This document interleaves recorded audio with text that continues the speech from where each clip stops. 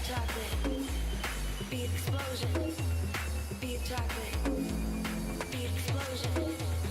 be chocolate.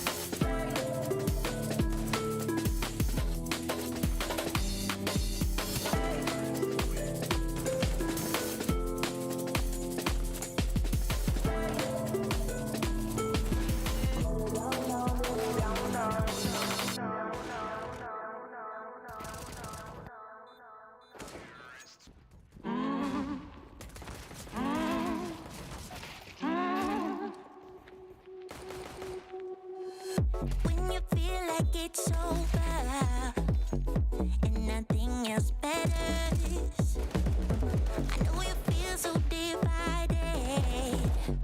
Pick yourself up again and you better start walk, girl. Open up, just let me hear you talk, girl.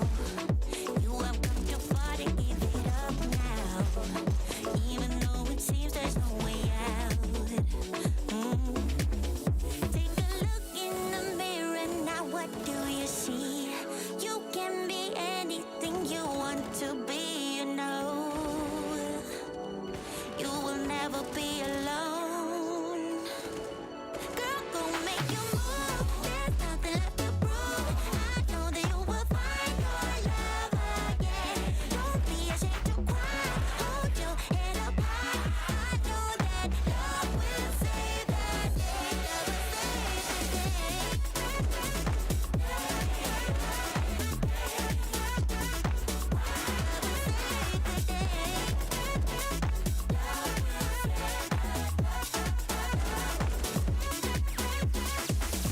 When you feel like you're stranded at the edge of the world, I know you've been taken for granted.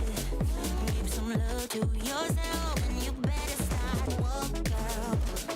Open up, just let me hear you talk, girl. You have come too far to give it up now, even though it seems there's no way out. Take a look in the mirror now, what do you see? You can be anything you want to be, you know.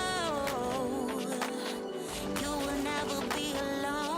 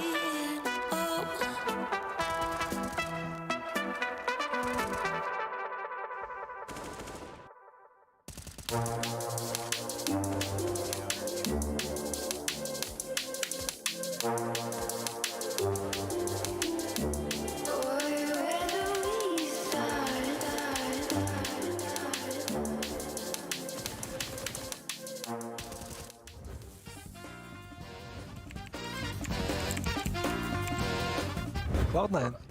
Yeah. Final answer. So final answer Cloud9. D is right. Lovely. Yes! I think 2004. I don't know about you, Jill. I am not sure, but I know they haven't been running for 20 years yet. So 2004. Yeah. Final answer. Yeah. Are you sure? No. But we're gonna go with that one. Okay, 2004. Final answer C is wrong. They had. Oh, they had 20-year anniversary, right? Yeah. Yeah, I knew it. Oh my lord. I thought it was Yeah, man. upcoming. I thought it was upcoming. What? It's my bad. Sorry, man. It was Luminosity Gaming? Yeah. Yeah. Yeah. So, easy, fast answer A. Yeah. No doubt. Good job. Good job. We're back. No, I don't have. I have no idea. I actually haven't seen Overpass in the first 2 majors ever. But Train is also was. I think I've. Did they play Train? I'm pretty sure Train was like always a competitive map. No. I don't have any idea. I wasn't born back then, Jill. It's all B. on you. Final answer. Okay, B. So B, final answer is right. Yeah. Good job. I don't remember, Jill. Fuck. He didn't play that many games. He didn't, but he did make top 20 for sure. For sure. Yeah, and I think he didn't get a high place as well, because he didn't play much, but he made it. 11, maybe? I have no idea. C, final answer. So final answer C, 11th place is right. Good job. Yeah, you have to do it with confidence. Yeah, you got this. I believe in you, Jill. Thank you. I appreciate it. I get something with the eye. Rapid eye. I don't know. I don't know. Final answer. No, I got it. Okay, Yeah, okay. it's rapid You're the eye skid man. Yeah, I got it in my invent. So rapid eye movement is good choice. Thank you. You had that skin? Yeah, I do.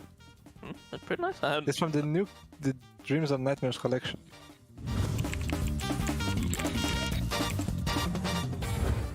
It's way too expensive at the moment. So it's either A or C.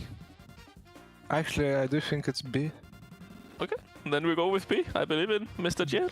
B, final answer. Just one more thing. The price is average from the Steam market from last year. So it can be price from last year. Yeah, it can be price range. It can be exact price, but Final answer. final answer A. Yeah. I'm pretty confident in that. Good job. How is it so much? It's not that Jill, expensive. believe it, the skin expert. It's not Siberia for sure. And it's not Central America. And it's not South Africa, is it? I don't think so. So it's probably Mongolia. Let's go. What is that? A, final answer. So A final answer is wrong. What? Central America? New York doesn't look like that. But yeah, true. It's because of Aztec archaeology. Ah. Alright. We got 8. It's alright. It's alright. Still good. Question number 9. What is photoshopped in this screenshot? There are 3 things. Okay, so first it's the letter C. Shouldn't be there. It should be away. Then the sick ass bike, the hell ride. I wish it looked like that, but it unfortunately doesn't.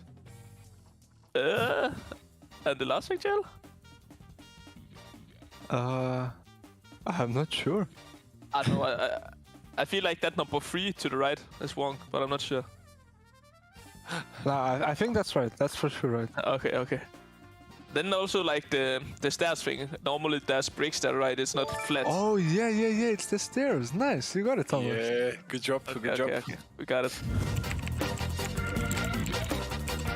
I would bring back Train. It's my favorite map. And I would replace Vertigo. I know Vertigo is And it's not too hard, but it's a bit boring for me. And there's too much fight on A ramp, and if the cities don't play A ramp, it's re-TK, and then if you go for the plant, you get naded 5 times, you get mollied, and then yeah, the round basically lasts 3 minutes, every single one. Yeah, so I'll replace trade. I like flashes over main, and I like running sandwich all of anywhere. And wherever I get space, I run. So yeah, I'd bring back train. Huh? I think I would bring back the old cobblestone. The cobblestone, as it looks right now, is kind of meh, but I really like the old cobblestone, and I've liked it a lot because it was such a big map. So it was easily to spread out and do proper things, like when you're not needed to be in a stack, as some of the maps are now, where you just go in a big stack. On cobblestone, you needed to be good at spreading out and doing things from that and all that stuff. And I would probably replace... I don't know, Mirage, man. I played it too much in FACEIT lately. That map.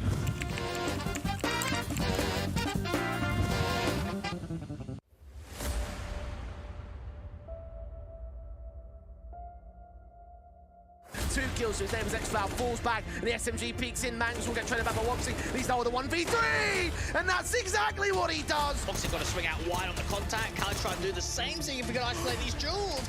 TP in hand. Shot against James. Oh, what a tap, and what a round, what a clutch from Calix. When high player still completely unscathed for Eternal Fire. Flash forward, Nataro's going to see so many. He transfers back, makes it a quadra. What a spray transfer, the ace for Zentaris.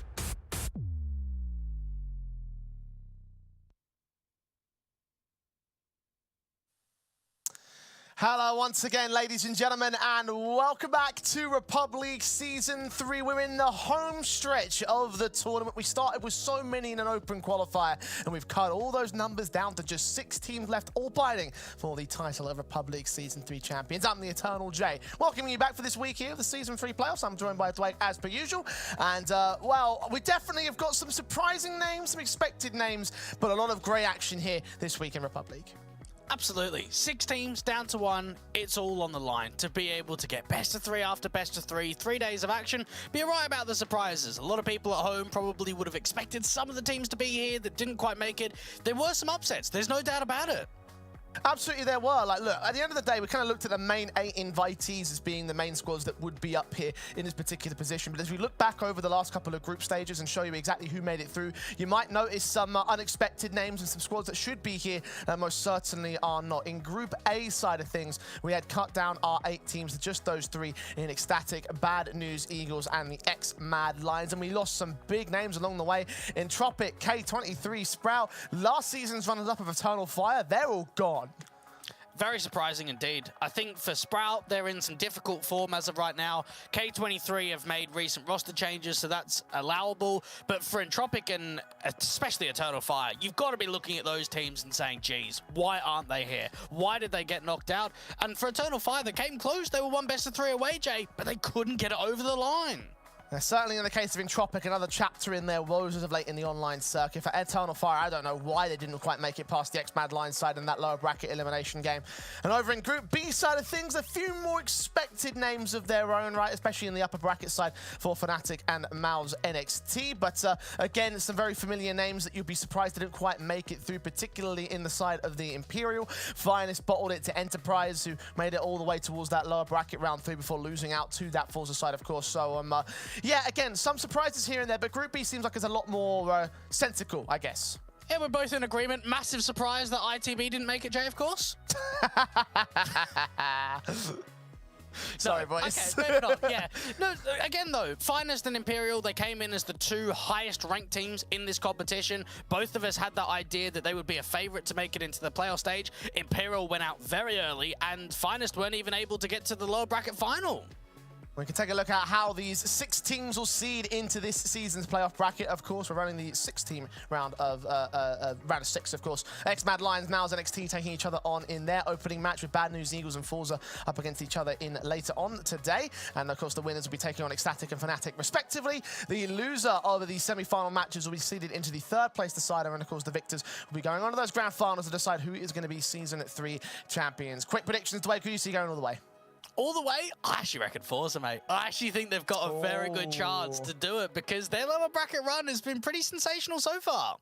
Well, we'll get to see how far forZe can do during the playoff run. They'll be up against the Bad News Eagles later on this evening. However, we start the day with ex-Mad Lions and MOUZ NXT. A bit of a surprise for the ex-Mad Lions, because coming into this tournament, they weren't exactly the biggest hyped name, I guess. You know, being dropped by their organization definitely doesn't help in that factor. And of course, they've all stated publicly that they're going to be going their separate ways when they run out of tournaments. So basically, this and Elisa, and then after the player break, they'll be on new projects. But we have got that dead team syndrome we've been seeing a lot in the last 8 months or so. And just knowing they've picked up a couple of new pieces as well. This isn't even the core that was part of Mad Lions. They got a couple of extra pieces. Warriors come back for a second time to kind of play with them, and they're doing okay. They've made the playoffs of Elisa, they've made the playoffs here of REPUBLEAGUE, and they've beaten some very good teams in the process, and there's some good players on this lineup. Red Star, that we know over from that Fiend side, has struggled to be able to find a lineup. This could be a decent time for him to show up what he's got, come into the player break, and perhaps come out of it, Jay, with a new team. Yeah, it's so weird to me seeing ex-Mad Lions here, though, because I think about what they've been doing leading up to this tournament, and I think that they barely made it into ECL. They failed at Dallas and Valencia Open qualifiers, and outside of those little bits and pieces, they haven't really been doing much outside of these tournaments here, these 2 invitationals, these 2 online cups that they've been playing in. So for me, there wasn't a lot of evidence coming into this saying that ex-Mad Lions should even be here. I honestly saw them going out in the group stage, but they've done what they can do, and again, they've made it into both the playoffs of this tournament and Elisa. So it can be given its own little bit of credit. I feel like, however, this is where things are going to fall apart for them. And again, look at the numbers. There is such limited best of 3s that we have seen from this team, because even if we take the Mad Lions into account, which there's still some stats for the last 3 months, it's not quite the core. So it kind of gives you that whole idea that they've only played Elisa, they've only played REPUBLEAGUE, and the closed qualifier, of course, and that's why we haven't really seen many maps being played. Yeah, it's just so weird. It's so awkward to sort of measure this team up against the likes of the MOUZ NXT roster, who, of course, ended off last week on an absolute high note. I mean, yeah, they didn't win the series against Fnatic, but they managed to go so far as to make it a 2-1 bonanza. Double digits on every single map, 16-10, 16-11, and 16-14, and Fnatic taking those second and third map up. So they've proven quite a lot in their group stage run. Yeah, they have. They've been able to do very well in their best of 3s, constantly surprise. Keep in mind, though, every single best of 3 that they've played in the group stage was a 2-1. Every best of 3 that they played in the closed qualifier was a 2-0. So it definitely feels as if the competition is getting a little stronger from them. And this is where perhaps we might see MOUZ NXT struggle more so than what we've seen previously. But as an overall marker, they've had to fight very hard and work very hard to get here in the playoffs. Yeah, I do feel like there's more tribulations for MOUZ as the tournament progresses, but I feel like in this one match, they're coming in as pretty decent favorites overall.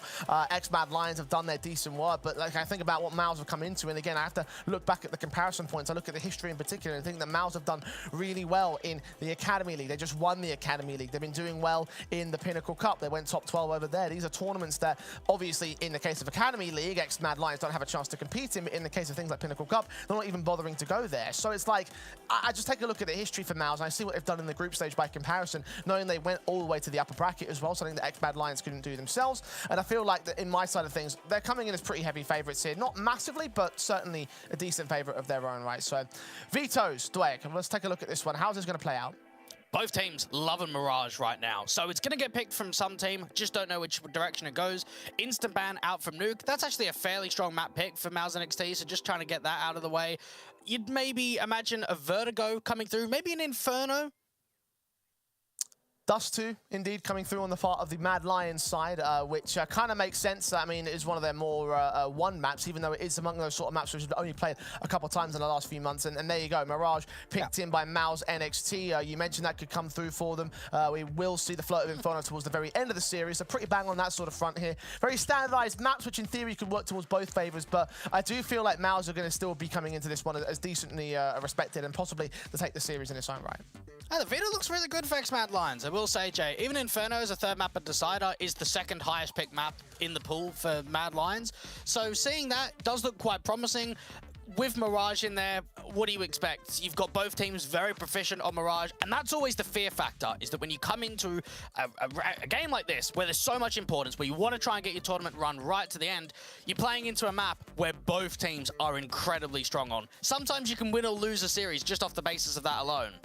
Yeah, we are looking at this map, this second one, then seeing it being like the slobber knocker of the series, right? This is going to be the one where things could really kick off, or where things could go really down to the wire in that sense. And I do feel like for Mad Lions, there will be an opportunity to sort of insert themselves and try and steal away a 2-0 to get their first map, and then to go blow for blow and just edge out MOUZ at the very last hurdle there on that Mirage. But I don't think that's the likely factor to happen, because very similar story for MOUZ. They've got a very high win percentage rate, 90%. They picked it 11 times. They've lost it once in the last few months. They're on a ridiculous streak of like, what is it, like 9 or 10 maps so far. So they've got some ridiculous numbers towards their favor. So I do feel like it might be close, but I do see MOUZ taking the series.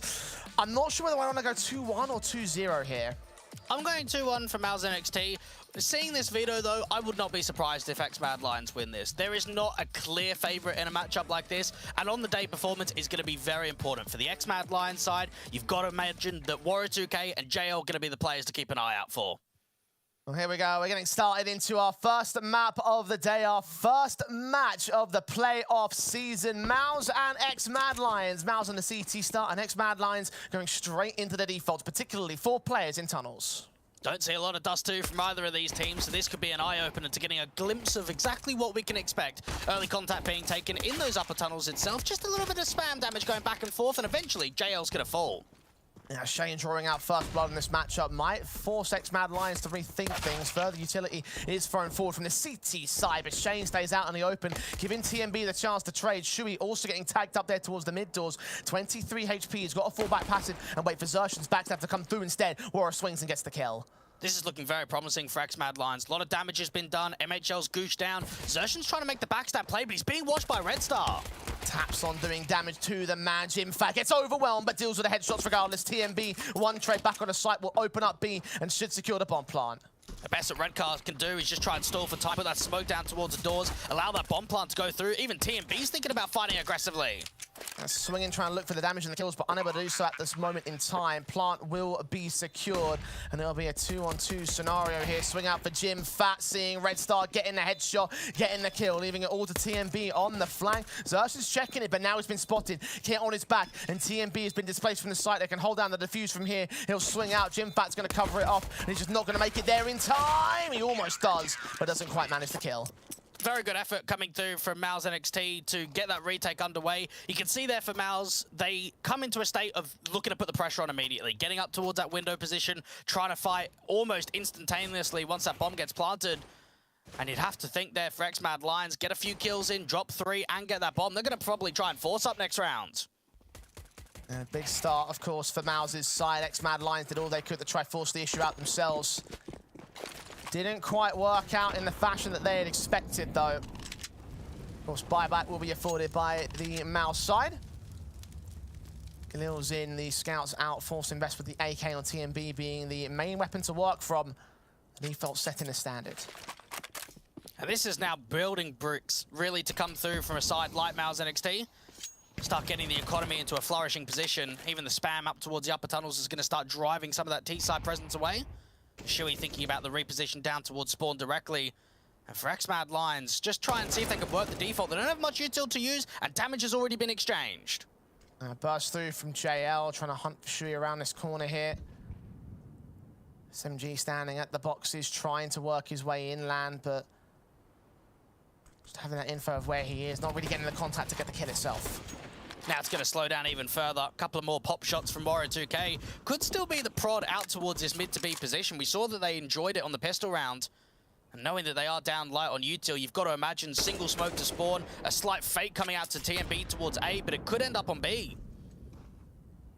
Nades down, damage has been done initially to TMB's part. Red Star just holding and watching. Trying to lead that charge into the B site. Again, no casualties taken, just damage being done to one of the SMGs. Jimfat, the M4 standing, turning away from contact. Red Star with a swing. Jimfat lines up 2 and does get traded in the end. Buzz and JL will fight hard to get them out advantage. A 3-on-2 scenario here on the retake. Oh, I'm not sure about that. Opening man advantage there for the X-Mad Lions to open up the B side, Jay, and a very aggressive pick. Bings land with Warrior2K out from the doors. This retake could still be on now. Swing for the SMG. So the Galil and the Masters, rather, will be the Winnie Coon weapons here for both sides. The AK of JL trying to watch above that smoke.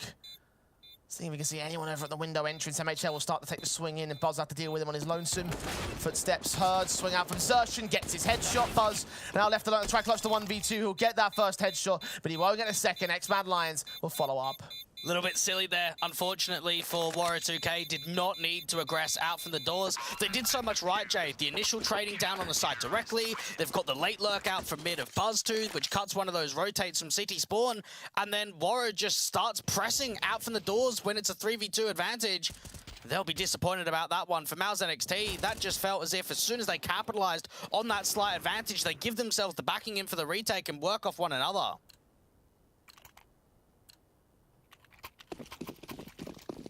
It's a good start again from the CT forces. X-Mad Lions having their rifles based in here with the Galils out. The AK on Buzz standard sprays back once again. They will force the issue forward, and it will be Xertion to start things off on the right foot. MHL training back as TMB will fall to 4 versus 3. Jimfact trying to make it 2 as MHL swings, but JL will respond. Gap in the smoke for Jimfact to try and play off of.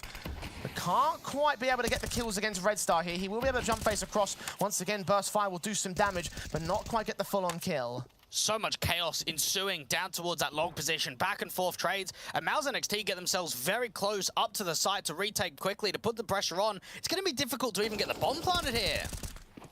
Well, they found Jimfat at least. That's one back. Bomb plant can't be secured just yet. Now he's standing for Shuey, you know. 2 nades back, should be able to get the damage release to kill towards Red Star. JL, last man standing, Incendiaries forcing him forward. 25 HP for the Clutcher, just blinded by the flashbang of Shane. Gives Shuey the easy kill, and it will be around on the CT side once again, stacking up for MOUZ. The problem here is, Jay, is eventually we're going to get a rifle round just off the basis that the loss bonus is getting stronger, the bomb plants keep going down, and they're limiting the CT economy. You even look at this next round for X-Mad Lions, and there could be quite a lot of AKs coming forward. You might go down towards a Galil to get some extra utility, but I think X-Mad Lions are just going to consistently buy. Yeah, bomb plant after bomb plant, money flowing into the T-side bank accounts. Double nade stack so well placed from Shane and Shuey, and of course the flashbang keeping that man so blinded. That flick was pretty wonderful to the headshot. As you mentioned before, buy-ups will continue to come through from X-Mad Lions. There's 2 AKs to play with here on the MOUZ side. Xertion's M4 is the man that leans in first. Burst and spray ahead towards the doorways. Into the longhouse, can't do much. It's MHL actually that strikes first with Scout on Buzz. They know there's someone out towards that blue bin position. They heard it from the initial incendiary tag. It is a 1-for-1 trade, and now JL starting to walk through from the mid-control, but MHL has spotted him. More headshots coming in for the Scouts, and a 4-on-2 situation ensues for MOUZ. Probably the most confident round we've seen from them so far in this matchup. Very early doors to see even more confidence from them, but this could be the breaking point that stops X-Mad Lions from force buying. Red Star seen by Jimfat in at the mid doors, dealt with TMB, 30 HP. Bomb on his back does have a line into the A site. He creeps quietly, he gets the bomb down, and that might change the situation. It will really change the situation, and he's been given so much freedom as of right now. The only player that might be able to disallow it is Jimfat on a rotate towards that city spawn position. It all comes down to a matter of timing, and if TMB plants safe behind the box to the left. Going up towards Goose, checking long. Shui's gone deeper to ensure that he's not out there. There's a player very close though. Jimfat's gonna have to be dealt with, and TMB will just go for the safer plant behind the big box. Jump face, we'll see where he is, and TMB gets tagged to 3 HP.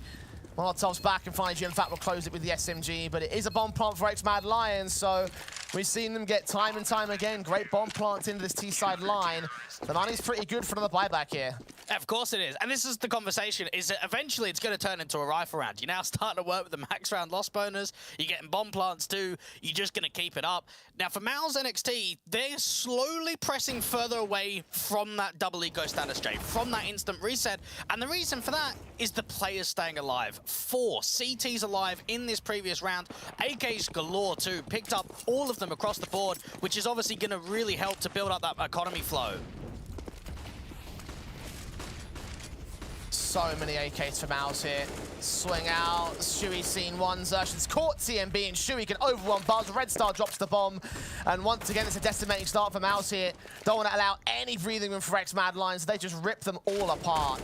They're looking on point. They're looking really composed coming into this best of 3. And I actually go back to the Academy League, Jay, out of all events here for MOUZ NXT, and look at what happened there. They made it into the playoffs. They came first in the group stage. They lost to Fury Academy. Had a pretty disappointing best of 3, and they turned it around. 2-0 against Fnatic Rising. 2-0 against Fury Academy in the rematch. They even went to the final, and it was decimating. It wasn't even really that close against the big Academy side. And it shows me here, Jay, that come to the playoffs of REPUBLEAGUE, they've come prepared and they've come ready.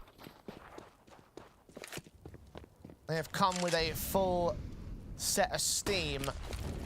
X-Man lines his own map, pick this Dust 2, probably not as confident as we thought it might be here. Overwhelming firepower to CT side is just now going to apply itself to the half-buy basis. No bomb plant from X-Man lines this time. BUZZ's first casualty, then another in mid. The scout of JL going to get naded and faced upon. Does force him back at least, but they've taken map control for it, and the Deagles have not quite landed their shots. TMB picked up one trade, has been found, and a follow-up, and now Xerxes once again drops the bomb. Woro turns it into a 2-on-2 situation. Mishui continues fighting, and they continue finding trades. Now a 1-on-1 for JL versus Shane. What is going on here? This is the first time we've actually got an eco round, that because X-Mad Lions couldn't get a bomb plant, they're not buying.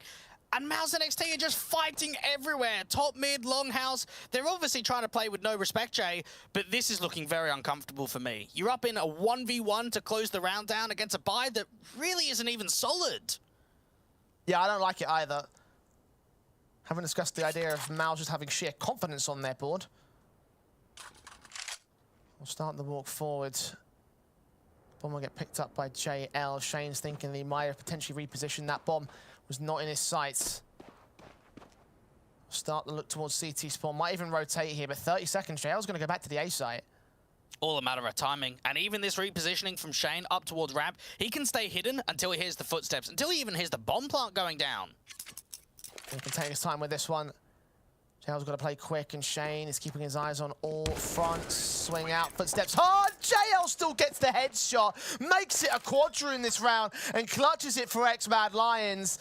And MOUZ playing with no respect, overly confident in that one. That is a slap in the face. That is a huge wake-up call to say, guys, we've done so well. We had 5 AKs, Jay, in this round, and we just got hungry. We overpeaked beyond belief. And JL has a massive clutch too. Get the first on the board for X-Mad Lions. And I hope that this European squad can use that to their advantage, Jay, and fuel themselves on the T side. Hell of a turnaround on the start-up. MOUZ were looking so confident for their 6th. Now all those AKs have disappeared. They're forced on a rebuy. They're going to bring out the double orbs. What was a great economy set for the CT side is now looking like not much of anything at all. Don't see much double orbing coming out of MOUZ NXT. Expect a lot of it on the other side, though. X-Mad Lions have got 3, maybe you can even classify 4 AWPers on the team. One of which is going to strike in Woro straight down to MHL, removing the first AWP of MOUZ from play. Mid control can be fully gained now by them. Now they can slow it down. Red Star can wait as that lurk in the upper tunnels, try and peer in for any CT aggression to take back some map control. And as of right now, MOUZ NXT are actually going for a mid stack. They have no players on B. Swing out from Shui. Spray is going to go awkward. Does fit Jimfat to find TMB off the back of the damage. Now Red Star starts to walk into the site, seeing where Shui's AWP is. Now the AWP of Woro can look for him the same. Buzz will catch Xerxes, so the TTs are continuing to get thinned out. In fact, Buzz will get a double, and Red Star will find Shane. That looks so easy for X-Mad Lions as they burst their way back into this matchup. And the money's just still not there for the CT side. What would be insane too is that if X-Mad Lions put up a dominant performance on T side, and the only thing that MOUZ NXT can think about is losing an anti-eco, and how that's just changed the momentum and the entire confidence of this first half. Because again, you look at this X-Mad Lions team, Jay, and there is a lot of good individual players, and if they want to try and really put their foot down in the series, we've got to see those players. USPs and Deagles out for MOUZ. There'll be no major highlights. I say that, and Jimfat will start things off with JL. Can put him down very easily. Quick tunnels crunch will catch the second rifle off guard, but now they'll know that there's nobody out towards that A site, so they'll push up long, get that bomb down. Shouldn't be much more to come back in for MOUZ NXT because there is so much util. X-Mad Lions can slow it down. They can keep the AWP looking towards CT spawn, and Woro has seen quite a bit. Missed both of his shots, though. Should be easy against those USPs, but it's not quite happened for him. Flashes forward, smokes down. Shane gonna lean in next up here towards the CT entrance. We've got 2 players right behind him, but Shane's got the AK. One of them at least. Good kill back on Warrow. Has got to be dealt with out towards that pit position. The boost up against TMB looks so smart, but it didn't work. Shane and Xerxes will fall. MHL will make it an expensive round. Now backed up towards CT. Buzz will try and tap on towards the headshot, try and move him out until he get away with the knife. Get picked up and bring in a third for Mad Lions. And Buzz is probably the least known player, I want to say, on this ex-Mad Lions side, Jay. But I remember we saw quite a bit of him when he was playing on the RB side in some of the lower divisions of CS, doing really well on that team, getting the promotion over towards AGF, played with the Los Reyes guys for a bit, and then decided, okay, I want to try what it's like being on the European squad. And he was actually standing in for SDY when they were still orged by Mad Lions. The moment in the sun now to carry it forward here in this team. The ex-Mad Lions side continuing to go down to the wire against the Mouse camp. Shane, M4 set in against the B-site execution, seeing what's coming his way. Smokes down to evade the incendiary's flashbangs. We'll keep him blind, and the bullets will start firing his way. TMB's accuracy is thrown off. Sure, he can get that one trade and the second back. Buzz forced to respond to 2 kills of his own, and JL lurking in mid might become the difference maker here. I like this from JL. Just read it, come down and really wasting the time, catching the CTs off guard. And if he plays it right, he's going to cut the rotates. MHL's watching it though. It's a case of information game. How much can he concede against? And when MHL will look away, down to timing. The bomb's finally going to get recovered here by the ex-Mad Lions camp. JL moving up, spots it on the flick, directly to his head for MHL. And now Buzz held back up towards Platt. He watching the doorways. Back behind the box.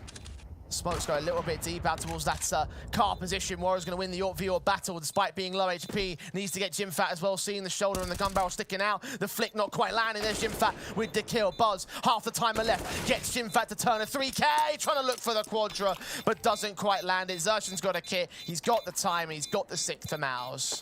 Xerxes been the best player for this MOUZ NXT side this entire event so far, so it's great to see him step up when it matters the most, peek off a teammate, trade off one another, and get that clutch forward. For MHL, that was a ridiculous shot that dealt with that lurk, and you could feel as if for JL, he really wants to waste the time, wants to be in a position where he can catch them off guard, but MHL was watching that for what, a good 15, 20 seconds or so? It was quite a while that he was watching the backstab. Found his connection in the end. That might have saved the round there for MOUZ. Thinking about how important that backstab could have been for ex-Mad Lions to deny any sort of retake. Especially in the position they were with the bomb being dropped in the open, low HP on the site and everything. So much to think about there. AWP will now be a bit more directive with the defensive. The line of engagement is so far forward on the CT side of things. Molotovs will try force them back, but they will try and hold their own still. Haven't seen much of a play out towards long unless there's some really good spawns, and what that's actually allowed is Xerxes to get quite aggressive, to make that info play, to press up and wait to hear as many of the footsteps towards top mid as possible. Both Jimfat and MHL keeping eyes down towards this mid control. There is the bomb around Xbox, but they don't know about it just yet. Yeah, Smoke's in the way, but MHL's still watching for contact on short. He's seen TMB, who does bail out a bit of a kill to get the OWP or the T side to watch it, but there's no trade available because MHL's back top to watch the B site. Jimfat in the cubby corner. Will he be detected? And Molotov's being sent over. Will try to drive him away, and he will be able to escape regardless.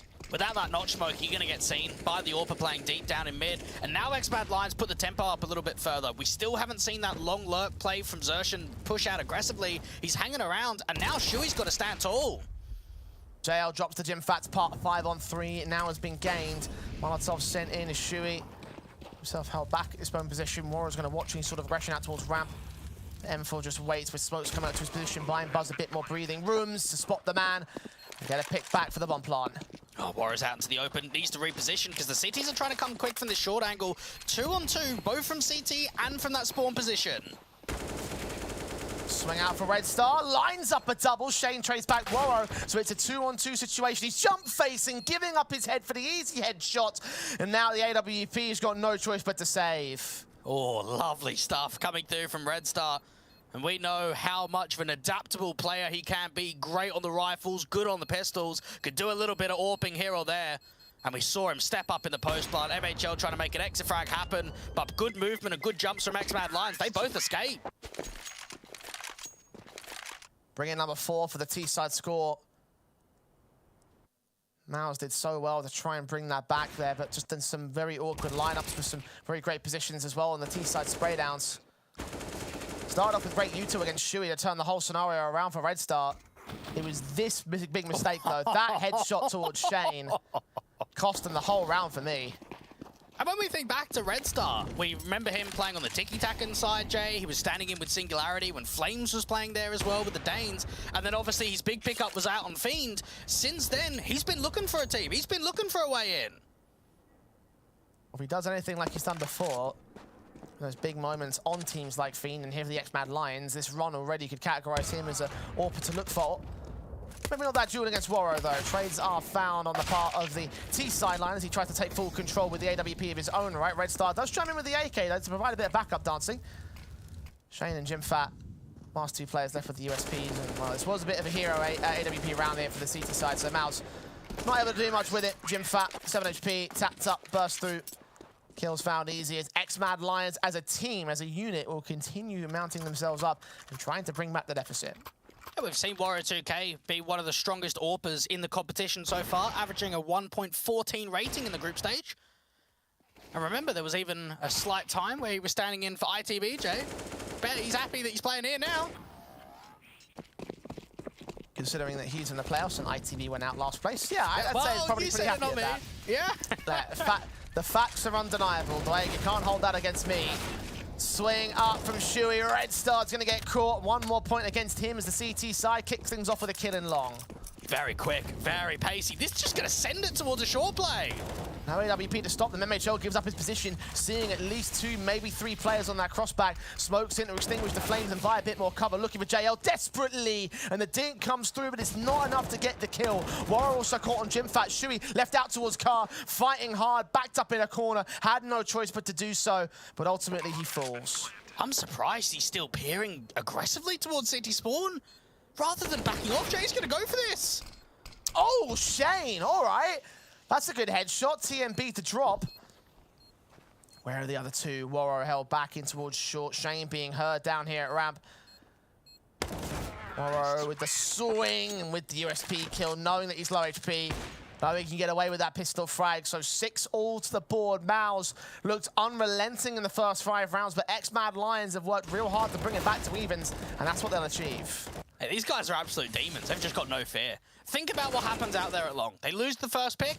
Okay, maybe you slow it down. You try and recover the 4v5. No, they just send it. They just absolutely bolt up that short position into A and crack the entries. JL is doing so well right now with these opening man advantages.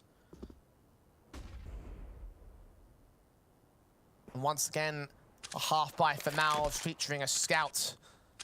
Deagles of 5-7 also in play. 3 hand cannons are available to utilize. Haven't seen much of the Deagle so far in this matchup. Has provided its moments over the course of the last week, most certainly. Jerry? Yeah, that's what I was going to say. Yeah. We've got to be more specific. Deagle, not Deagles.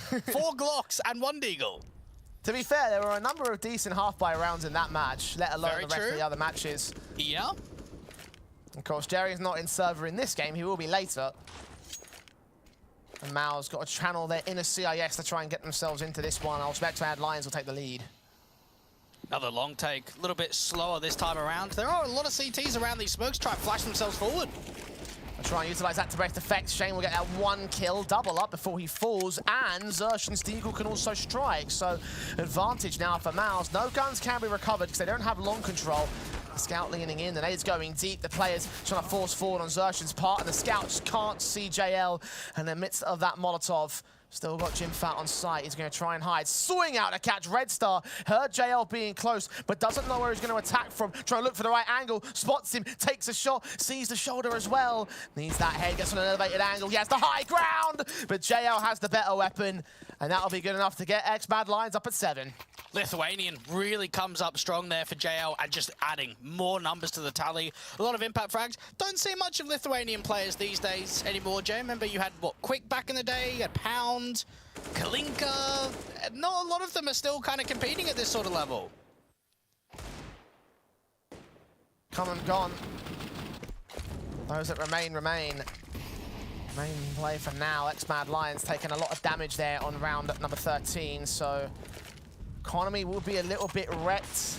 Bomb plant might be necessary to get them back into the 15th round by MOUZ with a great chance to take back control of the half. Even MHL and GymFat have been fairly successful holding down the mid control when there's been a press out from the doors, but any time it's been a short take, they haven't been able to do much against it. HE towards lower, how does this look? Pretty good? Pretty juicy on JL specifically.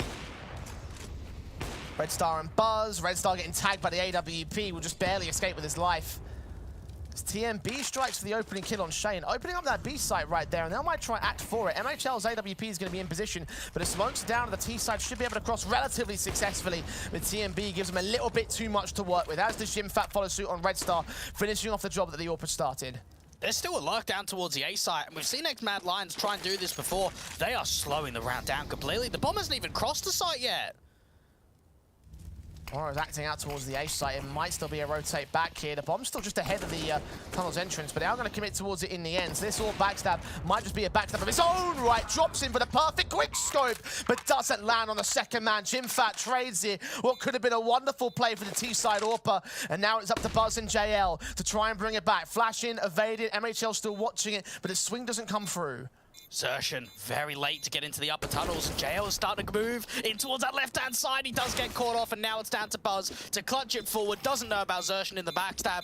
What if? That is what has got to be on the minds there for XMad Lions. That could have been a sick play from Warrior2K. Always tough. When you're dropping down a spawn, you've got to hit those instant connections. And while it looked close onto that second player, Jay, the shot did not land.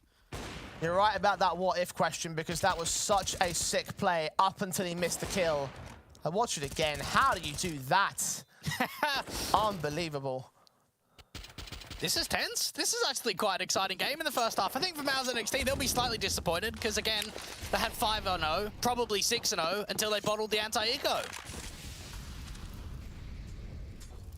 Well, now last round they got the bomb plant, so no ecos, half buys, force buys for round 15. XMad Lions will have the guns in full.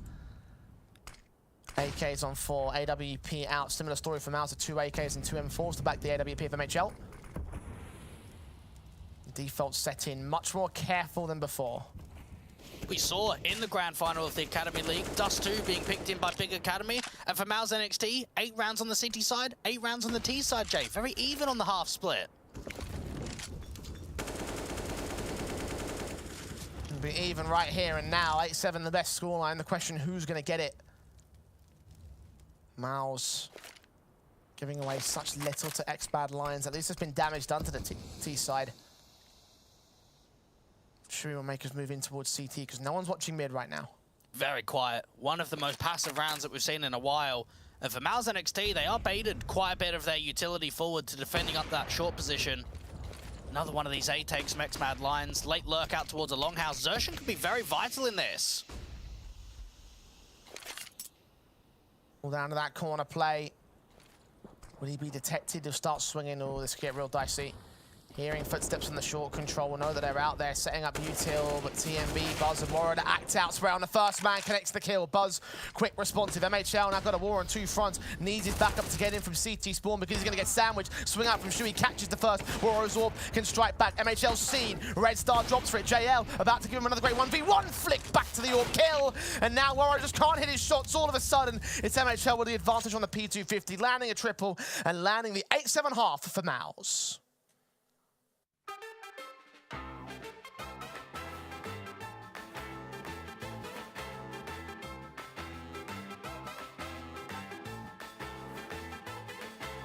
Go now? Yeah, if you die, you die, Wait. bro. Okay, who first? Wait. Oh! Naughty, naughty. Stop it! Stop it. Stop it! Wait, it's him. What? Guys, you have to wait. You don't have to jump like letters. Oh my god. Wait, what is this? What is this? Oh, it's... I don't like this, guys. Did he click it Stops the already? Oh. Wait, how is this? No pops. He got pranked, guys. Yeah. He got No. Oh. Easy, Easy, guys. Ah, you scared, huh? You scared, huh? Come on, jump. First over, get a nice... Oh, what the Nice movement, Jimmy. I got stuck. I got stuck. Guys, I cannot come in. Need help. I'm. Oh my. Oh my god. I'm too good for this game, bro. Stormits! Not Stormits. One nuke here. No, what the? Go away. Go. Bye. No, we should wait, I think, right? I will Oh. wait for No, them. why should we wait? Why should we wait? Dory, I have a plan. No! What is this? Can I go now? What do you mean I died there? Wait, Oops. what to do? Okay. I get the other guy. Killed me! Oh, people, you are selfish. My movement is so good that I'm afraid of jumping. I actually played KZ Maxon before this, so that's unfair. As it's unfair, wait for me. Wait for the captain, please. No, captain, bye. Wait for the captain. What is this? Jump there, and we have to jump there, right? No. He can't click 2 times. Oh man! What am I doing?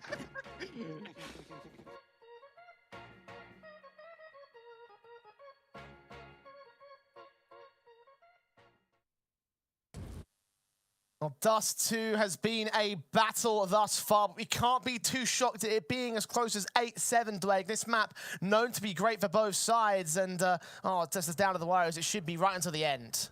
And remember, we think back to those opening games in both Group A and on Group B, respectively. For MOUZ NXT, they took on forZe. It was the first map of the series. It was forZe's map pick. 15-19 was the scoreline. For XMAD Lions, Eternal Fire picked Dust 2, and they ended up winning it 25-22. So I'm not saying expect overtime, Jay, but I'm saying expect a close scoreline.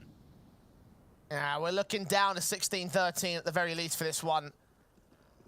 However, XMAD Lions' strength is all in the CT half, having gained their 7 rounds so far. This could also be a walk in the park for them. Depends on how much that strength translates over and how much MOUZ can resist at this moment in time. First kill has gone the way of the CT side. Second follow-up as well for Buzz, lands the headshot on Zershin. They continue to move forward. Now they're reduced to 2 on the MOUZ side. Taps continue. Shui does get that one trade, and MHL can follow suit, but now he's the last man standing. Shui dropped by Mad Lions. That's a pistol win for the CT side.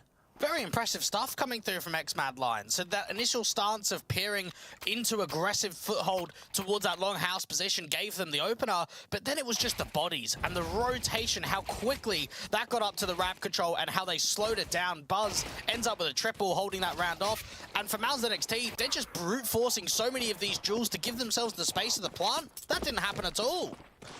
It's like in the 6th round when they gave it up to the Mad Lions side. When they're on CT side, they pushed so far forward in mid, playing with just sheer confidence.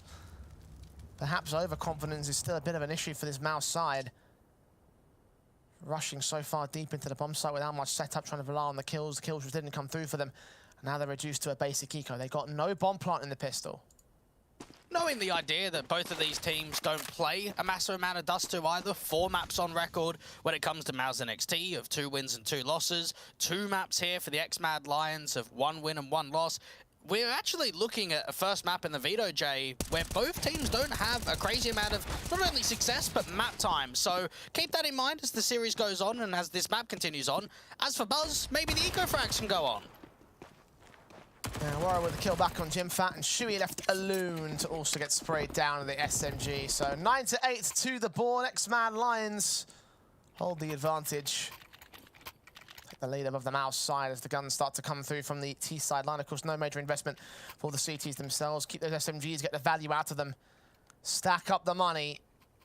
If they can get around with this 3 SMG setup, then that's a fantastic bonus. You'd have to imagine so. Not having the best of long spawns either from the MOUZ NXT side is going to make it a little bit difficult. And what is going on here with this setup? There is no one on A. They're pressing the lower tunnels. And Shane's going to punch them for it. Nate stack from Buzz and TMB does come up with 1 good kill, but Jimfat takes out that CT presence. A tunnels crunch from all CT members. And I think they'll realize that this 3-on-3 is actually being gained by Mad Lions. So MOUZ might start to read what they can really do here. And that's go towards the A side. Bullets start raining in from lower, though. They're going to try to chase him down. This is still looking very promising for XMAD Lions, because we call this a bonus round, Jay. Would we call it a bonus round now? Look at the rifles they've picked up. Guns facing inland, flashes over. MHL going to watch out the tunnel's entrance. Bomb tapped once, will be planted on the short side as they try and evade the point of attack for X-Mad Lions. Warren knows he's giving away the info that he's out there towards the short control. CT's press on with the retake. MHL just trying to slow it down, not over peak. Xerxin onto Warrior. This could be a vital fight. Light HP advantage in this one. Smoke's going down towards that long control. Two players will face, and Warrior almost line them up. But the two trades come back with the one kill. And Xerxin going to back out towards CT spawn. The bomb is planted for sure. He's looking for more util with smoke, in particular Red Star. Head seen the tap comes through. JL will get the kill, but there's no kit on him. It was backed up on short, so Xerxin did win the round at the end. The timer too far ticked as MOUZ stack up 9. Perspective is important though, Jay. Yes, it's a round victory for MOUZ. It ties up the scoreline. It makes it 9-9. But what did we say coming into this? If X-Mad Lions could win it, it would be great. They didn't invest much into that. They had MP9s, they went for the aggressive tunnels approach, so knowing that they've really targeted the T-side economy in a round like that, this still gives me a lot of promise come the following round. Again, it's a bonus. The SMG is doing all that work, getting all that money, getting all those kills, weakening the economy state for MOUZ and strengthening the economy state for X-Mad Lions, buying back into the full set of guns without limitations at all. Versus a MAC-10 and 3 Galils for the T-side line. So much damage being done, and they'll stack up towards the tunnels, try to go for the BXE. The issue here is how much presence there is towards that B site. Look how quick the rotates can be. There is a possibility of Mad Lions having 3 players down on B, and that's the worst thing you want against an XE. Seeing the quick prod out towards the mid control. They've run past the corner player of Red Star, who lines up a double, trying to look for that triple. Shane and MHL have managed to deal with it though, and Warrow is continuing to miss shots here since that turn of the half. And now the mid player can strike. Jim Fat finds TMB. Smokes go down towards the mid doors and the B doors. Buzz can deal with that mid lurk. So now the plant should be secured here, but they are playing the mind games on X-Mad Lions this camp. Slowing it down. More util to follow here for X-Mad Lions. And for MOUZ NXT, finally they get the bomb plant in. MHL forced out in the open. And Swara now in a 1-versus-1 versus Shane. Smoke towards the door is going to clear. The AWP has no idea where he is. He's hiding in the doorway.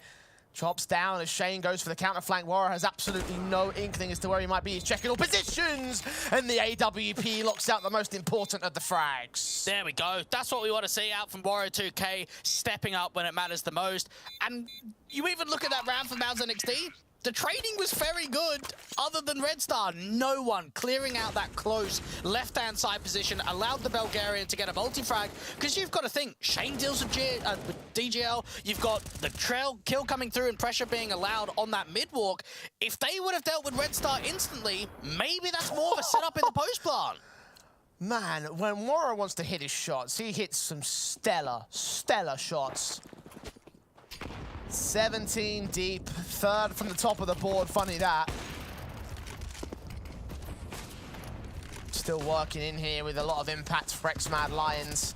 Pistols pulled out for MOUZ NXT, overwhelmed by the AWP already, a half invest round for them. B's opened up, they can try to secure a bomb plant from this, but there's no smoke down towards those B doors, so it's an easy open line in for the CT side, who don't quite find all the kills here. The bomb has crossed successfully. Xerxin is going to bait out the AWP himself. Jim Fat trying his best to go for a plant, but flashed in by TMB. JL will get the kill, leaving Xerxin standing alone. Not really in a position where you could do much more. Maybe drop a player, not to be. Warrior 2K ending up with a triple.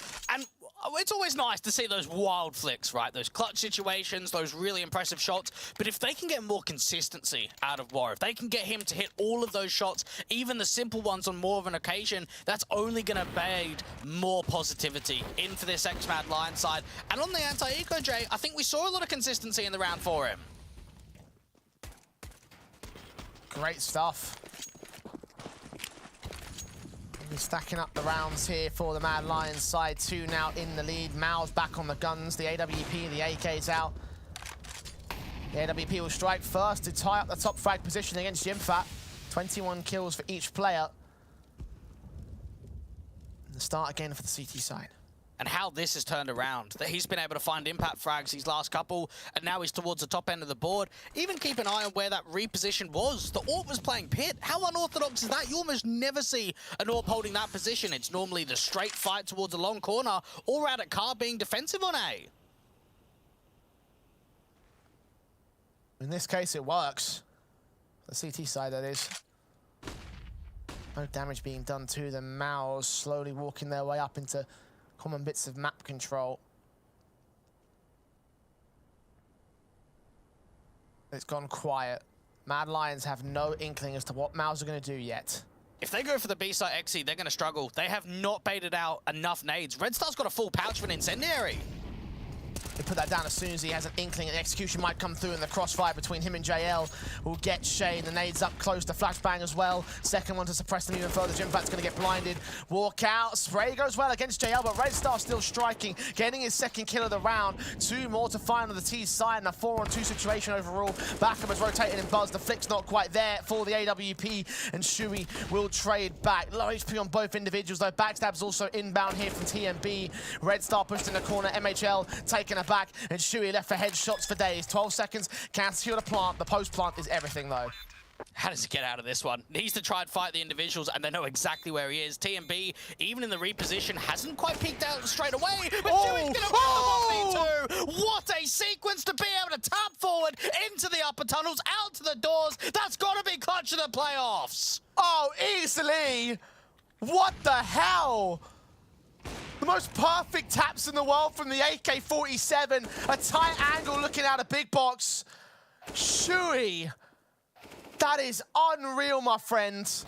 Watch it again. Tap, swing, tap.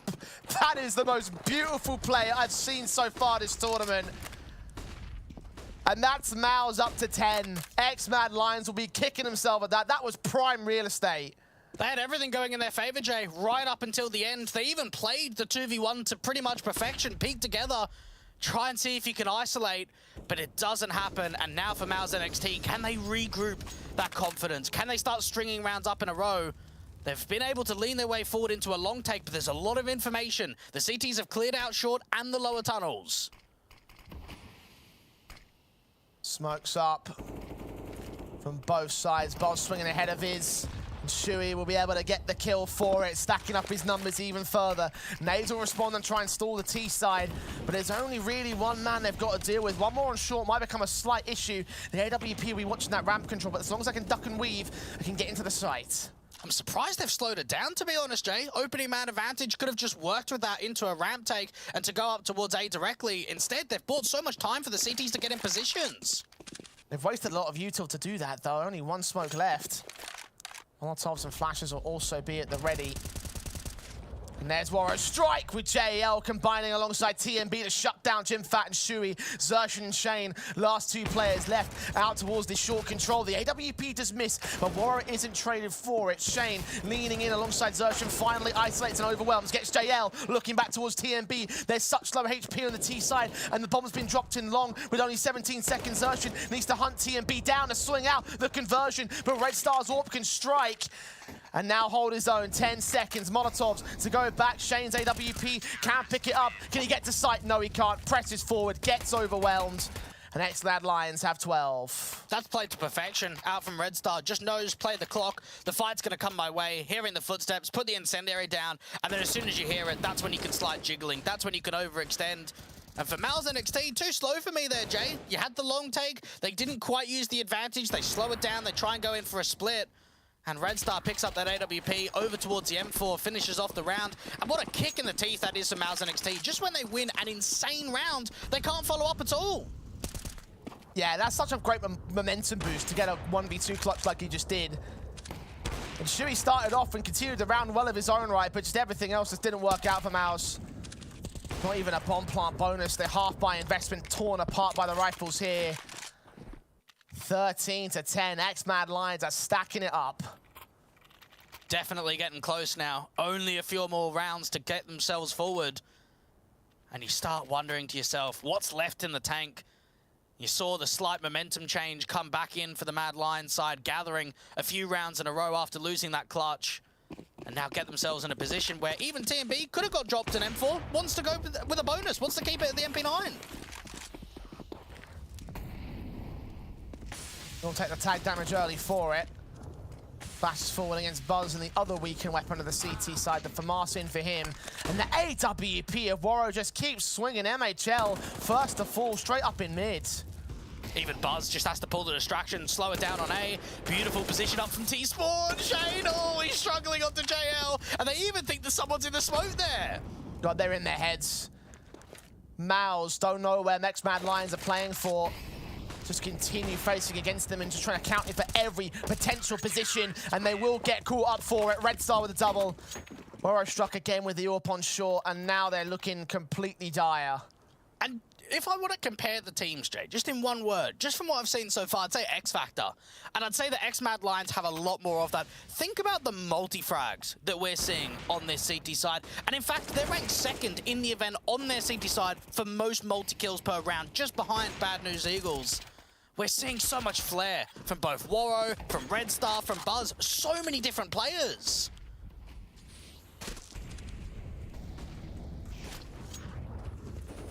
The Eagles firing away. The AWP is the one to connect the shot, though.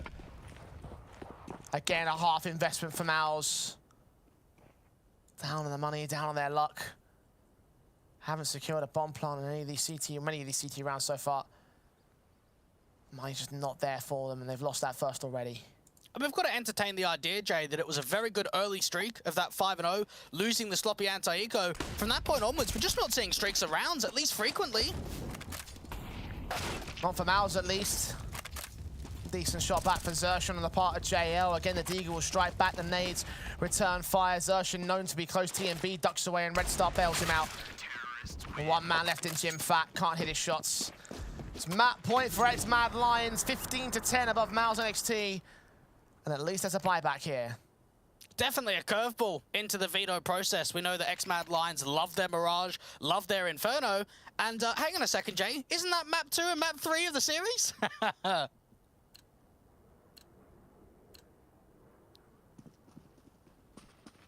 Almost feels like it.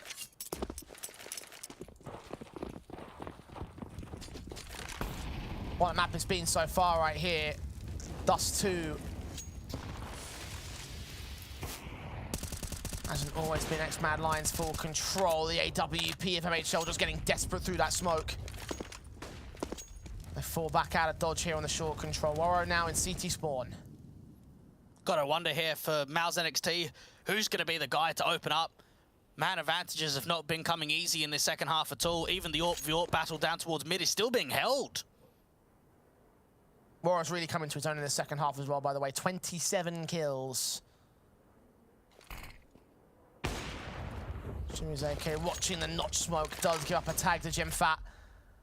X-Mad Lions counting for this mid-walk. Xertion seeing nothing in the longhouse. He's heard something though. This is a worry though. TMB's the only one that made noise. They don't know there's two players here. They don't know that there's a bait and switch that could be set up. And even that resmoke is just wasting so much time. Oh, TMB is tempting fate real hard there. Slight gap in the smoke that MHL could punish for, but fortunately no info was spotted, no shot was taken. 2 in, bottom of pit. Red Star's M4 waits in the jump face. Sees Shui. Xertion with the kill. TMB with the responsive, and now Woro's AWP can strike. TMB follows suit on Shui. Drops the bomb, and surely that drops the round as well.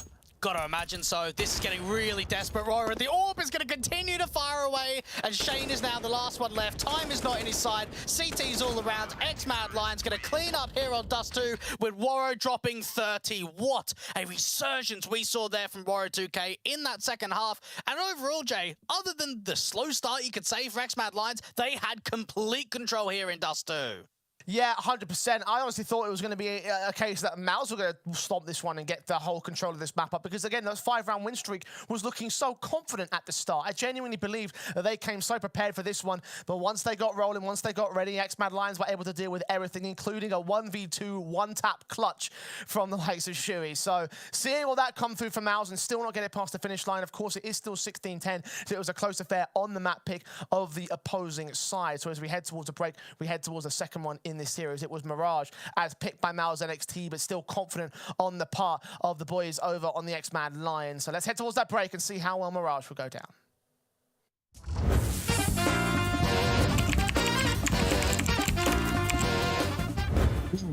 FaZe? Oh. It's Navi. Cloud9. Cloud9. Yeah, yeah, it's right. 2002.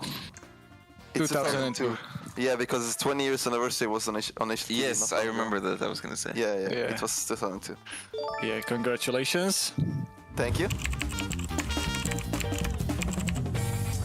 I think it was not- in Minosity. It was in Minosity. Because they, after this, Astralis went to win 4 in a row. I believe. It was. I remember the stage. Well, it was like Luminosity. really. Yeah, they it were was like one- separated. Yes. Yes, it was versus each Luminosity. other with booths. Yeah, it was like a Yes. booth. Yes, yeah, everyone it's had their own Luminosity. booth. It's Luminosity then. yeah, Luminosity. yeah. I'm So pretty final sure. answer. Yes. Okay, you're right. You're right. I remember that. Actually, yeah, after this, Astralis dominated the scene. First 2 majors, okay, so Train 100% is in there, right? Or... Okay, Nuke Mirage does 2 train, right? Can you repeat the question? I Nuke don't know. Overpass does 2 Train. Nuke Overpass does 2 train. Okay, I think I think say Overpass was there, Train was there, Dust 2. was Dust 2 there? Dust 2 though, not Dust. Dust 2. That's a trick, I think, because... No, Or was always Dust 2 in CSGO? it's Dust 2. Okay, I don't then think Nuke was there. No, Nuke, bro, no way, right? I don't think Nuke was there, no. Bro, Train... It's was like Train? in first- Was Train really there though? Train at 2013? Train? No way. Wait. No way, Train, Camille, I think. I think that's 100% not there. If it's there, then I'm Wait. terrible. Train Nuke. It's between Train and Nuke. But there's Trying two, to think. like... okay, which of... Okay, Train and Nuke, okay. I will say Train, but you can say whatever you want. You will decide, but in my opinion, it's Train. But it's your fault if we lose. Okay, fine. Let's Okay. go. Let's So go final answer D. Yes. It was Overpass. Okay, you did not got it. We just spent like 5 minutes to eat. Was it 8? He was 11th. He was 11th. Okay, I think it was outside of 10 because he was 11th. it was he like was 11th. it was like the first time he was outside of like Yeah. top 10 in a long yeah, time. but he made it for sure. He made top 20, so he's 11th. It's 8th or 11th. I think 11th. I think 11th too. Let's go see then. Let's go see. You're right. Yes! Millionaires! Is this in the game? Yeah, definitely. I've never seen it in my life, man. What? Okay, have I no would idea. say, in my opinion, it's not B. I don't. I have a think this would feeling be a it's name of D. a skin. Yeah, I think it's actually. I don't think it's C. I don't think it's B. I think it's between A and D. I don't know. I I'm don't just think it's taking a A. guess. Then let's do D. Let's go D. Let's go D. Anyway, we want it's a guess. So final answer D. Yeah. It's B. Okay. Sorry. I'm- What is that name? Who thought of that? Bro, I'm gonna buy the skin out just to be just to be safe for next time.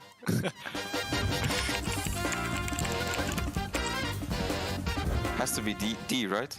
No. It went up in price insanely, Kamel, like a lot. Okay.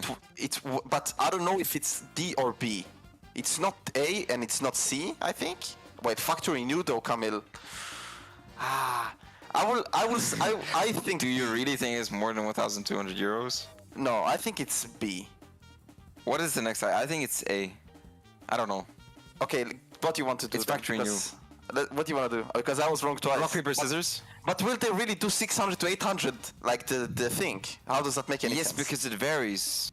I don't Yeah. know. Okay, rock, paper, scissors then. Rock, paper, scissors for A or B. Wait. Shoot. Rock, paper, scissors, shoot. Ah. Okay. Okay, B. So B? final answer B. Oh my god, it's a troll answer, Dory. 420, do you not see it? I just realized now. Oh my god. Is it B, Kamil? What do you think?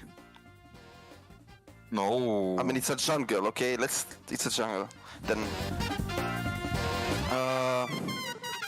Okay, Siberia, no. No, yeah. Wait. Mongolia, no. Okay. South Africa or Central America? Central America? Central, but that's really specific. It makes me wanna press it. What do you think? Wait. I think it's between C and B, right? Yeah. And I'm But not. which one? You choose now. I'm not gonna say anything anymore. You should decide. Yeah. Okay. Listen. But the question is, most likely. So they don't even know themselves. Okay. say Let's B. go. Let's go. B. South Africa. Yeah, let's go B. Nothing to lose. It's Central America. It was twice we were 50-50 and we messed up. Yeah, it's after the whole map. It's did after Aztec archaeology, and they were located in America. Okay.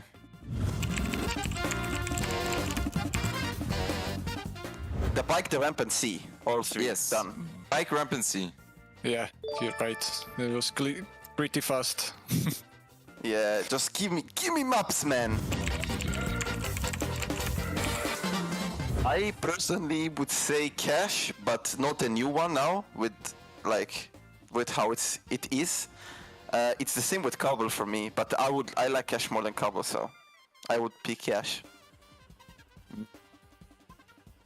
I think for me it's between 3 maps. It's Train, Cobble, and Cash. Like you said, the old one, not the new one. But I think I would have to go with... I mean, Train has been here for quite some time and it's been gone for not really that long. Cash was one of my favorite maps. I'm gonna go with Cash. Okay, thank you. And which would you remove to replace it? Dust 2 or Overpass. Vertigo. Oh. I would remove Dust 2 or Vertigo. Actually, I would remove Vertigo, man. Man, Overpass. Not it's a a good map. 10-man team or a 10-man map. Yeah. True. Like it's too big.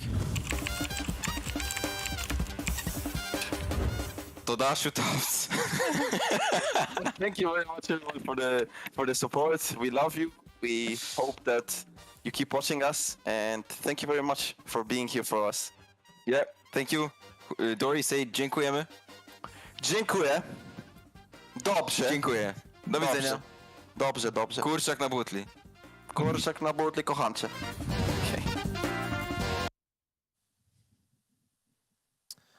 Well, Dust 2 ended up being as much of a banger as we hoped this series would be in the end. However, a 16-10 still looks pretty good for the X-Mad Lions as they take their map pick over and take dominance and insert themselves into this series with the advantage. Now's Mirage up next, the pick of the MOUZ NXT side. And well, much like what we were talking about with Dust 2, Dwayne, it's still a good map for both teams. The concern for me, though, is that 10-map winning streak that MOUZ are currently on here.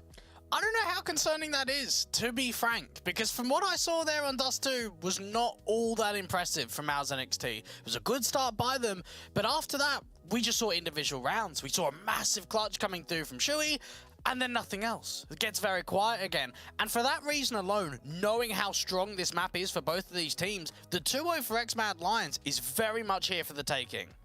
It's tangible, but I don't know if I believe in it yet, Dwayne, because we did see some great moments from the MOUZ NXT side, particularly the 5-round win streak at the start of the map, which gives me a little bit more confidence in how we go towards a bit more home territory, in particular a map that they've done so well in the past, that we still get pushed towards map 3. However, with Dust 2 being as close as it was, I can see the second map and the third map being down to the wire as well. See, you say Dust 2 was close. In my mind, it wasn't even close at all. It's a 5-0 streak where it was a constant force buy without even rifles. Remember, it wasn't until maybe the 4th round that we actually saw a proper rifle round coming through from the X-Mad Lions because they kept forcing. And then eventually, when they break that streak, it wasn't competitive after that point. It wasn't exactly as if MOUZ NXT were keeping it close. So for me, even though it says double digits, I didn't feel like that first map was close. I think we can agree to disagree on that front, because I guess it's difference in philosophy, because at the end of the day, I do feel like MOUZ had to do something to try and make it close, because if it really was truly not that competitive after that 5-round streak, then surely the scoreline would have been 16-5, right? That's the way I see things. There was some great moments, there was some great clutches, there were good opportunities there for the MOUZ side. I do feel like they were overwhelmed by Warrior, especially towards the tail end of that matchup. I don't think that we're going to have that repeat, though. I feel like, again, we're going to have some very close affairs for map 2. And coming into Mirage, we can imagine that the winning streak should be continuous built here for MOUZ NXT. They're on a good winning streak. They're obviously putting themselves into a very good position. But you also need to look at the other side of the coin, Jay, and look at the stats for XMAD Lions. 7 wins, 2 losses. Their only win was against Bad News Eagles and a loss to Enterprise. Look at how often it got picked. Come this series of Republic, come the group stage. We saw it against Eternal Fire, we saw it against K23, we saw it against Eternal Fire again. They've played a lot of Mirage in Republic. But then again, so have MOUZ played a lot of Mirage and Republic, and then some even in the Academy Leagues as well, and they've just been doing so well on that map. They beat out Enterprise 16-2, they took Fnatic all the way to a 16-10 victory, and remember, you were talking about how after a certain period of time, the last map didn't become competitive. Remember, Fnatic had a 7-2 lead above this MOUZ NXT side in that matchup, and then MOUZ brought it back all the way from there. It got to 15-7 before things really started to get back together for that Fnatic team. So for me, they've got a confident basis to work from the other side of the board. I don't know. Again, Jay, I reckon we can continue this because look at the Fnatic team. Mezzy even said it himself. Wasn't too happy with that victory. Probably got a little bit too close in that best of threes and all. We look at who Fnatic played and it wasn't exactly the strongest competition in the entire run so far. So for me, I feel like the results in Group A mean more than the results in Group B. I don't know if you think the same. I don't know if I do agree with that per se, actually, because if that's the case, then surely none of the other results from the other tournaments that MOUZ are playing in matter in that case. I guess the 25-21 victory against forZe doesn't matter. I guess the 16-2 for Enterprise doesn't matter. I guess all the victories against Young's God, Spirit Academy, Eternal Fire, it's not that Prospects, they don't matter, Fnatic Rising, but it's Sprout. that they don't have as much importance, I would say. I don't know. I don't think that's necessarily applicable here because there are a lot of great results, again, for this MOUZ side. I'm not denying anything on the part of the board over from the XMAD Lions side, because you're right, they did get some great games. They did face up against K23 at 16-13 after they had roster changes, and they did beat out Eternal Fire 16-5 in a fashion they shouldn't have done, but you could argue the same thing for Eternal Fire, right? If Fnatic don't think that that result was disappointing, then what can we say about Eternal Fire themselves? Because they came runners-up last season. They should have been in this playoff position. Well, then that maybe even concludes the conversation even further, that we've got 6 teams left in this entire playoffs. 3 of them came from the closed qualifier. 3 of them were invited, which realistically probably shouldn't have happened. If you come through the closed qualifier, you're expected that the invited teams are going to be stronger. And for both MOUZ NXT and XMAD Lions, they came through from the qual. So it's a battle to see which one will come out on top. And definitely Mirage will give us a very good taste and tell of just exactly what both of these teams can offer come the second map of the series. Well, I do hope that we can agree on the fact that both squads have earned their way into this playoff stage and gone through it the long way around. So you mentioned a battle between the 2 squads in what was expected to be the interesting map in this best-of-3 series. Both teams great on Mirage. A chance to battle it out here in the middle portion of said series. We've got the pistol round going live here with a significant amount of utility for Shui and MHL. Looking at the A-set piece already for the T side. Could be very quick out for MOUZ NXT. And just knowing the setup that it's 2 at B, 2 at mid, and really only T and B to defend towards that back of CT in triple position, it has to be retake heavy. And unfortunately for XMAD Lions, there isn't a kit to work with. USP is trying to set up the crossfire, smokes towards the jungle connector and CT angles. Pushing forward on Jimfat's part towards CT itself. JL gets a headshot through the smoke. Waro follows suit with a gap in the smoke, so not the most ideal setup there for the MOUZ NXT side. 5 on 3 as they do find the bomb down and try and fight back for the trades. Even for TMB, doesn't want to get too aggressive. Got Red Star with him. Pop flash set up. Jimfat getting aggressive. That's the first. They need to capitalize on Red Star, and they do indeed. Yeah, 2-on-2 situation as Sparta continues the trading with Jimfat. Strikes against the man, domes him and clotheslines him out to the site. MHL on 5 points of HP. JL will get the trade against him. And there's the kit, where's the defuse? He taps it once, looks around for the last T-side member, but can't quite get it. 10 seconds left on the clock, and he's dead out of time. He'll get Jimfat, but he knows he can't win the round. It comes down to a situation of taking CT control there for MOUZ NXT, because it actually wasn't that pretty on the site hit. They get down into a 3v5, they lose some of the advantages towards that top of connector and jungle position. So, okay, you've got to try and fight back, and it comes to granting that map control, putting pressure down onto TMB, Red Star to fall as well, and even for Buzz getting clotheslined in of the action of all of those fights being taken. And for JL, without that kit, you're not going to be able to get the round together. Start for MOUZ NXT. Instant technical pause coming in off the back of that. Not sure what the issue is, but we'll bring out that update as soon as possible. Come on, Jay. Why didn't you press the button, mate? All right, hang on. 3, 2, 1. Didn't work. Sorry. Would have been great. Cast to start game and all that, you know. But look, good pistol from both sides, honestly, for my money, because MOUZ did get the victory, but XMAD Lions, they held Dominion over the 5 versus 3 to start things off, and a lot of that was down to misplaced utility. So for this T side, I'm already getting some very worrying signs for MOUZ. And we've seen Mirage have, can we say, something in the air over the course of especially Group B. Some results of the map where teams have been very proficient and got absolutely trounced on. And then times where maybe the map isn't the strongest and yet they absolutely own. I don't know what it is. Out of all the maps in the pool, it feels as if Mirage has had the most uncertainty of it in the entire Group B. So a lot of teams need to be very good at it, it feels like. A lot of teams want to play it. Yeah. And then when they pick into it, it's often the case that the other team really likes it as well. So again, the potential for 2-0 is definitely tangible for the XMAD Lions side. Don't count them out for it. Have to believe it when I see it. MOUZ on the guns, of course, winning the pistol round. The CTs will also force to invest here with the M4 on the part of JL. The Eagles and a P250 in for everyone else. Warrior 2K's highest rated map in the pool is Mirage, so expect a lot of good things from him, Jay, especially after 30 bombing come the last. Try and get that M4 into a good position from JL. Some early pressure up towards top mid, but JL's actually going to fall very early, so it's Red Star to pick up that M4 now. Good start for Jim Fat.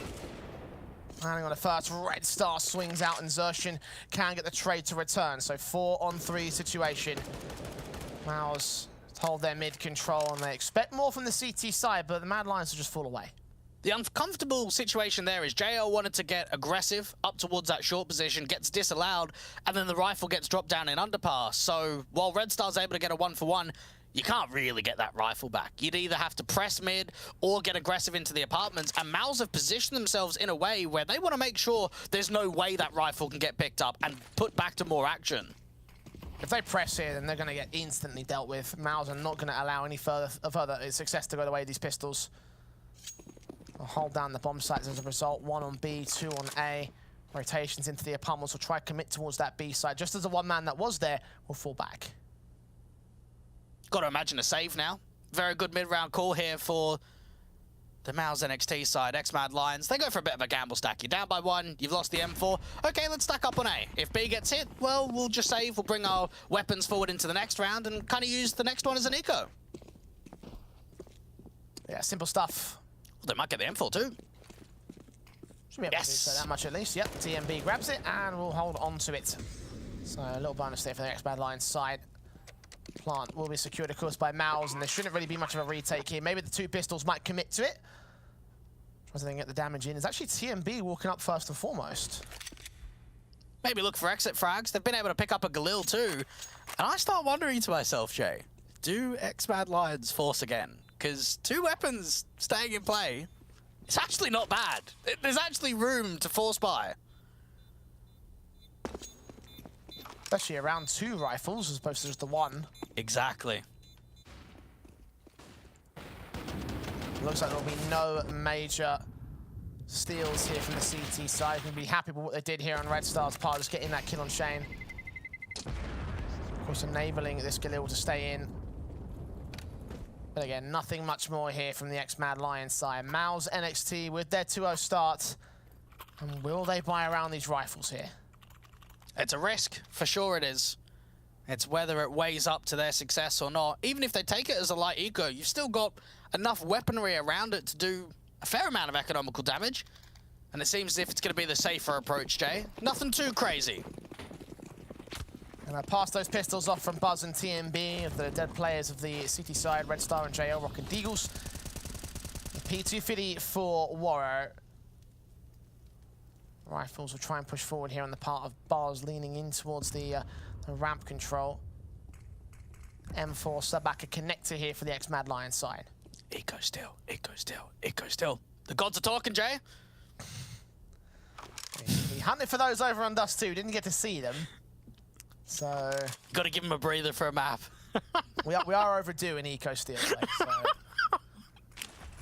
let's see whether it happens. Right now, it's very passive from MOUZ. There's no contact to get the steal until Xerxian strikes and TMB gets his trade.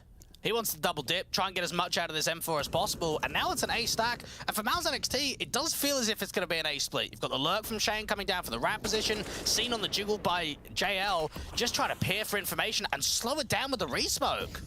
Molotovs will get sent back over towards the sandwich position. TMB just prodding in at the connector control, baiting in the shots back and drawing their attention to the right-hand side. Waro might be the bait and switch element. Will they see him? No, they won't. Smokes down to TMB. Will try and siphon him off. The swing comes out, and TMB and Waro can combine together. Turn the rifle safe from the previous round into success in round 4. Eco steal, eco steal, eco steal. There we go, Jay. That's what I've come for.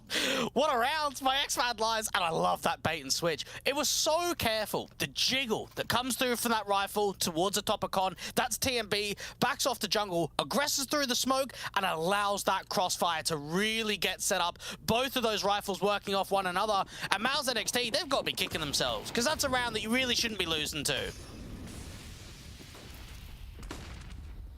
The rifles were placed perfectly there for the Mad Lions side, so credit where it's due, but you're right. MOUZ not going to be happy with that at all, and already facing down the damage early on. The nades in, trying to catch off Shui, who does burn TMB. 1 HP here. Nades on towards Shui, should dish out some more damage. He will be tagged. It's Waro the first to fault desertion, and Shui got tagged there. He knows that TMB's around. TMB's aware with the damage. Sound cue coming in. Shui just trying to duck and weave around this smoke, and finally JL will get the kill. Excellent utility for X-Mad Lions towards that connector position, just tanking so much down onto Shui. But Zertian with the AWP could be on to at least trap them, but no, the shot doesn't come through. Against TMB of all players as well. 1 point of health, and he still didn't fall to the rifle. That's a mad advantage for the X-Mad Lions as B starts being poked into. Red Star stands with backup now on the way in. TMB will finally drop. Red Star turns the trade back to a 3-on-2 situation. The AK back into T-side hands. MHL is so low though, he's got to put a lot of emphasis on Shane here. I love this from Red Star. Keep it passive. Allow the rotations to come through and play together, because they know the HP numbers are limited. Shane popping out, gets the kill, as again MHL plays distraction, swings out, Red Star drops that bomb. A 1-on-1 for a 3K for either him or Shane. Both players tagged up, Red Star more so, and he evades contact. They play Ringer Rosies, the slow style of the game. Shane taps that bomb, swing out for Red Star, perfect, he's completely exposed. Vulnerable to the AK, headshot for the triple, and a second to the CT board. That was absolute class. That's brilliant coming through from Red Star. It's that slight reposition, and it's the timing too. He gets out without making any noise to have that sort of peer, that secret element that they don't know that he's been able to aggress into the side directly. A very good effort by Shane to at least bring it back to a winnable position, but Red Star coming through with the clutch situation, getting that 1v2 and tying up the scoreline.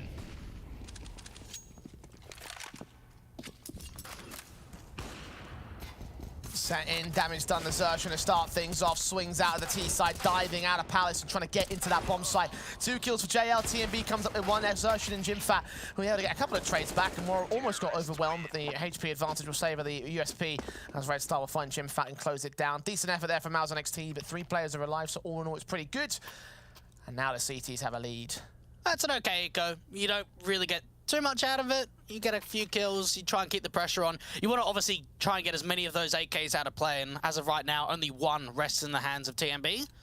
For MOUZ NXT, now they've got to try and fight their way back, put some more pressure up onto the board, let this streak fall apart. And knowing that Warrior's on the AWP, you can only imagine more consistency is going to come, and more impact frags too. Swing out of Molotovs. Force J out, back out of position. Watching on with the AWP for Warrior above the smoke. Hoping for contact, hoping for a kill. It's TMB that actually gives it up to the T side instead. Red Star thinking about peeking again, but no, the smoke blooms. And even towards top of connector, he has to fall back. Red Star's thinking about a way to double dip, but it's going to be difficult. Diving out of the way with the M4, trying to get out towards Dark. Incendiary sent up and trying to suppress back at Palace. Do the job for now. Hold his own ahead of the big boxes. As Waro strikes to the AWP trade. A 4-on-4. JL makes it 4-on-3 and gets bomb info. Now they can just start stacking up the bomb site. They need a quick trade. Warrior's going to be here for the crossfire. JL back up towards the balcony. Sees off Shane. Continuing to spam. The damage is coming through for both. Warrior can strike on Xerxes, meanwhile towards Ram, dropped up on the second time. Red Star swings alongside JL, drops Shane, and Jimfat with his teammates bowing at his feet, desperate to get anything out of this, and it's just not going to happen. They're more bowing to the X-Mad Lions side as they claim a 2-round lead. 3 AKs being saved in, and now we're starting to feel as if a streak is going to build into something special. They're not giving bomb plants away, so the economy state is not fantastic here at all. Warrior 2K with that AWP. It's this kill of JL getting aggressive towards Ramp that drops that bomb and eventually builds the setup forward. All coming up mad here. AKs on 3 individuals, and they're just playing perfection on the CT side thus far. Awkward mid-smoke also missed. I remember MOUZ missing one of those similarly a couple days ago as well. Continuous problems starting to pour in for the Academy side as TMB and Woro get those kills on Shane and Xerxes. Nades try and suppress as Jimfat does catch TMB off, but Red Star deals with 2 more. Make sure that the main rifle stay in play for the CT side, and there's no chance for MOUZ to gain any money bonuses or damage onto the economy state. So 5-2. It continues to stack for the CT side. Even for someone like Red Star, he's only been playing with this X-Mad Lions side for about 20 days. So he's played 5 officials of Mirage, 1.08 rating, currently the highest of the board as of right now in server. Doing very well to just try and fit in because hasn't played too many games with them. Maybe it could lead to something more.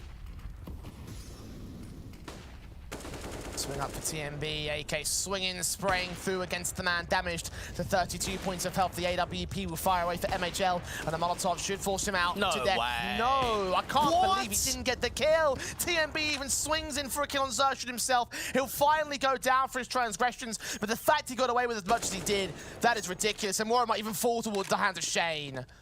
Little bit sloppy coming through from X-Mad Lions up towards that Palace position. Warrior getting very aggressive. Mad really getting into a situation where they go down by 1, and for MOUZ NXT, that's a perfect capitalization. Very surprised that TMB even got 1 into that position. But keep in mind, we've seen X-Mad Lions in these sort of stances before, Jay. Down by 1 and still recovering the rounds. Yeah, advantage T side. AKs on 3 individuals. Trying to hold their own here for the X-Mad Lions camp. The 2 players here towards A side will have the most emphasis on them because the bomb and backup is on their way. MHL has to strike, at least get 1. This is a very strong looking crossfire. This could be difficult, really, to break down on A. Swing for 2, he only gets damage on the 1. Now Red Star's got to turn his attention towards the double up. He gets it, turns around towards that Palace position, but Shane will trade it back and MOUZ have control. But Buzz still has a chance in this one. Swinging out towards that jungle position, Jimfat's going to make noise and try and challenge him directly. And the AK of the T side wins the fight. Important frag coming through from Jimfat because you just started feeling that there was opportunity in a round like that. The multi-frag and the bomb to get dropped by Red Star really runs down the clock.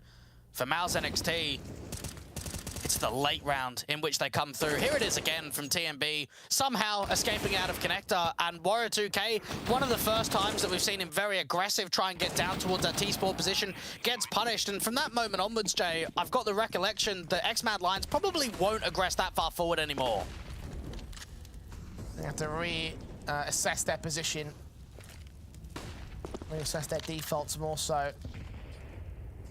Not for TMB though, he's just as aggressive as usual, this time down towards the underpass position. As they're all stacked up in apartments, this could be a perfect backstab if Warrior can hold on.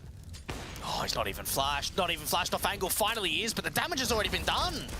Buzz trying to hold out towards short, known here towards Shui's Mac 10. Now the AWP, center of the site, is forced to back away. Backstabs can come inbound as Jimfat does get caught by Woro. So now the 4-on-4 will ensue. The continuous sprays catch TMB as JL that's trading, sends to the site, doubles up, sees Shui, Red Star catches MHL, and in a matter of moments, MOUZ capitulate under the pressure of Mad Lions. It's all left to Shui in the 1v3. Gets that first against the low HP player, but Red Star and Woro peak together, and they find the 6th. There are certain situations, Jay, where you look at this X-Mad Lions side and you think to yourself, geez, that is puggy, isn't it? That's very confident. And this is what you can expect. A side that is just getting pieces together, trying to go in towards a player break, play as many events as possible, get some good officials under their belt, and just get as much out of the experience as possible.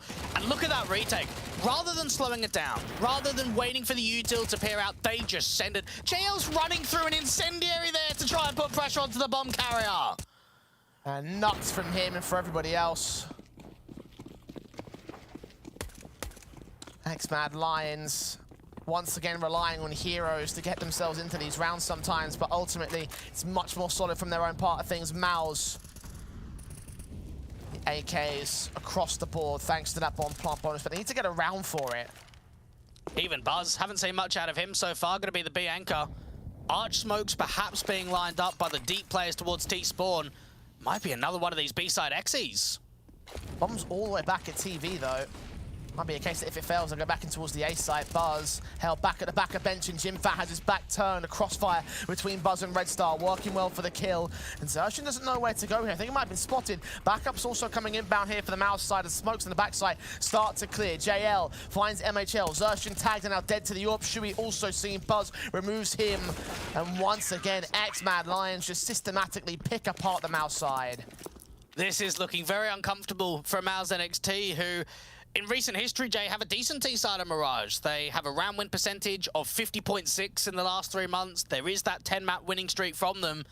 And right now, they won Pistol, they won the second round, and that's pretty much been it. They closed down that close round where Red Star got a multi-frag down there towards main. That was their third. Other than that, it's been a lack of success in the first half. A tactical timeout called by MOUZ to try and figure out whether they can find some success of their own. I think this might be the first of the series, right? I don't remember any coming out for Dust 2. Regardless, it is the right time to call it because they have been on the back foot, as you mentioned. Not a lot of success on T side, and they haven't got much of a bite to try and turn that success to their own right. Mac 10s on 2 individuals, the Eagles, and a Tech 9 for everybody else. And I mentioned it before the series even started, Jay, when we looked at the veto. Anytime you pick into a map that's strong on both teams, it's a massive risk. It's one that could be won or lost in the series. And knowing that X-Mad Lions are getting off to this sort of start, knowing how many AKs there are peering forward, this is looking so positive for the taking. Upsetting for Waro, connects to Shui to start. Pistols, of course, in for the majority of players in this round, so you can expect these to kind of go well for them. JimFat does find that one decent trade on the AWP player, and JL's also pressured on the side, so there's a chance that a bomb can go down here. There's re-smokes in, needs to respond. JL looking above the firebox and actually connects a stray bullet to MHL. That is just another stroke of bad luck for the MOUZ NXT side here, which you can't really explain, honestly. No, not really. Even the HE just dunk it down on desertion. And for JimFat, he kind of gave them a way in. He got a mid-pick. And now that seems to be pretty much it of the round. Just when you thought maybe there's some chaos ensuing, that they can get the bomb down, that they can try and fight on the trade, so there's a low HP Red Star and JL, there might be more kills? I don't think so. And this will be 8-3 for the X-Mad Lions side. MOUZ NXT resting on JimFat to try and take some rifles out of their hands, ideally just get some damage on the board, because there's no way he wins the round on 27 HP. Not at all. You want to kind of keep the economy low, and again, take the AKs out of play, because there's still 4 alive. JimFat deals with TMB, so at least it's a start. But any more than this, even JL probably shouldn't overface, knowing that he's so low on HP. Wait for the crossfire to be set up. And JimFat will go to the AWP and save it. 10 seconds left on the clock. It makes a lot of sense. I don't think they can afford it in the next round anyway. Ooh, will he get hunted? I don't think they're going to reach him in time, so he gets back to apartments and will stay alive. Again, half advantage gained by the X-Mad Lions camp. MOUZ, the best they can do right now is 7 on their T side. I mean, that still could be a pretty decent half here. I think they might be looking towards their CT side as the main comeback moment. It was this kill for JL that makes it look a little bit silly. It just doesn't show that good fortunes are going the way of the CTs at the moment. And we're not seeing the riflers stepping up here for the MOUZ NXT side. Zershin averages a 1.34 rating on Mirage in the last 3 months. He's one of the highest rated players in this event on the MOUZ NXT side, and we're not getting much out of him. Even MHL averages a 1.20 rating on Mirage. Where's he? He's managed 2 picks. The answer to your question is, he's nowhere. Nowhere in the server right now. Swing out for Zershin. trying to catch players aggressing up towards top mid. He only gets JL. Red Star with a responsive, and now they're forced to act into the apartment onto that B site. It's Buzz that stands in the back lines and gets a lot of damage, but not the kill on Jimfat. The Incendiary is coming a little bit too close, and MHL strikes the man advantage as TMB and Warrior are also overwhelmed. So finally, some confidence on the board for MOUZ here. Comes down to a very good mid-round call. They realize that XMAD Lions are taking the aggressive approach in from mid, which means B is going to be very much undefended. Buzz is the only player on B. He's trying to stall for time, puts the smoke down towards that van position, try and get out to the back of the site and lose that fight instantly. MHL cuts off one of the rotates from Red Star and even double frags up towards TMB as well. So good call and very much reaction-based off the fact of the mid control being taken. Orb leaning in first for the AWP of the CT side. It's an opportunity to get the start, but once again missed out by Warrior. Shui challenging with the AK, and Warrior's continuing to fight back. So Shui knows that he's extended out towards the short control. Doesn't know that he's retreated though. There is a lot of confidence consistently coming on this city side for XMAD Lions, always looking to double up, reface even in duels that you might not expect them to do so. Now they slow it down a little bit further. Red Star's hearing a lot of mid control being taken.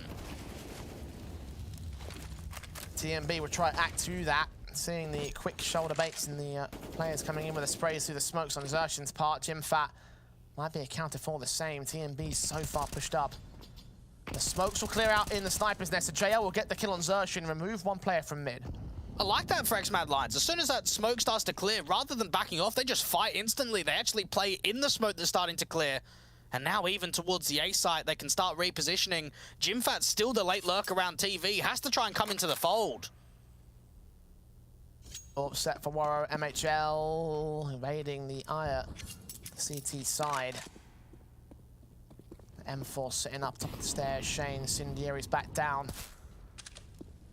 Try and press on with the flashes going over, and Warrior forced away. Bomb quite good for the open plant. That might be a bad call. They can still deny it with a swing. They don't opt to do so though. Warrior strikes on MHL. Red Star's tagged and now dead to the hands of Jimfat. Flashbang for the swing forward for Shui. Gets another good kill. But meanwhile, Shane's fallen in turn. So a 3-on-2 situation still favors XMAD Lions here. And the walk forward just continues. Jimfat with a kill. Buzz with a trade. Shui the lineup 2. Only get damaged. No kill to his name. Defuse landed for XMAD Lions. The problem that MOUZ NXT find there, Jay, is that they're on the back foot. They're not taking any map control towards A. What are they doing? They're planning safe, and they're backing off. They're trying to get to Tetris, they're trying to get to Rab, they're trying to get into Sandwich. It feels very defensive. It doesn't feel like there's a lot of positivity in their game plan to take the fight head on. And all Warrior can see is, well, no one's crossed. No one's got aggressive towards CT, so they have to be back. They have to be in Sandwich. They have to be over to Tetris. It's very good information plays coming through from XMAD Lions, and they're getting closer to double digits in the first half.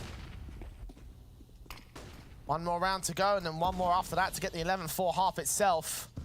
Gap in the smokes generated out towards that sniper's nest. Warriors waiting for MHL to take the swing, but they opted not to go for it. Smarter call, flashing with TMB. Could look for 2 on the lineup, but Xerxion gets the headshot quick. A little bit late to the peak, a lot of information, but Warrior's going to be there for the trade. Lovely jump up to bring it back to a 4v4. Wow, what a shot. Taps on Red Star, looking for Xerxion, knows that he's now there in connector control. The Molotov will drive him back, but his teammates on the A site should adjust. Warriors hearing so many of these footsteps. You're right about the adjustment. Even JL trying to spam through that top of connector position. And for MOUZ NXT, they are quite grouped up as of right now in mid. They're playing careful. Still a minute on the clock. They have time to choose where they want to go towards. On the short presence, seems like it's going to be a B execution. They split in from the apartments on 1 and 3 other players in from short. Buzz isn't seeing anything though, so it has the idea here for XMAD Lions that it's going to be a con play up to A. They need to try and search for a little bit more information, and MHL misses a shot from connector. Incendiaries from the CT side will try and block off that con control. Drive away the map presence, and now the swing forward from JL. How much is he going to see? Not much. Now the execution truly comes in from the T side. Responses are a bit slow from the CT's. Buzz stands on his lonesome, ready to strike against them. Spray on Sumi, does the damage. Xerxion taking down Shane, also dropped now to 2 players to the MOUZ NXT side, and Buzz gets another double. A triple for him in the round itself. And there it is, those elusive 10 for the CT side. Crazy to think that Buzz was sitting on 1 kill only a few rounds ago, Jay. Now he's really starting to get more involved, get those multi-frags, holding down B. Excellent trade out from Waro2K with that AWP, and then even just the display of talent from Buzz, the spray transfer to end up with 3. And XMAD Lions, they're outclassing right here in the first half. Now, Waro and Red Star's part themselves, 14 and 15 frags respectively. Of course, JL's down at 13 himself, so he's just having those 3 individuals together are having a wild game for XMAD Lions. None of the numbers are really comparable for MOUZ NXT, except for JimFat. 12 frags for him, even still behind those guys. The gun's working to do the damage, but they need to get the kills, they need to get the round itself here. They're stacked up towards mid. The bomb yet to commit, though. TMB falling into MHL. Red Star aggressing the issue rather than falling back. Oh, and Shui still gets the swing and the hit. A quick headshot of the drive-by. MOUZ with 2 great entries and a 5-on-3 is gained. Now for Buzz, has to try and lock it down again. AWP v AWP duel doesn't seem to present itself. Waro2K is just trying to hope for a short spotter. I set up there as MOUZ start the rotations. The bomb about to make its way into the A site. And only 1 man to stand to defend, that's Waro. Buzz is slightly aggressing in the apartments though, and Waro's got a pick. This is good information. They're going to keep 2 on A right now. I've got rotation potential out towards that short position though with the players in ladder room. And Waro aggresses very close. How much can he get out of this position? Checking the corner, about to swing on Zertian. Caught off, quick trade, and now arrested a rifle in the back. The bomb has been seen. JL with it all to do. Backup of Buzz is on the way here. Utility sent down as smokes to progress. No one on short control. Bomb plant could still be secure behind the danger boxes. Denied. JL needs to double though. And JimFat gets the trade. It's Buzz now against 2. Once again, JimFat to go for the plant. Swing out to the AWP. Is spotting him and connects his shot to bring in 5 for MOUZ to close out the half. Down by 5. So fast. Away. Okay, it's starting. Okay, it's gonna go live. I'm down. Левіше, чуть-чуть. Правіше, ще чуть-чуть. Not tactic this time, okay? Now we go for kill. Правіше. Стріляй. Він пригає зліва. Ти того. Доставай ніж. D, yeah. Go left now. Лівіше. Да. МТ. А він закурав. Правіше, стріляй. Правіше, ще правіше. Нижче ти зажимаєшся, тобі впаду зажимаєш той. Flashing. Need to go a bit to A. No. A, you're in mid. Tarek, aim ball down. Короче, все. Він йде ставить. Dive him now. I believe in the dive. Перед нижче. Now you're in long brackets. Well, right. Перед тобою стоїть. Ти за...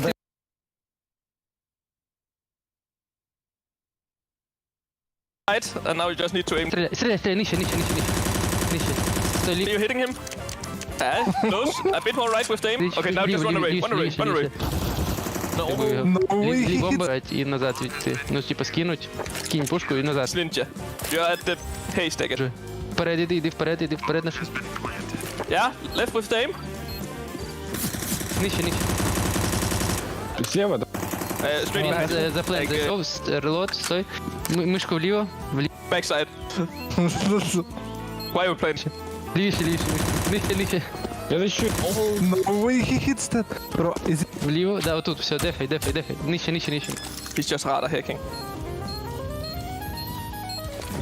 Він болі кидає, не попав нам. Ебать. Then he can defuse it. Лівіше. Стріляй. Правіше. You're press down. He's trying to kill you. Run! Але ти роздефаєш. He's failing. В последній секунді.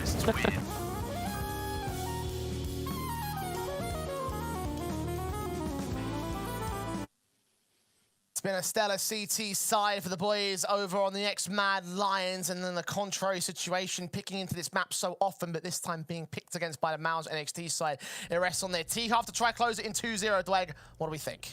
Very confident. You'd have to imagine for the boys, 8 rounds on T-side against Eternal Fire, 7 rounds on T-side against K23, and the match that got them into this position, 11 rounds on T-side again against Eternal Fire on the rematch, Jay. There is no surprises at all that a 10-5 half is a superb chance to take this 2-0.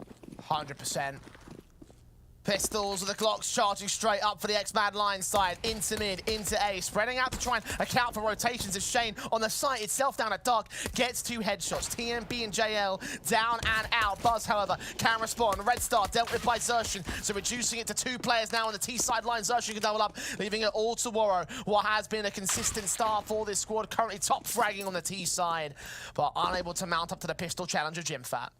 And now what we've really got to narrow in here, Jay, is the good pistol success out of X-Mad Lines. I'll give them that much. They've done very well in pistols, but now they're in a position where they've got to get more. They can't just get the pistol, because that's what we obviously saw come the beginning of this half. They won the first round, they won the second, and then it was a swing of momentum. It was X-Mad Lines coming into their own. So while this is a start in the second half, we've got to see built streaks in a row, rounds really coming through if they want to challenge for a third map. Eagles and Glocks in, face forward for Buzz, caught first and foremost. Shuey and MHL with the crossfire. Woro gets 2 Deagles down against those 2 players. There is a 3-on-3 situation, but Xertion deals with TMB, regains the advantage from MOUZ here. All they're looking for is damage in a round like this, and knowing that more top mid aggression is going to come through, I reckon Woro might find another. It's up to Xertion, they're trying to take the mistake, but no. Woro dives away out of that contact crap. Red Star sitting in the cubby corner as Woro takes his face, takes his damage, but also tanks some damage as Xertion gets both players. We're triple over all. And it will be 7 to the board of MOUZ. A rebuy up for X-Mad Lines, though. And come down into a stance again where we ask about some of the players, Jay. Xertion, MHL, I think we've seen some glimpses out of the Israeli here on Mirage, but we need more, and especially from the AWPer of MHL come the city side. MOUZ NXT need to look upon some players who traditionally are always at the stronghold to know that Jimfat was really your B anchor here on MOUZ NXT, not the strongest of Mirage players, and he's up at the top. That's not a good sign. 8 damage already done to Woro here. Shane backs up with the M4. Shuey swinging his Xertion, gets his kill, starts things off against the T-side player.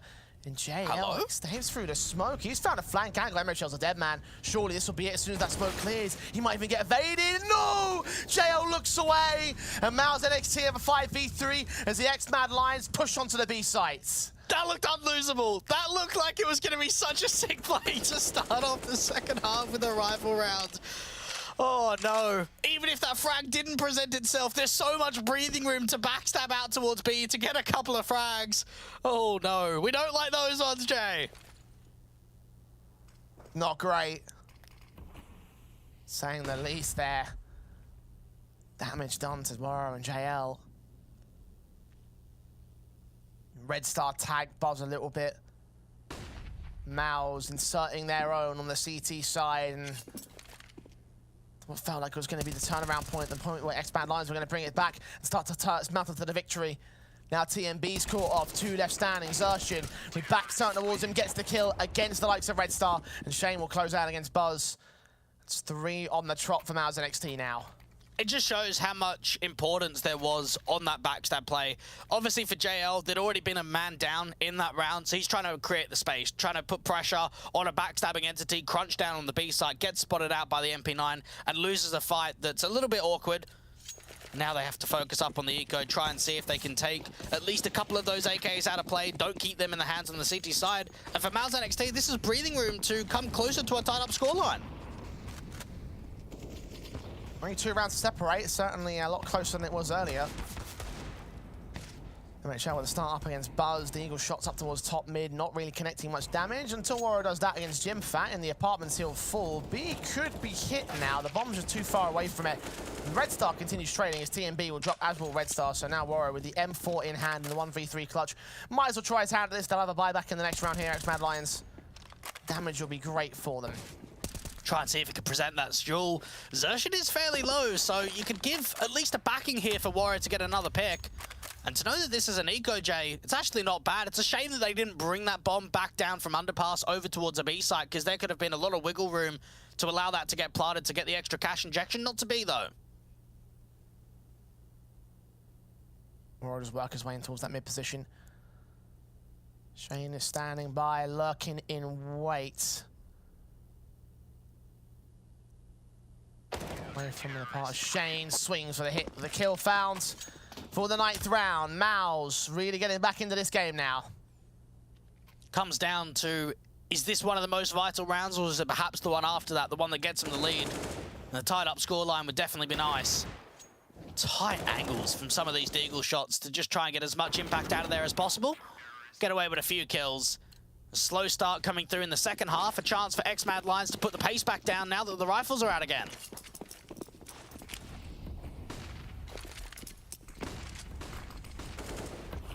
AK's on 2, forward face from Zershin, looking up towards that top mid angle.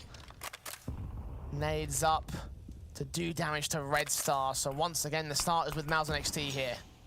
Even that re-smoke means that Red Star can't peer too much further forward of the map control in the apartments. And just knowing that so far, this is the best placing this entire year for MOUZ NXT outside of the Academy Leagues, Jay. It's that whole idea of can they go further? They've already got themselves in a great stance, but knowing that another victory could get them into the semis, that's what they're looking for. Yeah, had limited appearances in the Tier 2 space. A top 4 in one of these tournaments would be fantastic for them to prove that they really are a force to be reckoned with. I mean, we thought they proved it so far in the Group B bracket. Here and now, X-Mad Lions hold dominion over the lead. MOUZ are fighting hard to gain it back against this T-side line. The line up there for Shui was missed out upon. Didn't see them at first, so it's forced back into Con. Gonna be that A split. Time is really running down low, and even Shui gets out of that connector position straight into the hands of TMB, who's out in Palace. Frag found against the first. Zershin drops to the hands of Warrior. MHL and Shane get trading. Red Star and JL being seen, but distraction plays gives JL the chance to get the kill. MHL removes TMB, and the bomb down open could be swung upon and denied here. They check all their corners though, and they stall for a little bit more time. Smokes to suppress as well. Lovely smoke from Red Star. That's going to cancel everything from that jungle position. They've got to go CT, or they've got to dive out a window into Con, but they're going to make noise if they do so. They've already lost 10 seconds on the timer. 15 now. Jimfat running around towards CT, both rifles pulled out. Red Star hiding behind the default boxes. JL waiting at the cross. They've got their bases covered. The flashes coming in will indicate they're inbound from CT spawn. Times are ticking. Jimfat face the ponds. Spray through from JL. MHL with a trade back. The bomb's in the open, and he looks for the rifle to try to get the kill back without reloading, but he can't get the info. JL knows to hide.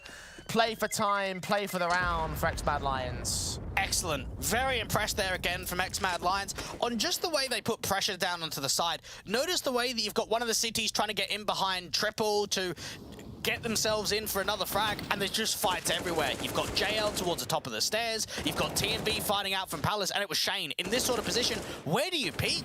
How do you fight in the open when you've got players all around? And then even that smoke from Red Star. That could not have been placed any better. That wastes so much time. They forced MOUZ to rethink their strategy and, of course, go in from the CT take, and you saw how well that went. Gap and the smoke generated by MHL up here towards that top mid position, trying to look down towards Stack. It's Buzz, and gets caught damaged up first and foremost by the M4 burst fire.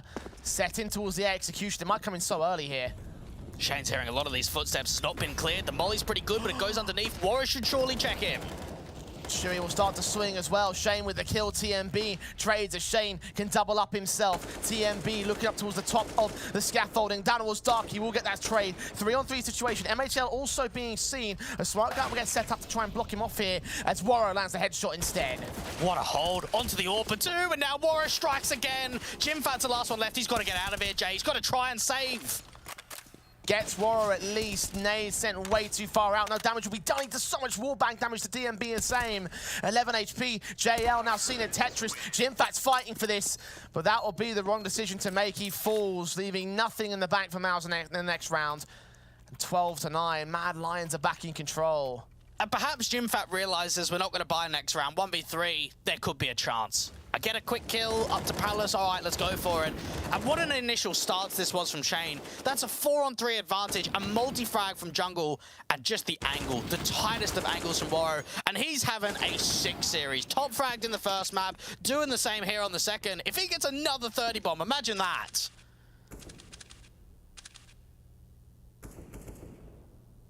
Two in two maps. Entirely possible. relatively likely at this stage as well.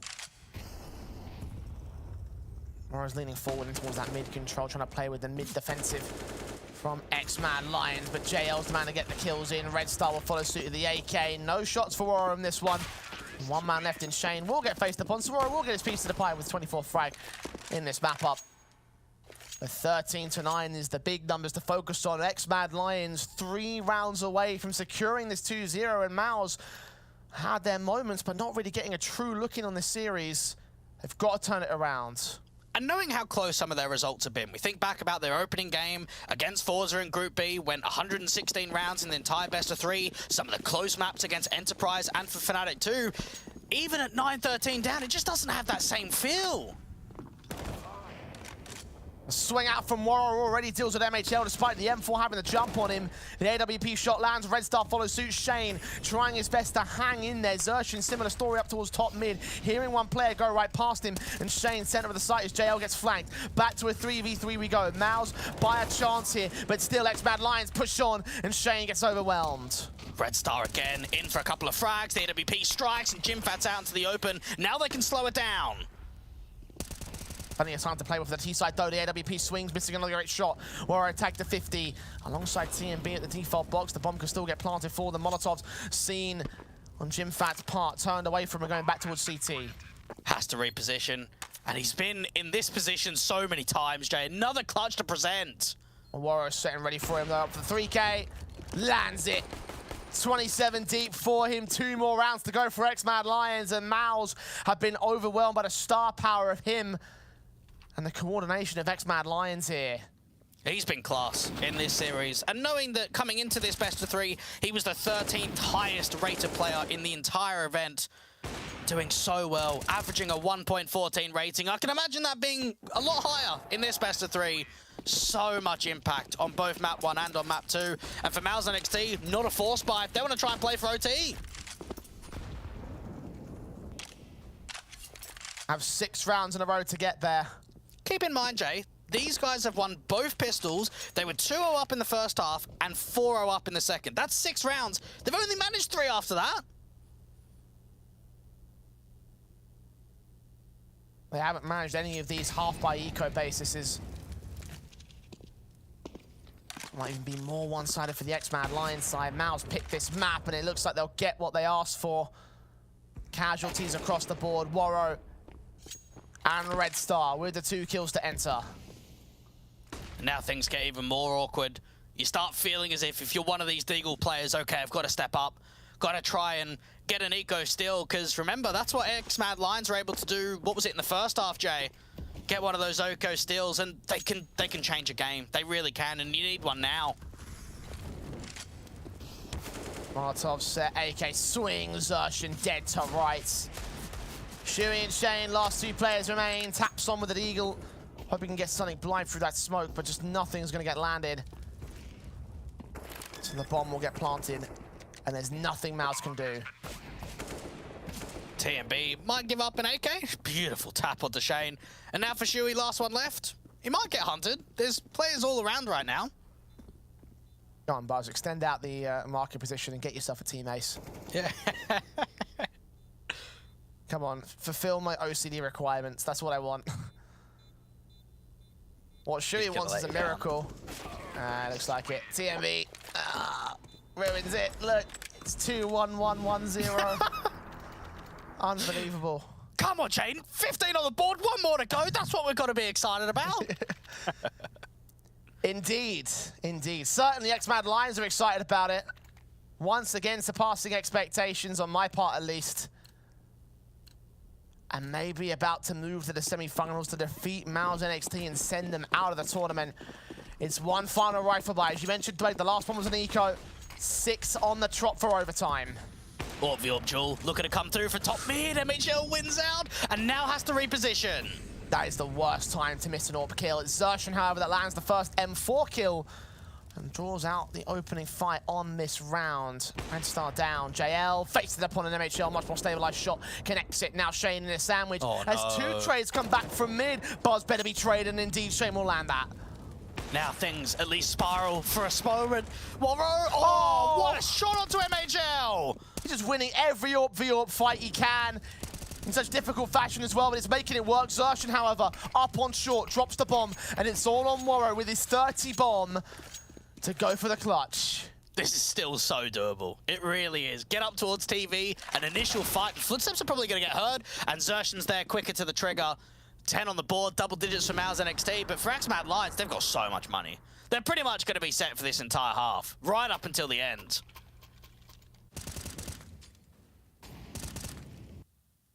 And 1 out of 6. More challenges on the way for MOUZ NXT. A very expensive round for them. Don't know if they got that AWP bag. That would definitely limit and relieve some of the investment that they have to bring back into the next round. Forced invest will not feature an AWP, so clearly not. Woro in for an opening pick, looking to try and see if he can catch the jump spotter. Jimfat shouldn't give him another opportunity. Putting nades up, seeing flashes and firing away bullets. The crossfire set of the M4A1S is MHL with the kill. Buzz responds with 2 though, and Woro plays Overwatch as short and sight are cleared out. The bomb can get planted here. Difficult retake, so tough. And even Red Star's trying to see if he can cut some of those rotates. Bomb going down. Woro's watching the backstab and all Shui making his way in as MHL drops. Shane also out of it, and it's all left at a backstab as Woro sees where he is. All of the T-side players can counteract it. Crossfire set. It'll be heartbreak for MOUZ at this stage, fighting so well, so hard to get into this playoff position. It looks to only be decimated by another qualifier team. XMAD Lions bearing down upon the SMG, who doesn't get much more than damage. 16-10 for XMAD Lions as they 2-0 their way into this series and into the semi-finals. And again, it's another easy day in the office. To think back to some of the games in the group stage from XMAD Lions, they were tested a couple of times against Eternal Fire. They had the loss to Bad News Eagles. They weren't really tested in this series at all. Yeah, it shows double digits on both of those maps, but keep in mind, we're talking about it, the pistol starts. We saw a lot of good starts from MOUZ NXT from the beginning of halves, but we didn't see it in consistent rifle rounds from them. Yeah, can I just say that just in general, XMAD Lions' this whole run has been up against a very difficult opposition in every single match, right? You think about the teams they faced. Eternal Fire, not once but twice. Bad News Eagles, K23, and here against MOUZ NXT. Like, their whole run to REPUBLEAGUE has been through complete trials and tribulation, but somehow, some way, they always come out with triumph at the end. In this case, it looked pretty damn good, didn't it?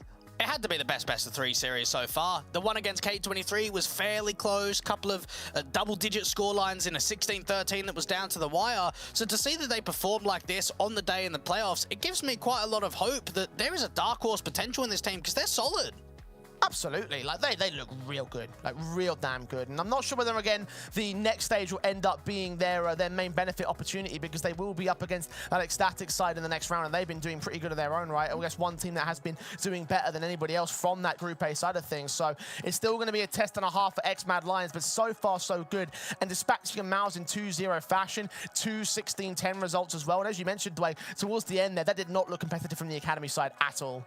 And it ends the winning streak of Mirage, and I think I sort of brought it up at the beginning of this. Sometimes you have to look at how the series has been played so far. And after seeing a glimpse of what happened on Dust 2, it just has that vibe that Mad Lions were the stronger team by quite a distance. And even coming into a map where there is a lot of success on the other field, there is a long winning streak for MOUZ NXT, XMAD Lions just brought it to their own. They had the individuals really coming together, and Warrior 2K had an unbelievable series. But think about some of the riflers too and how much impact they had.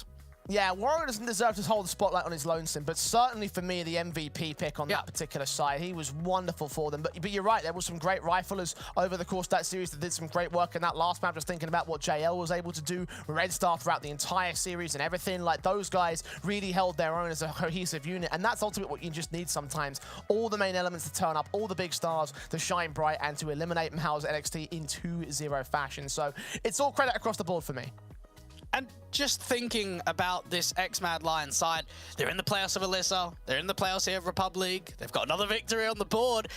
Does the team stick together? I hate when you cut into that position where more victories are coming, when better results are, you've got to start having that glimpse and saying, this could be something that works.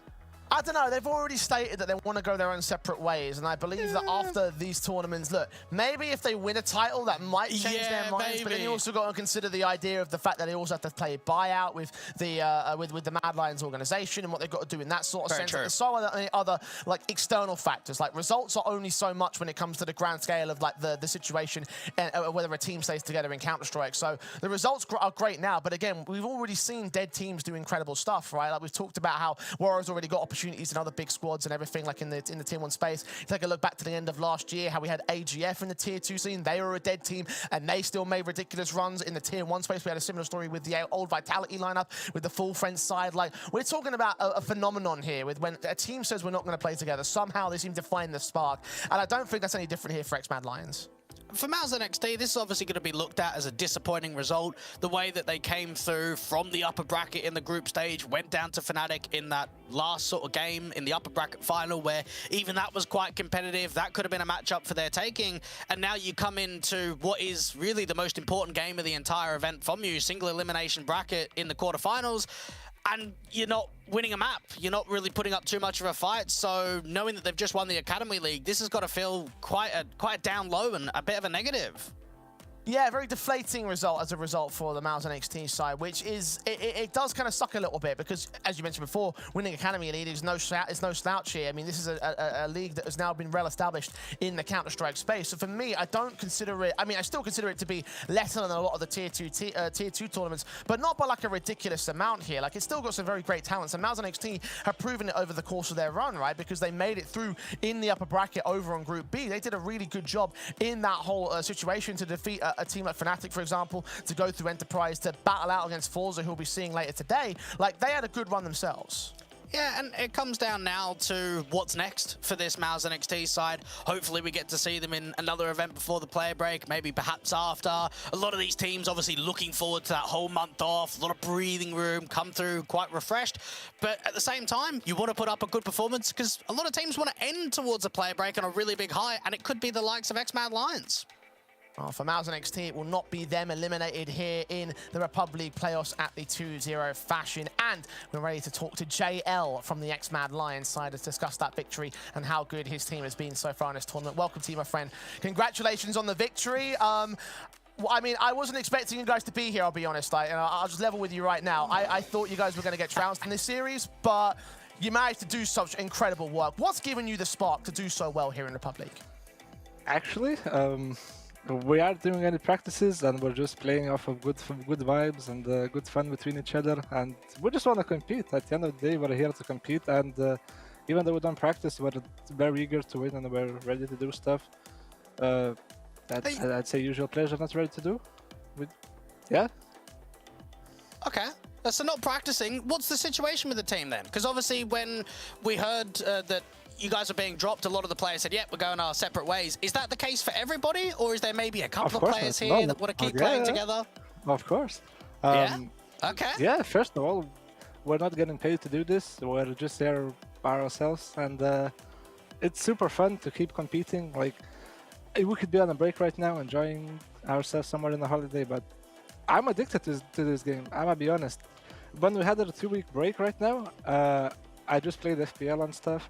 And I didn't get the adrenaline I was getting from official games. And to play these games, is, I don't know, it just gets me. It's one of my favorite things to do in life, and that's why we play. Each and every one of us. Definitely the drive to compete in this.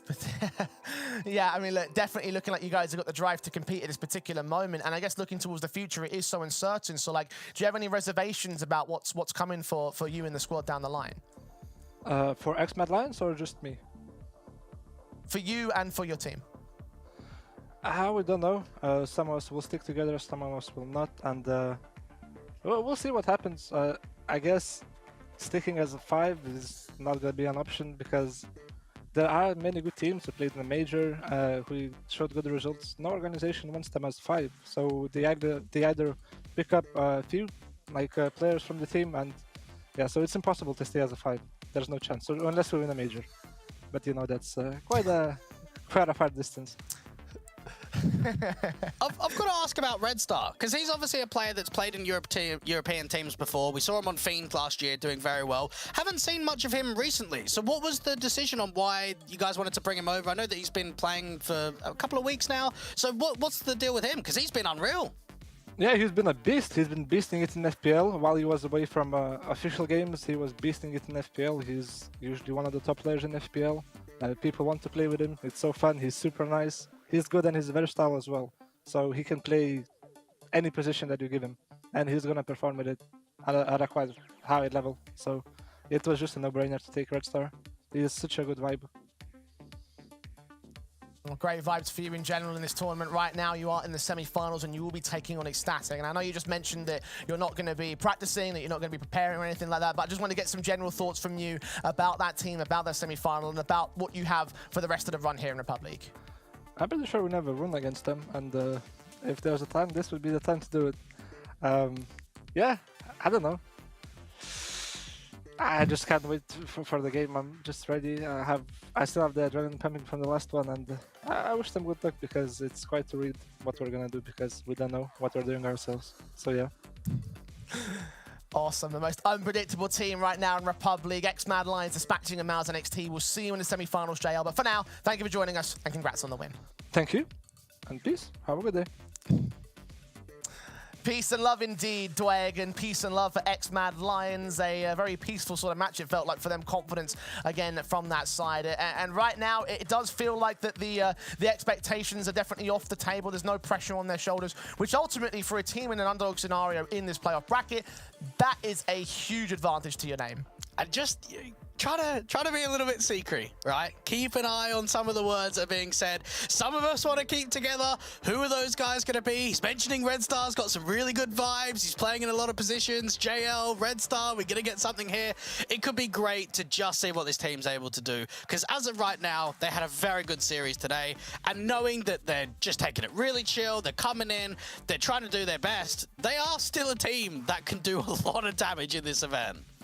And they could well be some decent damage in the semi-finals and in our next match here in the round of 6 as we head towards a break. We're going to be taking a look at our second match of the day between the Bad News Eagles and forZe. Bad News Eagles, a team that maybe you would have expected to be in the semi-finals themselves, but falling out to that Ecstatic side themselves, now find themselves in the lower portion. forZe had to go through the lower bracket run over in Group B. So a clash of the Titans as we come back after the break.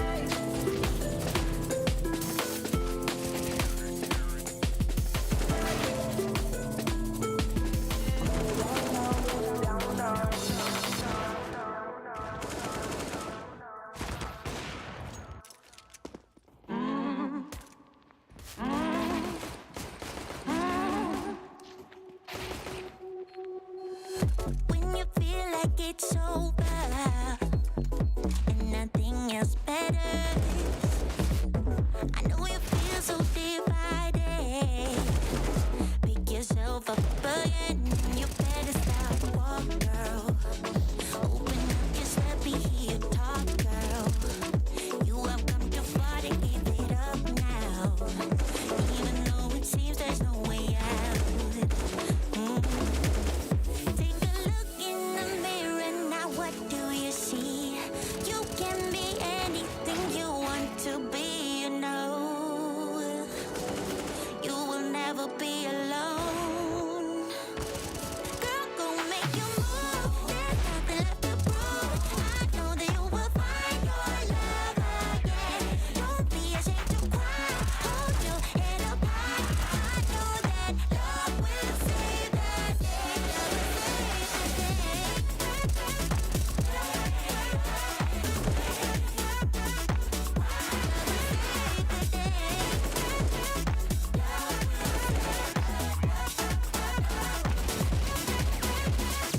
When you feel like you're stranded at the edge of the world, I know you've been taken for granted. Give some love to yourself and you better start walk, girl. Open up, just let me hear you talk, girl. You have come too far to give it up now. Even though it seems there's no way out. Take a look in the mirror now. What do you see? You can be anything you want to be, you know. You will never be alone.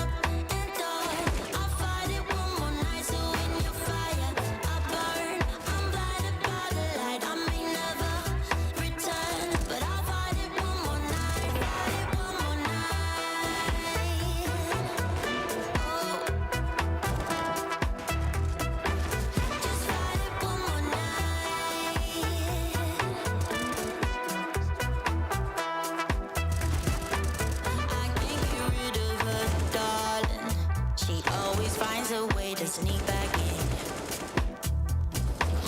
I can't get rid of her. I'm just a prisoner like the wind.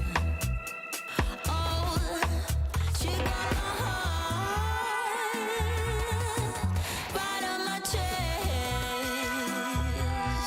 making me believe she knows the best.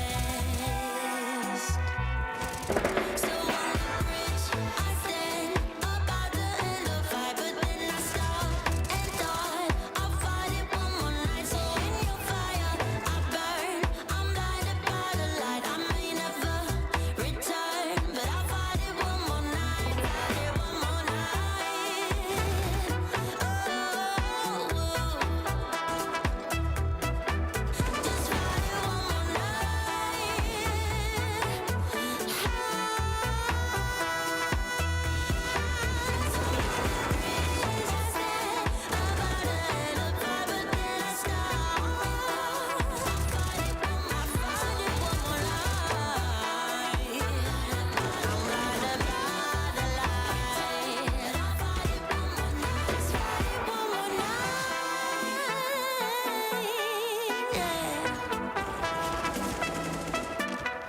fight it one more just fight it one more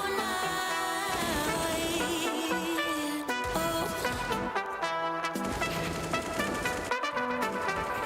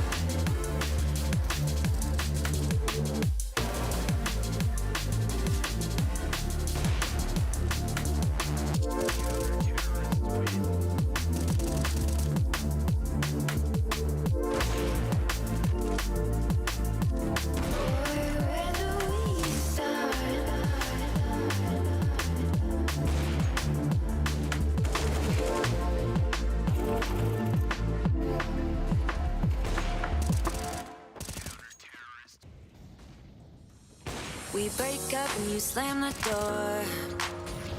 I messed up on the bedroom floor.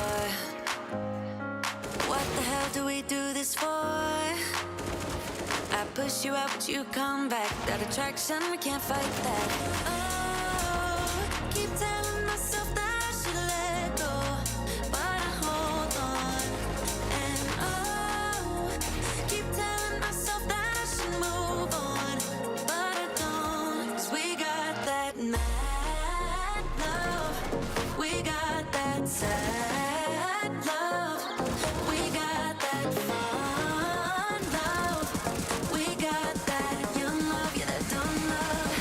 'Cause we got that mad love, we got that sad love, we got that fun love, we got that young love, yeah, that dumb love.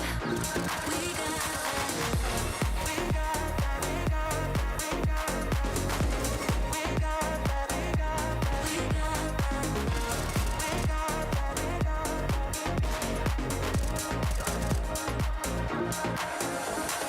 Kiss me and the world disappears. Tell me the things that I wanna hear. I just wanna stay right here. You push me out, but I come back. That attraction, we can't fight that. Oh, keep telling myself that I should let go, but I hold on. And oh, keep telling myself that I should move on, but I don't. 'Cause we got that mad love, we got that sad love, we got that fun love, we got that young love, yeah, that dumb love. 'Cause we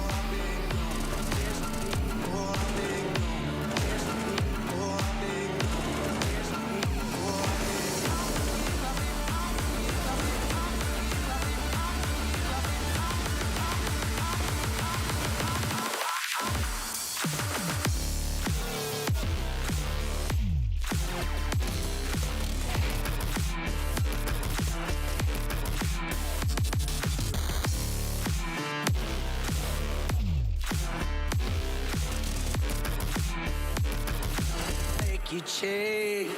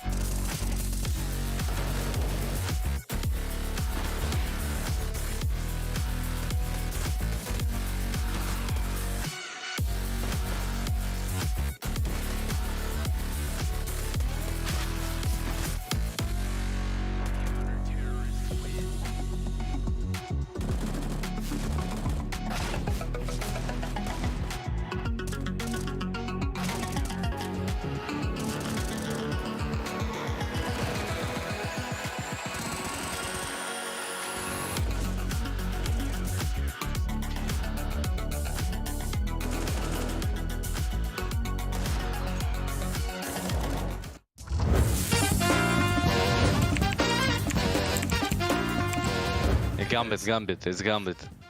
Yeah, Gambit. Yeah. B. Good choice, BBB. Who ended on second? Immortals. Easy question for you. Good job. Of course, bro. 2014. No, Get Right was first. Get Right was first, 2014. Yes. Kenny Asbir, huh? Yes, Guardian Dokat. Guardian? I think it's Kenny, but Flash was a Kenny beer. I think Kenny. Or So we can lock No. yes? On said these, but Go, lock Kenny. Lock Kenny? take Yeah. it guard. Okay, Kenny's final answer is wrong. It was Pasha. Oh, Pasha. My brother.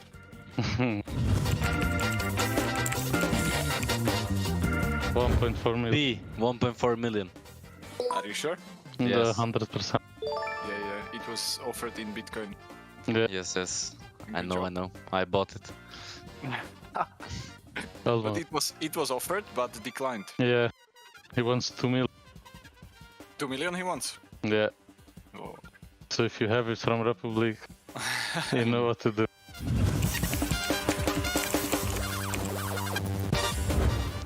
Either A or D, GX. Yeah, so straight here. Really? It's not that much Okay, then it's expensive. B, bro. I think it's B. Yeah, B. Lock in B. Us or? No, I think it's A, man. I think it's B. What do we do now, Admin? We split? You need to choose only one. Okay, Can we I- choose this answer. Chosen. Let's go A. So final answer A. Yeah, go. That's right. Good job. Ah, you see? Skin. I'm a master. What do you think, GX? C or A? Well, you choose now. It's your choice. C. Okay, let's go lock in C. So final answer C. Yeah. Let's try it. It's wrong. Who paid for this one? Oh. Hellraisers or Astana? B. Hellraisers, yeah. I think it's Oh. B. Was Astana? Uh-uh. Or Astana played that? No. B, Hellraisers. B. Lock in B.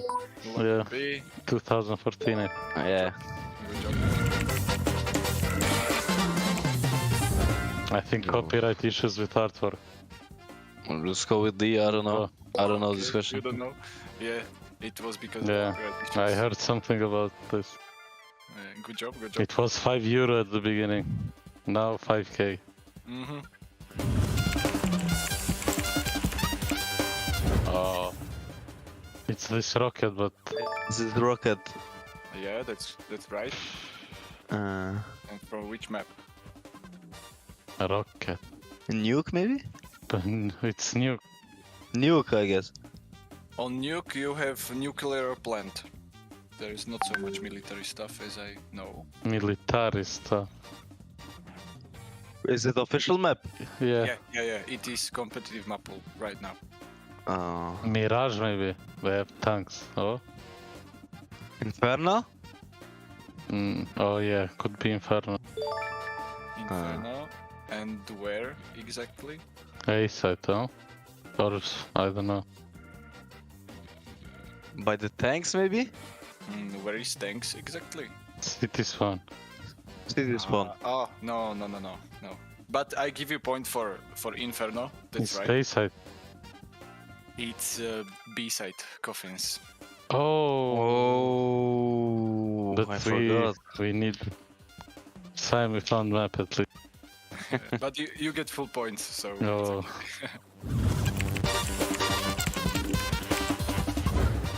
I would remove Vertigo again, I hate this map. And I would bring back Train again. I would remove Overpass and bring Train. So Train is your favorite map? Yeah. And remove Overpass. Not favorite, but I would remove those maps.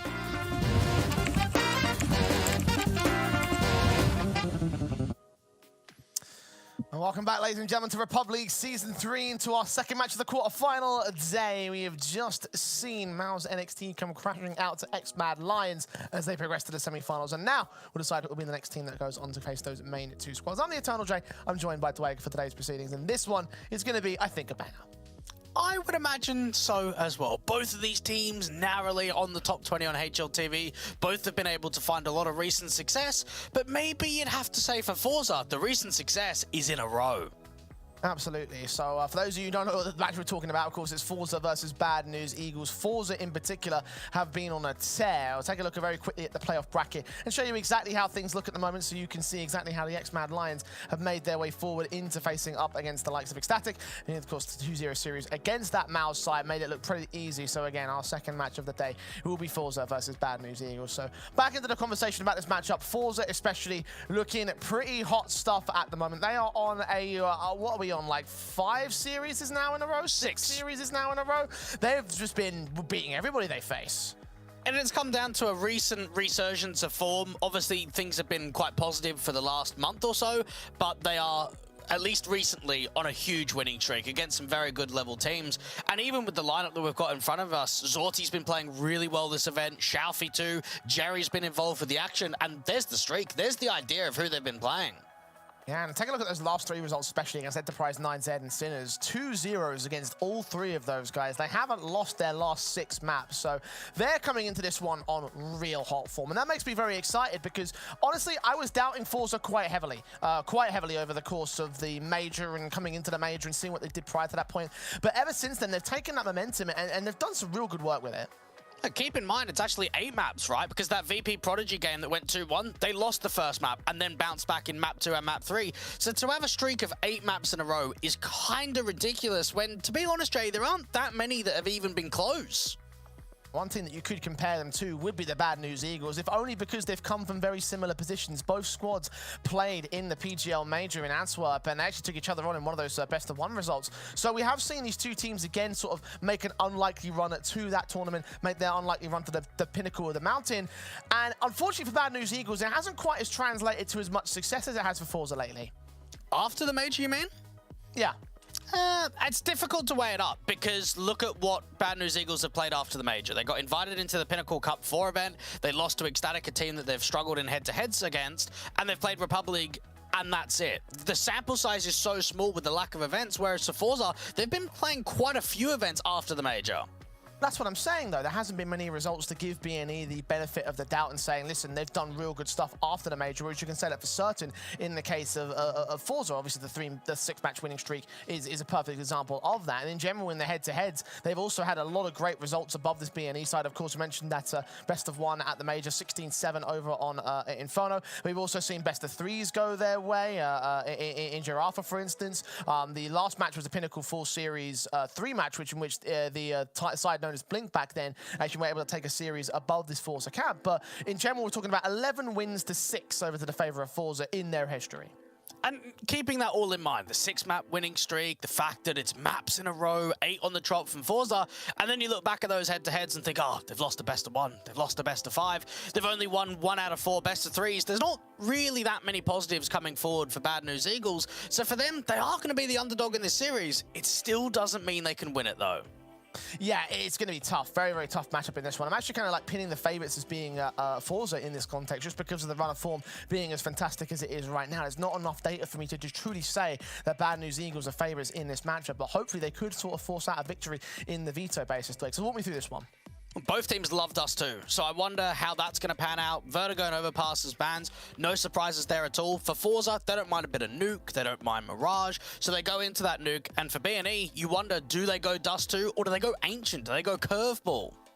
Yeah, you imagine that Dust 2 would be floated towards the very end of it, and indeed Mirage will be picked in for them. I do have my reservations about Mirage being a pick-in against the likes of forZe because they have such a great map of it. It's one of their highest played maps in the pool. Not their highest one, but they have got a lot of experience towards it. And actually, Bad News Eagles don't even want to try their hand at Dust 2. Inferno will be the last map of the series, and well, remember what happened the last time we saw Inferno. 16-7 win for forZe there. I'm surprised that we've gone this sort of way, but at the same time, B&E know we've struggled in best of threes. We've struggled in head-to-heads. Let's not give that chance of Dust 2. Both teams love it, but in this sort of circumstance, go a different direction. Go to Inferno, something that they've been prepped for and something that they can look back at of that major result and go, okay, what were our struggles? What were our weaknesses? How can we work on it coming into a series like this? I do think the bigger concern for BNE, though, is the fact that they've got two relatively decent maps over on the part of forZe as the first two in this series. Like, I take a look at the Mirage pick, for example, and I don't feel like there's enough great results for BNE to truly say it's a fantastic map in the last 3 months. forZe, however, much like how we have the XMAD line saying there's an outside chance they take a 2-0 in that last series, I think there's an outside chance that forZe could do the same right here. It would make sense. Again, you look at all of the results that have come through in the group stage. REPUBLEAGUE 2-0 against Imperial, 2-0 against Sinners, 2-0 against Enterprise after that loss to MOUZ NXT. It has been a lot of one-sided games, so I want to give the benefit of the doubt this time around that BNE can take a map, but the 2-0 potential is always there.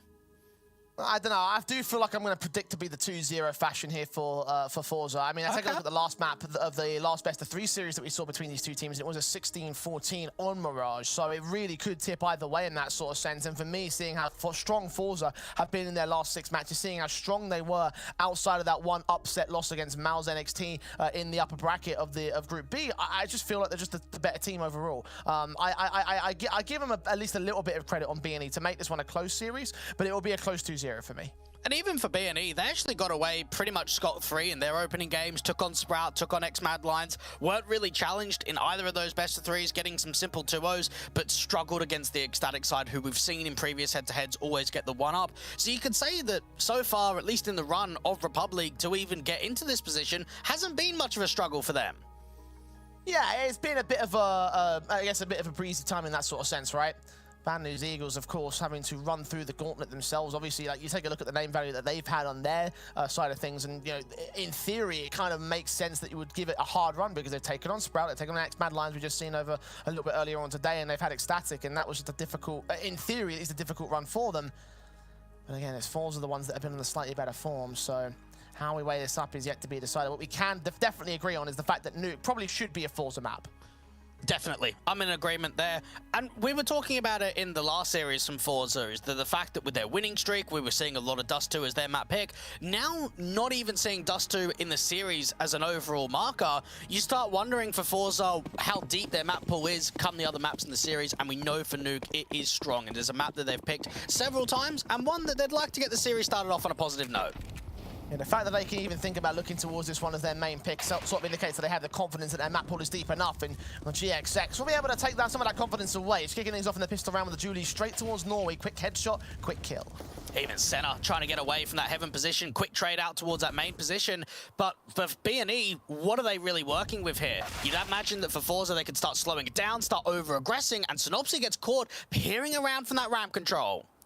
5-on-3 start for BNE, turned around, but a forZe scramble to a 3-on-3 situation. Backed up passive on the CT defensive line, particularly for Senna in the back. GXX top of the hut position. Salty Jerry and Kenzie will just lean in and hope for the best here. Oh, they're going to get aggressive again. It could be a matter of timing, because as they push towards lobby, it could be the walkout from Squigtor. SP has eyes on, Julie's walking in, the flank around, and no one's accounted for this, but they're gonna walk back towards the ramp entrance, I believe. Senna's got his eyes set, and they go down via the vents. No one is here. They made noise, though.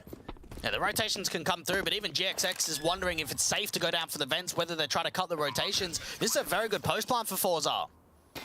A slow walk down for GXX and Senna as Rigon gets involved first. Finds Kenzie. Great shot to kick things off. Zolti with a quick responsive swings out towards the vent, sees where Senna is. And now it's Jerry alone here at the observation stairs, swinging upon the man, doing his best to get the tag damage against him, and will get forced back outside of the window itself. Jump face gets the kill. GXX is forced forward, and we'll have plenty of time for this defuse. There's a pistol for Bad News Eagles. Lovely stuff coming through from GXX, currently the 7th highest rated player in this entire event.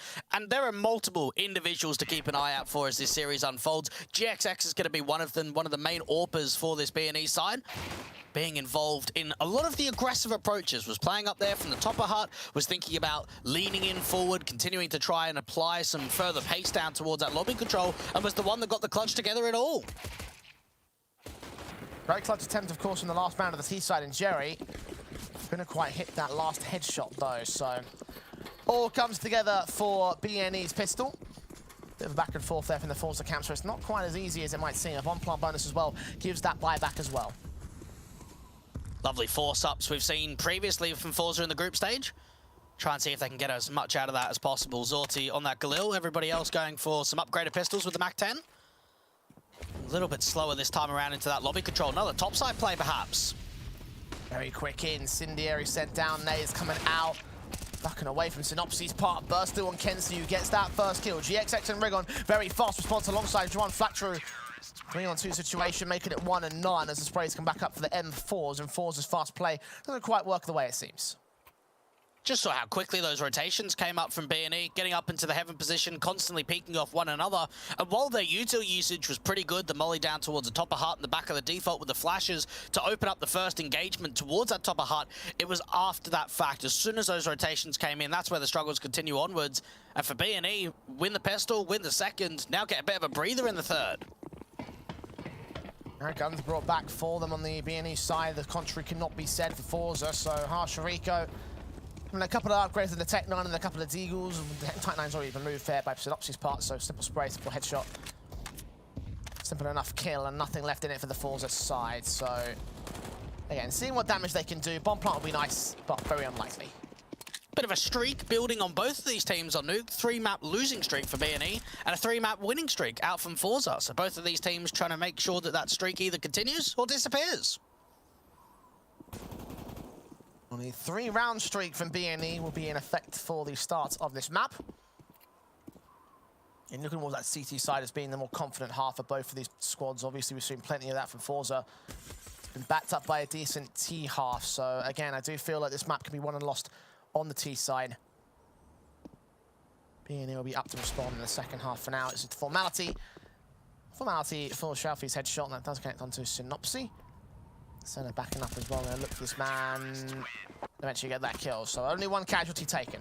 We saw some very good T-sides of Nuke from forZe over the course of the group. It was probably the last game, though, in that lower bracket final against Enterprise, where we saw more struggles on their T-side. They only managed 5 rounds there, Jay, in the first half. They came into their second, and that's, of course, where we saw a lot from Zorti and a lot from Shelfie continuing forward towards the outside. Let's see if it's another one of those struggles on T or whether it's a little bit more composed. As of right now for B&E, things are looking pretty decent, and GXX is going to invest into a big green. More power for the first time in the gun rounds. Swinging in immediately for that mini position, watching out towards the squeaky door. Crack angle not being spotted. Smoke comes in and Shelfie is mostly protected. He'll swing upon the likes of Synopsy, but Synopsy will get the kill. And Senna will be looking for a follow-up and runs out of ammo. He's perfectly placed against Jerry. The nade probably finishes the job there. Things are looking excellent right now for B&E. Even another kill going down towards Zorti. Nori eventually finds a pick towards that ramp control, dealing with Senna, but now the lobby crunchers come in, he's sandwiched. Yeah, faced in a pond by the likes of Synopsy. It's going to be easy. No way out for Nori in that one. kenSi alone with the bomb being dropped out of his favor. I think even he doesn't know where he attacks from. He'll go back up towards heaven, try to find a flank on the CT side. But this should not lead to a clutch. We've seen that for B&E, they're currently ranked first in the event, Jay, on their CT side for most multi-kills per round, and I think we've seen a few of them so far. Synopsy down to 3, looking for 4. And kenSi just trying to make it as expensive as possible. Try and draw some further fights. Great take of that lobby control too, and a shutdown towards ramp. kenSi's hunting for something here. An exit frag would be nice. Checking the rafters, and might not be ready for Synopsy overall. Eyes set on the hut position. Turned away towards that heaven control. Synopsy's completely evaded contact. I think a footstep was just made by kenSi, though. Adjustments made by Synopsy. Either way, 20 seconds left. kenSi's not going to win the round. He will fight on. Well, Synopsy will get the kill for it. So 4-0 for the B&E start. forZe not getting off on the right foot with their guns. Haven't seen much of Nuke as well coming through for B&E. It's a map that they don't typically ban it at all when it comes to instas, but it's a map that doesn't get played all that often, only 4 times in the last 3 months. Not a lot of teams try and punish pick it against them, but we know for forZe that they have picked quite a lot of Nuke against Sinners, Enterprise, played it against MOUZ NXT as that 3rd map decider. And as of right now, things are going swimmingly well for B&E. Yeah, the series start has been pretty fantastic. forZe Deagles back out once again on the forced investment, or at least a hero investment for the likes of kenSi. It's a half buy outside of that. Or in the GXX will get forced away, re-peeking in towards Jerry as Joan Flatru is the man that starts things off. Something that we saw in the last series of why XMAD Lions had so much success on the city side, Jay, was those AKs being picked up. They've got a couple of them for the retake.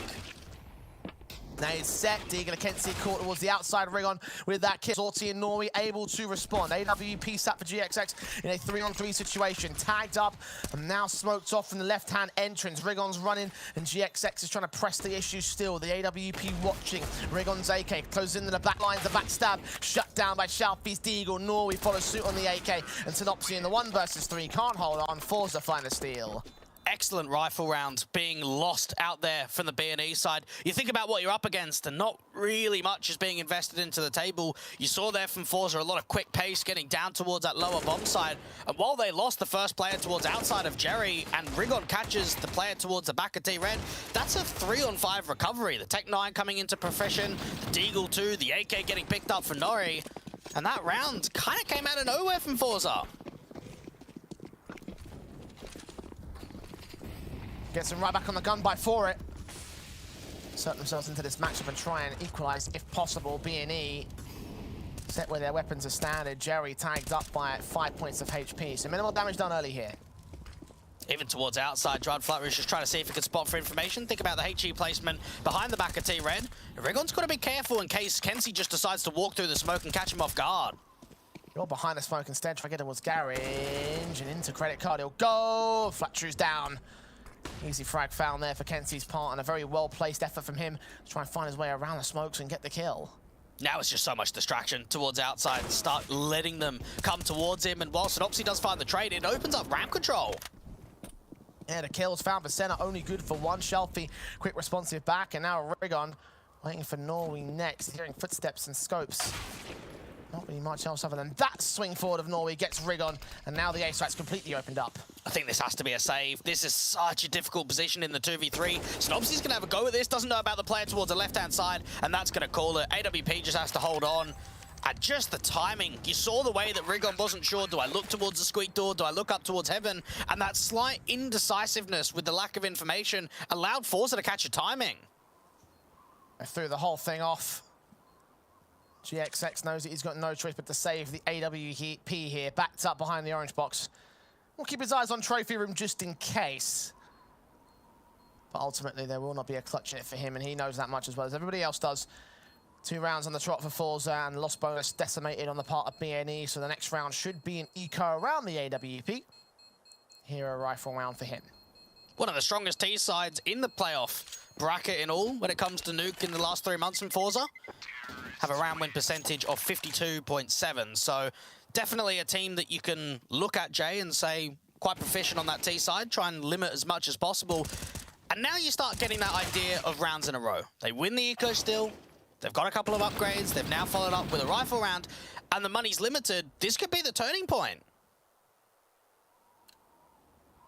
B&E have had control up to this point, and you're right about this. Pistols, all that B&E have. Of course, you should expect forZe to get to that third, and no major deagles in sight. One for Joan Flatru. AWP on GXX, as Synopsy forces forward against the AWP of zorti. Not much being gained out of this one. Lobby crunch for Senna. Finds the likes of Norway. Kicks things off on the right foot, but they don't continue to press the issue. Very good pace right now coming out for B&E, trying to put pressure down on Hart, squeak door towards that ramp portion. Towards outside, GXX is going to get dealt with, but Flatru still gets the deagle involved. The 5-7 getting up close, but it's still a lot of damage coming in. 3v1 scenario for forZe's favor. On Flatru. The AK in his hands. I think he'd probably best to save this weapon without mentioning a utility or a kit. A nade might catch somebody, particularly if you can place it on Shalfie. I'll lean up through the vents though, seeing the utility thrown down. Quick up, finds Jerry, tries to transfer to zorti. Did get a little bit scary for a moment, but it does come together for the forZe side, so all's well that ends well. We can expect good stuff coming through from zorti. I think we've consistently been impressed with him in all best of threes that have been played so far. Currently the 5th highest rated player. Played nearly 300 rounds in the group stage. Positive 64 KD difference and averaging a 1.21 rating across all maps played. Better watch out for. Just to watch out for B&E in that round overall, though the damage has been done. Now Guns can come through from both teams. Investment for the CT side. GXX trying to get that first start to find the pick of the player at top of Mini. One Flattery in the garage area will be waiting for them to make their way towards the outside and try to play towards Mini themselves. The smokes are in effect and they'll cross their way out towards Secret. That's a slight missed opportunity. Jerry should have dropped there. Should have been no way that he's able to make that happen. And now look at the exploitation towards Ramp. Because Senna's rotated down to B, no one's holding Ramp. Start the walk forward, and the AWP of GXX will just about get here. Senna stands and fights towards the B site. Synopsy and GXX get 2 kills to the crossfire. Kenzie can force out a trade, but took a lot of damage for it. 10 points of health for him now. Zorti, other side of the map and everything. There is a kill for Kenzie that follows up towards GXX. So 3-on-2 situation. Now the one man towards Ramp might be isolated. Kenzie still fighting as well, drawing all the attention back towards him. He does fall, and the bomb can commit to the A site, so it's Zorti in a 1v3 clutch. Gonna be difficult opening up towards that vent position, and Rigon doesn't quite bait him out entirely. Scope seen, Zorti gets out of dodge. Nanos are coming in from heaven as well. Isolates Synopsy, gets that frag. Rigon making his moves up top of the hut, but one flat true comes in with heaven support and dives in to get the kill and the 5th round for BNE. That's a very good recovery. When you think about the idea that forZe had a quick dive towards that lower bomb site on the outside take in secret, they then start combining down, and for Senna gets away with one. GXX starts moving forward to regain some of that ramp control. He's got Drum Flatroot just behind him. It comes down to a state of B&E recovering the issue. Kenzie doing his best to keep it competitive, but Rigon quickly up and down with those rotations, and it comes down to the status of that 1v3 not quite coming through, so the lead will be held here. Damage compounding for forZe doesn't quite limit the buy stay. I guess the bomb plant definitely helped with that, so Zorti gets credited assisting the T-side rather. Outside for Rigon, quickly facing ahead of the smoke, flashes in, Kenzie spots it, but still gets the kill and starts things off for forZe. It's because he was so deep, and they've even heard Synopsy dropping down into the vent, but damage is still being done. The picks towards outside, it's so back and forth for the trades. Yeah, AWP frag for the teams, AWP frag for GXX on the CT side. Looking for more to get smoked away from spawn. Norway continues the campaign in towards Mini. Flashes over from Zorti, will try and blind off the man. Backup can also arrive. Credit card checked, but uncontested by the CTs thanks to that flash. Synopsy backstab, meanwhile, has closed in top of Silo. Kenzie caught, Norway down, and Zorti left alone to clutch again. 1v3, very similar status. This time around down towards lower, he's got Senna to deal with. You've got to imagine, quick pick, get the bomb down. He's just hoping that one of these CTs get aggressive, and at least he's hearing noise on Senna. Spotting and hunting. No kill has been found, though. Time is short for Zorti. He will try and hunt them. Frag found of the player at the corridors. Probably gets the B bomb plant, but it's the post plant that I'm most concerned about here. Good effort. Trying to get as much impact onto Senna as possible. The Molly's going to force him out into the open. Progresses towards the other. Then entrance, though, as Zorti picked the wrong one. It's forced off of it by the M4 headshot. So 3 alive for BNE, 6 to the board of the CT side. forZe continuing to struggle here in the first half. Hasn't been that easy. Again, you're down 0-4, so you're trying to really get the scraps when it comes to these rifle rounds. Mentioned at the beginning of that one that the economy's still looking decent after a round like that where you're keeping a lot of CTs alive and you're not getting a bomb plant. That's not going to help the situation. And you've got to think 5-6+ rounds should be enough here from forZe moving into the second half. And even when we look back at that winning streak, the idea that it's 6 games in a row, only 2 of which have been top 20 teams in the world. So knowing that BNE rank at 21 as of right now, Jay, this is going to be staunch competition which haven't been faced in all games in the winning streak. forZe have still dispatched to that opposition in the past. Part of their win streak includes beating out the Outsiders squad and obviously Imperial. Caliber experience in that sort of sense, and now to beat out one of their main rivals in the Tier 2 space. It's down by 3 rounds at this moment. No definitive winner so far in the early portion of this map up. The BNE do look good. Completely sent over with the incendiaries and nades. Pretty close to Kenzie, but not doing all that much damage. Don't know if it's sailed over the fence or anything. Synopsy just going to take the directive engagement and get the fight. Frag kicks things off on the right foot. Kenzie down. Jerry continues to swing and gets his trade. Now the exploitation with the pace towards outside. GXX is getting a spot. Try and see if he can catch anything towards that garage position. Rigon's actually getting the backstab. It's being watched. Oh, and Zorti's going to find Synopsy as well. GXX for the AWP. Unchecked the demand, looks away, and Zorti disappears through the smoke and down into Secret. 2-on-2. And Sharpie's going to try cut rotations here. Senna's already making his way down through the ramp. And Zorti, therefore, wants to make his way into A, into the hands of the Yorper.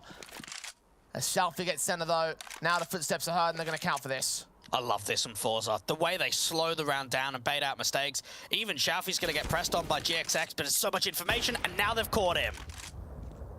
Shot ringing out to try to look for the wall bangs. The bomb can commit towards the B site. Safest place to go right now. Or they can go up towards A. That's also a pretty appropriate position. So it makes the site that's got backup, but GXX I'll make his way back in towards Squeaky Door, and they're going to try and look for the hump overall. The Orp's got his back turns, the taps of Zorti bursting through with his teammate playing distraction at the top of the silo. Getting the kill and getting the round together for forZe again. Sinner is double eco status, but not anybody else's. So I think they just lightly eco. Maybe they go hero, rifle of some description onto GXX to get as much out of the round as possible. But this is the reset that forZe are hoping for, Jay. And this could actually lead to quite a few T rounds in a row.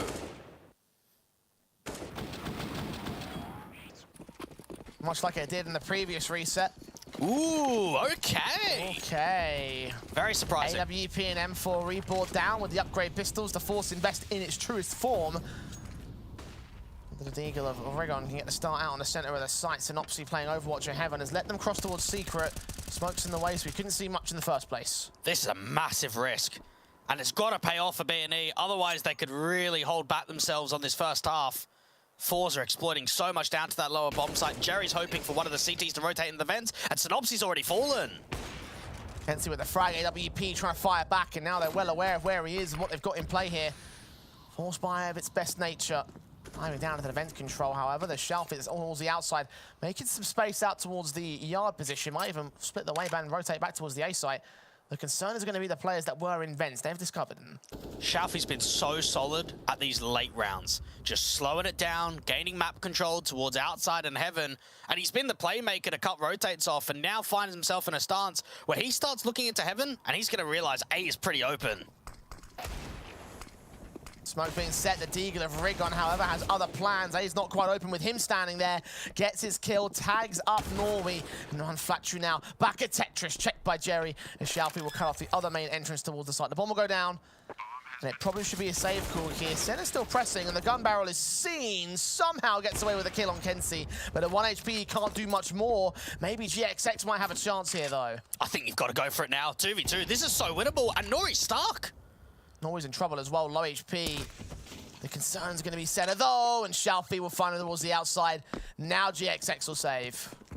Uncomfortable round there for B&E. Anytime you force buy on the city side of Nuke, you want early advantages, Jay. And they weren't really coming. You think forZe down towards that lower site take. Synopsy was the first one to fall. It wasn't until the 2v4 starts coming into its action on the retake that you start thinking to yourself, oh, okay, this actually is winnable. And I was actually having the idea that we could see double digits in the first half. I don't think that's possible anymore. Not for B&E. This is going down to the wire on this one.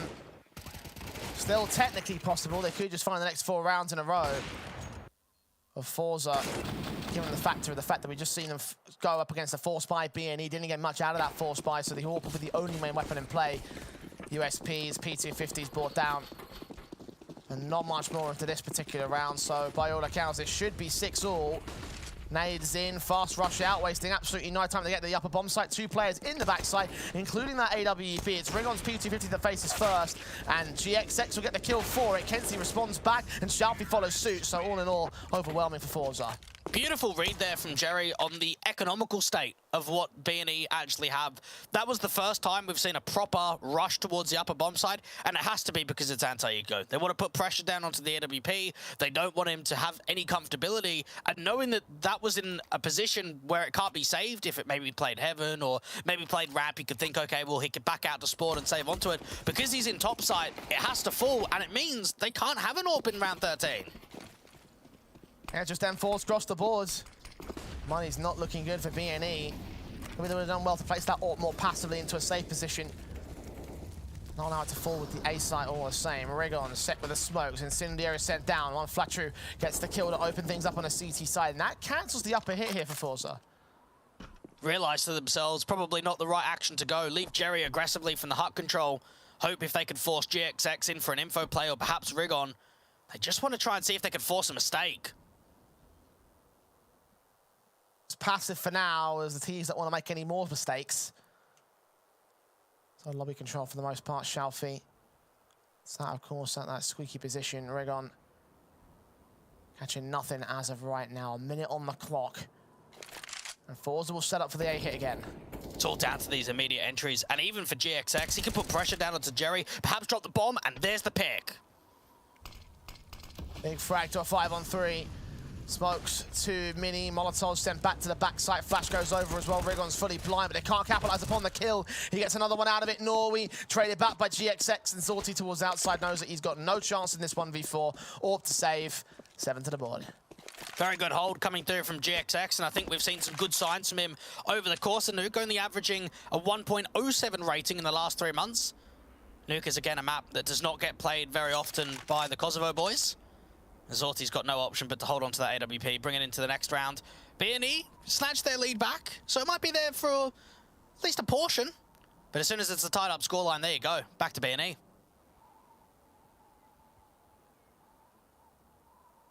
Yeah, forZe just can't seem to dislodge this lead from the CT side. It's all positives, of course, for the Eagles.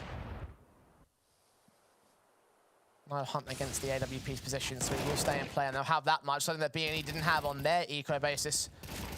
Carry that forward into the next round, and there should be enough cash to go for a buy here on forZe's side. Keep in mind as well, Bad News Eagles have played only 33 maps in the last 3 months, Jay. forZe have played 58 in the exact same time span. So we have that idea that forZe have been playing more events after the major. Even before the major, there was more to come through from the forZe side. And the contrary to that, of course, is Bad News Eagles have not got a lot of information to pull from. Use those 55 maps to their favour. Figure out the intricacies as to what forZe like to do here on Nuke, and exploit it pretty well on the T side so far. 8 HP for Shalfie in this round. Tagged up early, not quite killed off yet. Thinking about a peek from both main and from the secret control, GXX can play around credit. They want to put pressure towards outside, and Flash Draw and Flight were aggressive. Swing out from one Flatru. GXX's flash support definitely aids him in that front, so a kill found. 5-on-4 gain. CT Forces forcing forward, and GXX will fall to the hands of Kenzie. So an even man standing one more time on Flatru responds all the same. Kenzie down. Advantage maintained by B&E, but Jerry gets an unlikely frag onto Rigon towards the edge of the smoke. Synopsy spotted, his head's taking clean off, and the advantage goes the way of forZe now. Just when it looked like it was a done deal, just when it looked like it was going to be an easy 8, forZe somehow come back into it. A beautiful double entry, and surely Shalfie gets this pick at main. Surely. Oh, one Flatru, however, something to say about that against Jerry. The AWP pick is found, and Senna's left alone to clutch the round. Swinging out from heaven, sees the low HP Orb, but Shalfie sees him first, connects his kill, and connects the round. Unbelievable that this was a 6-3 scoreline, and now it's just getting more back and forth, a couple of tied-up scorelines. Because, of course, we know the way that this normally goes, is that the closer the T-side gets, especially for the team that picked it, come the second half, that's when you can really come into your own. And we've seen that from forZe over the course of the entire group stage so far, is how dominant and how relentless they can be on that CT side. So for B&E, while it was a good start in this map, Jay, it is starting to pin the other way. Yeah, force invest for round 15, seeing if B&E can hold on to the half advantage at least if forZe gain the T side, though. NRB is encouraging for the Eagles. On Flatru with the M4. Flash completely misses, and Kenzie will be the first casualty. It was a deeper Flash trying to hold towards a stairs position. That time around it's better. Bring it back to that 4v4 start. Even Zorti with the bomb is going to drop it at the back of T-Red. All right, good shot for GXX. The Deagle can still strike, as could Rigon's, but Rigon is much lower than GXX here. Molotov sent in. How many position will be driven away? Garage is the big concern, though. GXX is trying to get as much information out of this as possible. Even Senna towards ramp isn't seeing anything, so they've got a pretty good indication that forZe are taking mass players outside. GXX has got to try and strike again. Just can't find the angle to do so. Hearing footsteps. Shalfie seen, Deagle pipes up, and Jerry comes in with Synopsy, bailing out his teammate. The AKs have fallen in troves, and it's Shalfie now left in his own 1v4 clutch. Finds GXX at least, and gets Synopsy. So brought back to a manageable deficit, but a lot more work to do with one more player sneaking around the well on center. Shalfie's back's completely turned up, dead to rights to the M4, and BNE will just cinch the half at round 15. 8-7 though, forZe in with a nice, great half after the break. Флэш, ты сейчас дефолт будешь ставить. Ставишь дефолт. То он пытается стрелять. Налево, налево. Он слева, ты слышишь? Правей, правей, правей. Да бомбу мне дефать надо. Справа, ты скрывшил. Шестом двигается, нет. Он ниже, ты на небо, блядь, навел. Да как бомбу дефать? Где Иди бомба? вон направо, направо, направо, направо. Чтобы поправить. Тихо, тихо. Он слева от дефолта. Направо, направо чуть-чуть. Вот. Все, деф. Эй, убил, но в голову на нахуй. Вниз, вниз, вниз. Еще ниже, стреляй. Еще ниже. Убил, все нахуй. Он сзади. Назад, назад, повернись. Прям... Не стреляй ты. О, понял? Самый право. Сзади, сзади, прям сейчас сзади тебя. Левей. Стал ниже, ниже, ниже, ниже, ниже. Левей. Жми, жми, жми. Нормально, нормально, нормально, нормально. 50 хп снес. Молик даешь. Промазал, нормально. Живи, живи. Вниз, вниз, вниз, вниз, вниз, прицел, вниз. Левей. Во, один хп у него слева. Давай, давай. Ой. Он беги назад. А, сука. Скажу, когда стрелять. Скажу, когда стрелять. Он смог кинул? Я скажу, когда стрелять. Чуть. На Е, все, деф. Чуть-чуть правее. Еще правее. Это мне не сказал. Хорошо. Бомбу. Прицел вниз. Нет, слева, слева, стреляй, стреляй, стреляй. Налево беги, стреляй. Стреляй! Стреляй! Правей!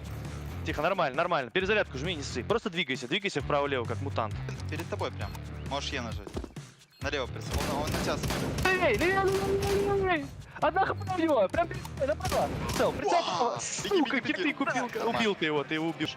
Еще левее, искра, нащупал искру. Прицел чуть левее. Чуть левее, чуть левее, чуть левее. Нет, чуть левее, левее, левее. Просто левее. Вниз, вниз, вниз, вниз, вниз, вниз, вниз. Правее, правее.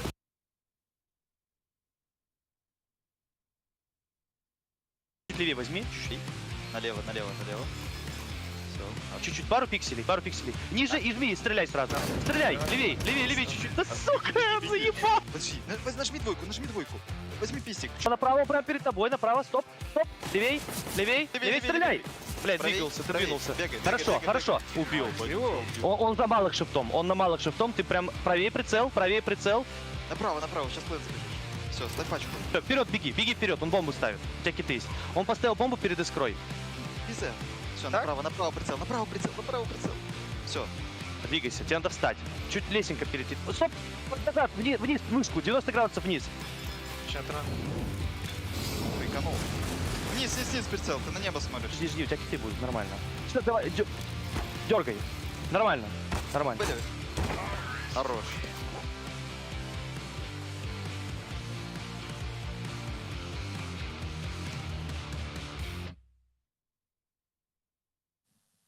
On each side had their respective stars in the first half. It was forZe's Shalfie that led the charge for them, down by a single round at the end of their T side, and with their CT side coming up now, Dwayne, this is his moment to really shine. Of course it is. This is the best map in the pool for Shalfie. Averages a 1.34 rating in the last 3 months on Nuke, and is a decisive factor to how their CT sides are so strong. For BNE, if they can get a pistol victory again, Jay, get off to a good start, maybe this could be competitive, but I reckon forZe's taking it from here.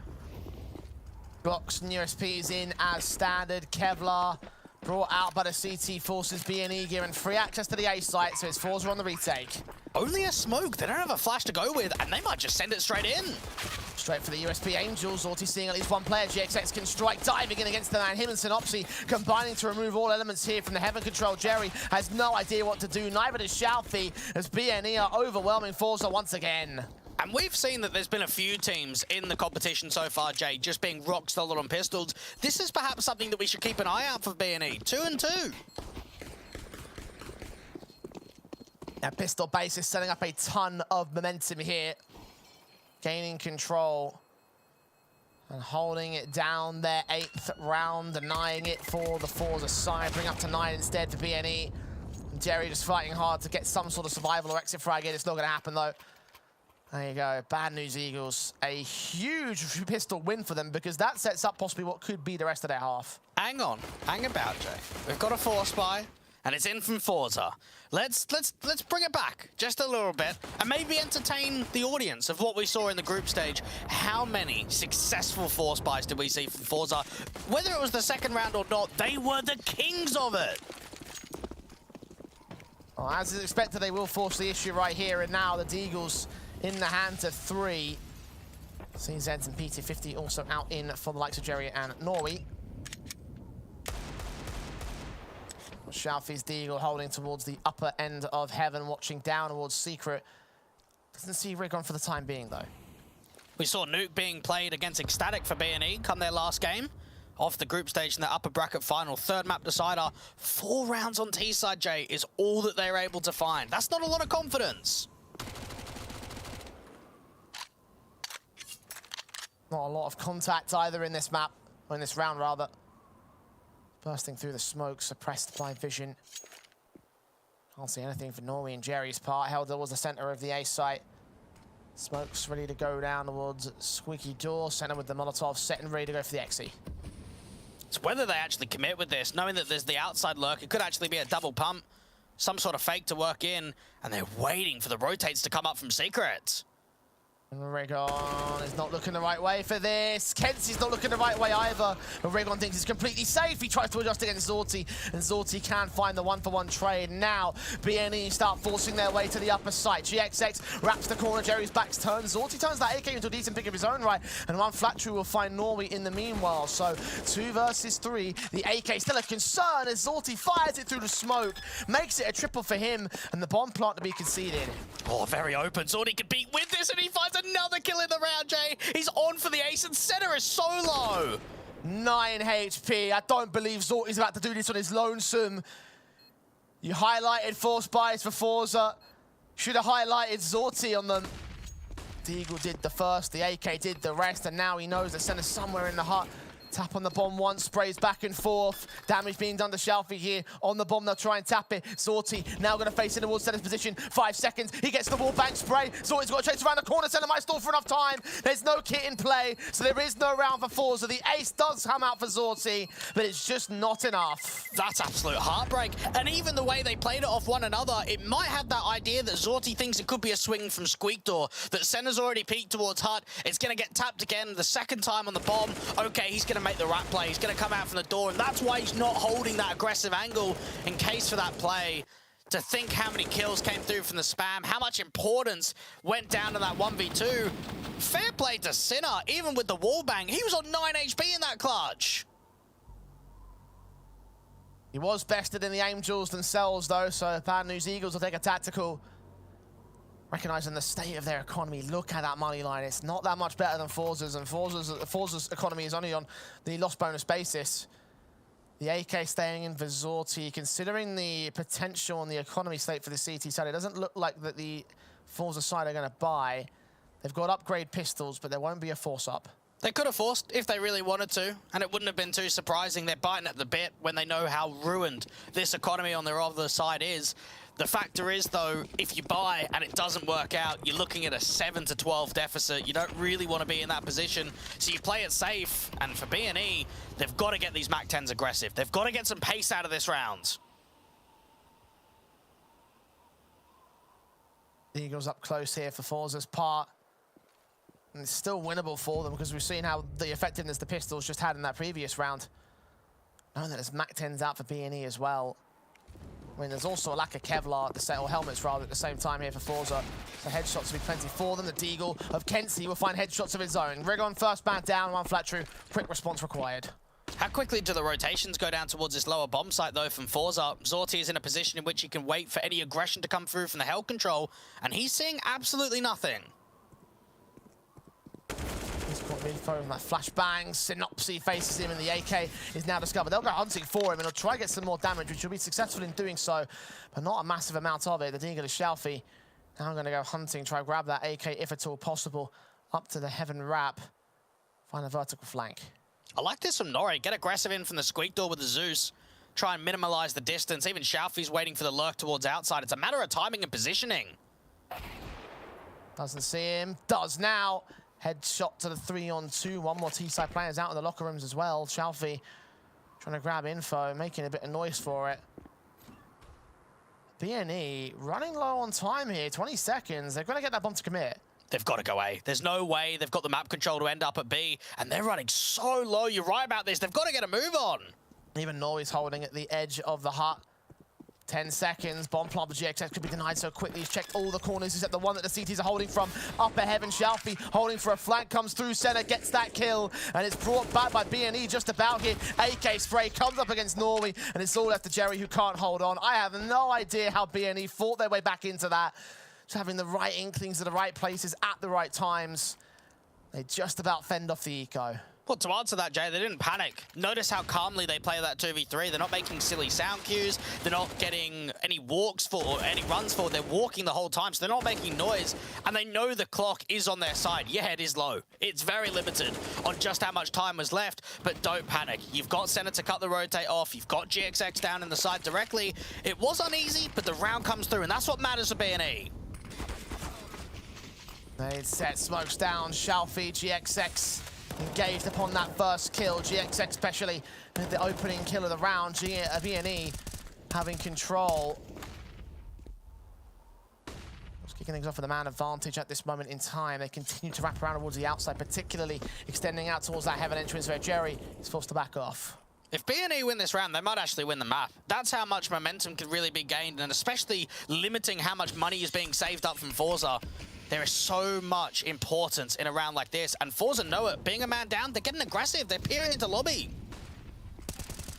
NC has one player's back turn, center court, 4-on-4. Checking the top of Rupert, hearing one flat true, trying to get that kill, but Kenzie's taken back instead alongside Regon's frag on Norway. Or Bazorti brings back at least one pick, but his backup has all but fallen apart. The bomb from GXX knows he's got enough time to go all the way towards the outside, into Secret, into the B site, and evade the last CT entirely. Got to get a Zorti special. 1v3, we've seen him pretty good in the clutches. The bomb's actually going towards A, and it's going to get dropped. The big frag. Gotta go a little bit more though. Rig on such low HP. Synopsy. Both players will be heard there. Zorti inkling on what he's going to be doing here, but he'd be watched. That entrance covered off by one. Now Rigon's going to take the directive fight as Synopsy looks back towards that squeaky door. Molotov sent in, swing out from Zorti. Rigon, nade coming in close. Will land a little bit too deep, so Synopsy might give up the fight. Indeed he does. Rigon so low, but now so is Zorti. 7 and 9 HP, and it's manageable for Rigon to just about get the round together for BNE again. I feel for the young man. Zorti has been doing so much work. So many of these clutches have been down to the narrowest of margins, Jay. The ace in the 1v2 up against Senna doesn't come through. Now it's another situation where it's a 1v3. Looks possible, looks winnable, and for BNE, they're scraping by these rounds. Now, obviously, it has to be said, there aren't many players surviving. So the economy is awful on the D side. But look at the scoreline. They're getting close towards 16. And if that economical reset never comes through, BNE could just steamroll. Yeah, it's great to think about the positives that forZe have done here with these rounds, but you're right about that.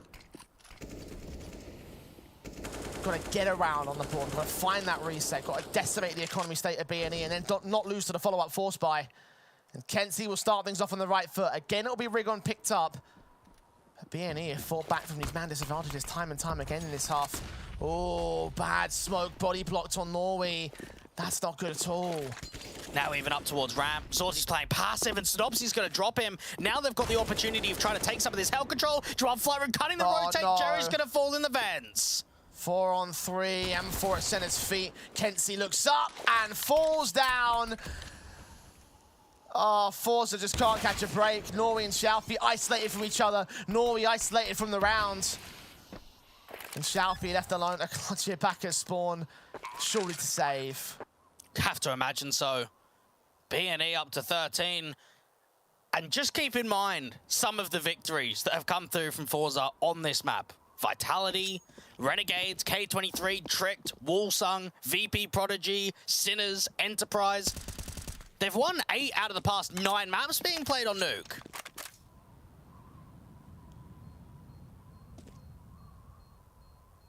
BNE are still showing up for it. Chalfie at least getting some exits, at least keeping expensive again for BNE. We've already been over this. Spence doesn't matter if you can't find that reset. That nade does catch GXX, so credit to Shelfie. It's a good sequence. I just wish they'd find that in the actual rounds themselves and not while they're trying to survive. This stat, Jay, is across any map. This entire competition from forZe, they are ranked second in the event on CT side for highest win percentage. Doesn't matter if we're talking about Ancient, if we're talking about Nuke, if we're talking about any map in the pool, they have had one of the best CT sides in this entire competition. And as of right now, we can keep praising them. They're making these rounds so expensive. The economy is still shattered for B&E. We have not seen a round. We have not seen that reset. We haven't seen the round that ends the streak. forZe will take a tactical to try and force the issue in and get that round. Because look at the economy chart. Look at how close it's been throughout the majority of this matchup. Majority of the second half has been forZe trailing behind by a tiny amount and looking for that harsher reset to take full control. And you can imagine it would be full control if they get it. And given the fact it's 13-7 with B&E being only 3 away from victory, surely this is the round that forZe have got to stand and fight for. Gotta imagine so. B&E, oh, they're gonna send it. This is pacey. Center straight up, Matt 10 in, spots Kenzie's head and takes the man down. Focusing now on the next player out towards the Hell entrance. That's Zorti with 1 and 2, looking for the triple sequence. And the USP's pulled out against 1. M4 now out with the bomb in no man's land. The CTs are fighting to gain it back though. One Flatru swings up, gets a double, and forZe fought so hard to get the significant man advantage that falls apart anyway here. HP above both. But Synopsy on will slow things down. Forget forZe striking hard, Jay. What about Zorti? This is another monster round by him. And if they don't win it, that would be desperation. That would be heartbreak. And Flatru, 1v2, so much time. He can try and force this fight to Nori, but he's on 14 points of health. That's the difficult factor. Yeah, the SMG with the HE combination, able to show up good for the CT side. Come back when they need it the most. One Flatru. With the AK in his hands, needs the perfect taps to the perfect CT players. Shelfie is one of them. But the M4 comes up better first, and forZe finally break the streak, finally get their CT side started. This has to be a force buy. Surely. GXX's double eco status. Flatru's the same. There is 2 players with just no money. And when you think about the double entry, that Senna puts so much damage down towards that ramp player of Kenzie, it's Zorti again. And he has got to be the shining star right now for this forZe side. We saw some good work from Shelfie in the first half, but in the second, it's all been Zorti. Yeah, both players are pretty even right now at their numbers. Zorti on 24, though. You're right about his efforts on the CT side. It's not been enough to really get that first round until now.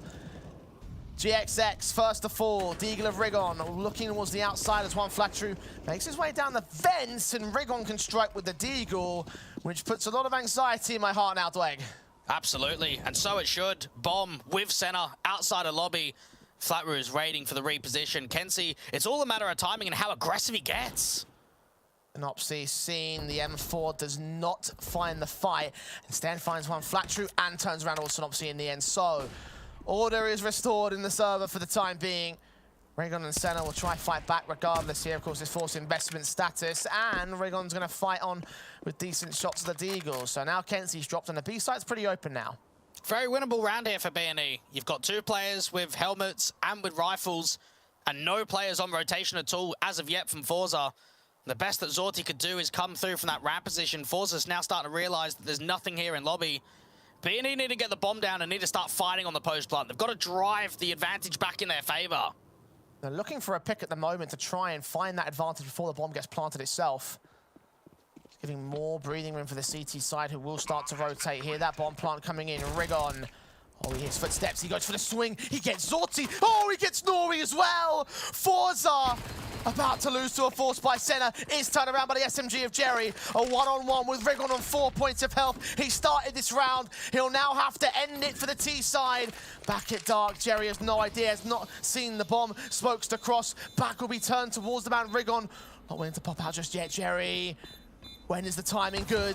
Making footstep noises, Rigon swings and wins it with an ace that shuts down the follow-up for forZe. What a disaster for them. Oh my goodness, what a round by Rigon. He's the highest rated for B&E on Nuke for a good reason, and that round, Jay, is where he comes into his own. Bottom fragging for B&E, but steps it up on the steal. The opening pick towards outside with the dig, and then the controlled aggression down towards lower, out to the double doors, but it's this play. It's aggressing on the post plant, it's multi-fragging down at ramp, and then coming through with the clutch when it needs it the most. B&E, that round came out of nowhere. I was right to be anxious about that Deagle pick, Dwight, clearly. Rigon, the ultimate curse for forZe. And they must be in disbelief that they lost to that kind of round. Because now they're on the force up, now they're on the SMGs and 2 rifles. Saw this from B&E so much earlier on when forZe were mounting up the damage. And it is another expensive round for B&E, but just forZe, a force buy against them. That was the chance of forZe to really get back involved on the city side of Nuke. And that round, Jay, might be a game winner, not just a map winner. That might turn the tides completely. Force in a good scoreline for B&E on this first map to go into their map, pick a Mirage. Very confident and positive. Jerry trying to get aggressive with that MP9 towards a HUD control. Flaru has been heard in from the vents. And forZe will try and utilize their own force invest to get control back. They won their first CT round with a force buy, and it's no different right here. Just a little bit extra bonus weapons, and Zorti will be able to follow up against one Flactory. The first frag was turned in on Jerry, but it's a 4-on-4 now. GXX knows that there's a slight pair in that lobby control, so keep an eye on it. Senna's gonna drop. This is more lobby success, and Shafi towards the outside is caught off the scouts. When GXX strikes back hard, it's him and Rigon still left in play. Dropping in for the T-side player. Nori's heard that. He knows that he's from the roof. The bomb should get recovered, but where does it go? Oh, Nori's gonna peek. This could be the fight back. GXX is desperate. Swing. And a hit. Directly to the head, and Rigon's found the other 2 CTs, and he's found a player up at heaven. Backed up, Shelfie's dead, not again! forZe did everything to gain the man advantage, and now they're about to concede it all. Rigon's on for the double, and that's exactly what he gets! B&E just pounding in the CT side. forZe can't catch a break. What I love from B&E, one of their great traits on T-side, Jay, is crosshair placement. Look at this fight coming through from GXX. Out from the lobby control, this was the one that started off onto Nori, and then Rigon gets the pick towards heaven. Then they force the advantage back in their way. And we've seen how strong both GXX and Rigon have been in this event, but right now they are stepping up twofold. One more to go for B&E. What a slammer to start off the series this would be. forZe, again forcing, again trying their hardest to hold on to anything here. 7 map points for the Eagles. They have caught Synopsy first and foremost. Molotov sent up with the nades as well for Rigon, knowing that Kenzie's out there, but still he finds the pick. Okay, now we have a decent chance to work with for forZe, but it's still a 4-on-3 with the A side being gained by the T side. This is still very promising for B&E. They've got util to work with, the bomb's going down. They've even got eyes back towards that lobby control, and for forZe, they need to get in quickly. Flashed in for Jerry, backup's also up in heaven, makes his move, wins the fight on Senna, reduces them to 2. One Flactory down low HP, GXX however with a kill, and was once again left to 1, reducing one more player, looking for more out towards the hut, but it's back to turn to Jerry, up in the rafters, the kill will come through, and forZe will just stay alive. And now it's a matter of closing here for B&E. You've got money in the bank, you've got the bomb plant bonus, you just get yourself in a driving position to close it. Not allow forZe a way back in. We've seen how many times forZe have had some close affairs. We think back to that MOUZ NXT game that there was 8 overtimes. You think about the Imperial one, that went double OT on just one map. There has been positions in the past in the group stage where we've seen forZe climb back deficits to bring it into OT. It's 7 in a row. The mountain they can climb is the question on my mind, though. With B&E being as good as they have been on T side versus forZe's very awkward CT half.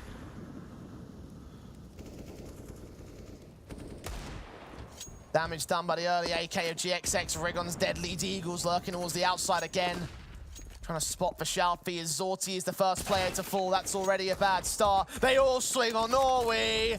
Not again, lads. It's another force by half by Pistol Investment, but fortunately, Kenzie, Xiaopi, and Jerry will hold up the trades and keep BNE at bay. Xiaopi's got a peek. He's low HP. Gonna get dunked out by the nade. Has to try and fight out from Credit Card. And Senna's trying to work in from Brad. Wriggle's just got to stay alive. Oh, no. And he deals with Kenzie as well. Not again, guys, please. Give some sanity to me. Rigon's checking and he's got the kill. It's 16-9 for forZe. Decimated by BNE. I have to say, I am so disappointed with how the CIS squad played in that map. That was their pick. Their CT side got 2 rounds, Dwayne. That's got to be unacceptable. It is, but you also have to look at what happened there for BNE. A lot of clutches coming through, a lot of big plays to bring back advantages, because you can't say for forZe they didn't have opportunities. They had a lot of rounds for the taking in the second half, but BNE was just closing with absolute class. That round by Rigon with the ace to be able to get the steal going, and overall, just rounds being recovered in that second half to lean into only 2 on the CT from forZe. Yeah, I just don't even know what to say at that. Like, it's just such a ridiculous prospect to me that you mentioned them, the second best team in the entire tournament on the CT side for forZe, and they still couldn't get a decent CT side here on their home turf on an elimination game in the playoffs against BNE, a team that they've trumped time and time again. It just makes no logical sense to me, but it is the result that we've had to face up here for this forZe side. They lose their own map pick, and we head to Mirage as our second in the series. My 2-0 predictions are off the table now, Dwayne, but there's a chance that forZe can bring this back in the 2-1 fashion on Mirage after the break.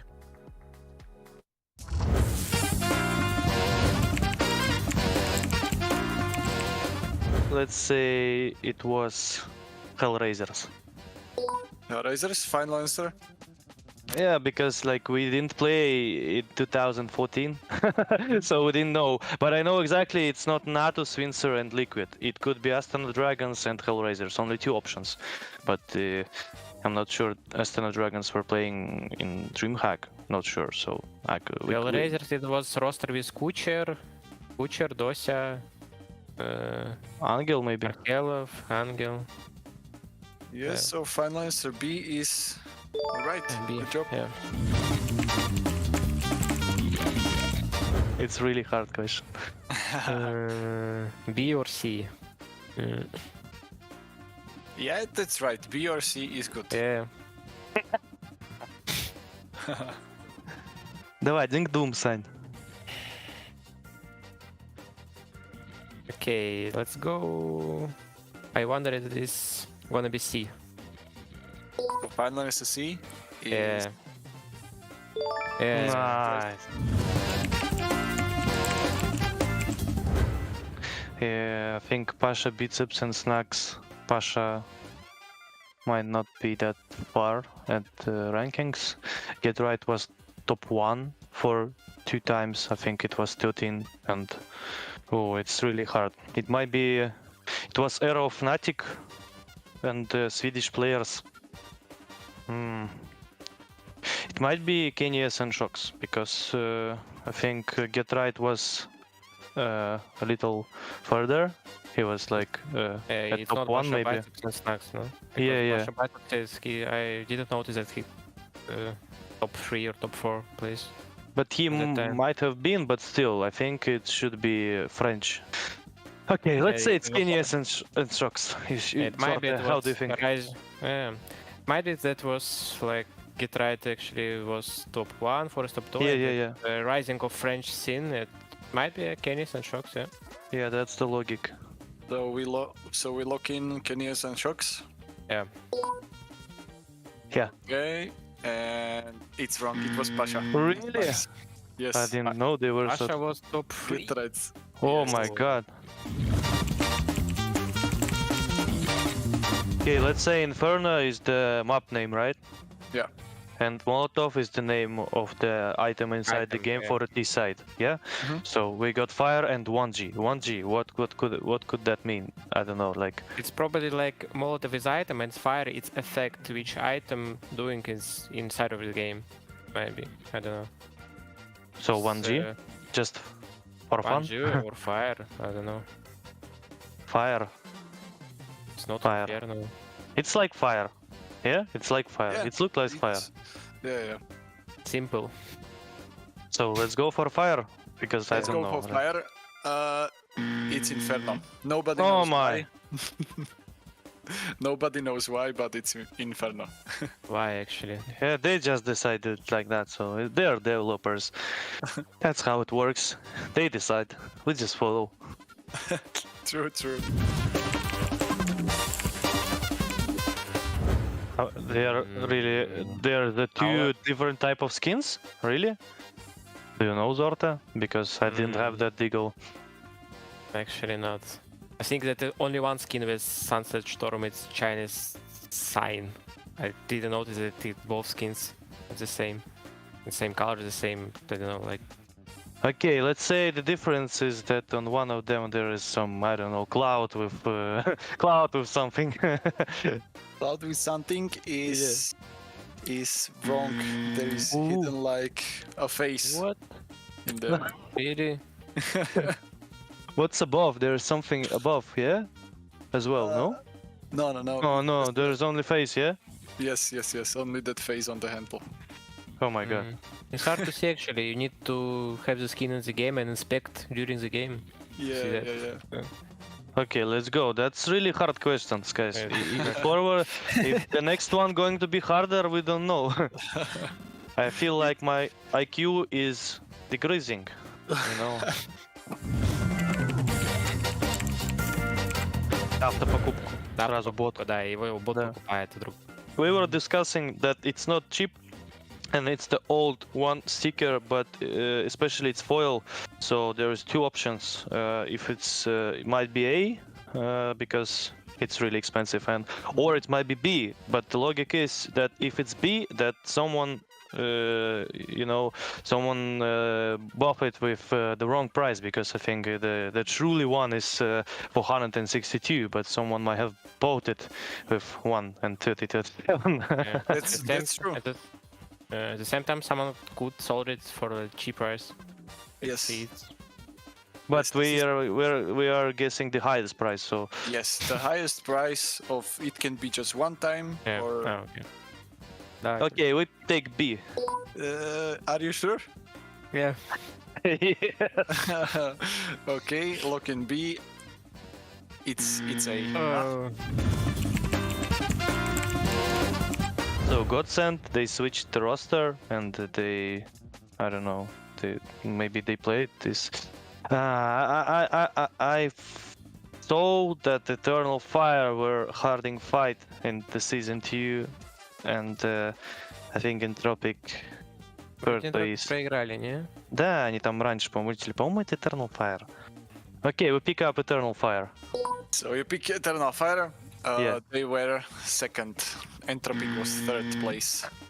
And Godsend was on the fourth place. We were close. Yeah. Tactical shield. Yes, tactical shield is first. You can buy ammo. Yes, primary and secondary ammo, that's second thing.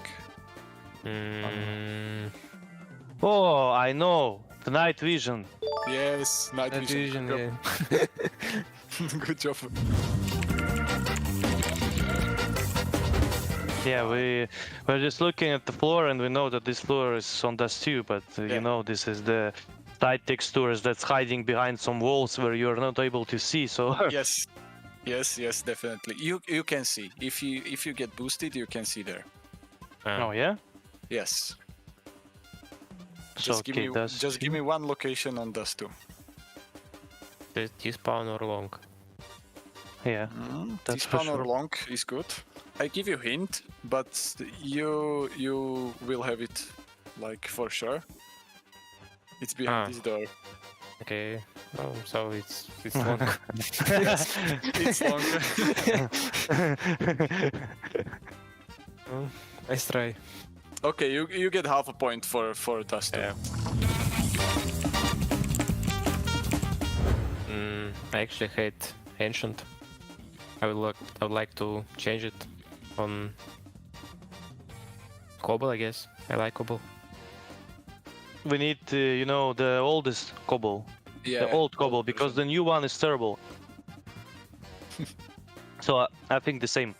I think Ancient, it's the map that Valve will try to rebuild for maybe years, because there is no such balance as on Task 2, for example, or Mirage.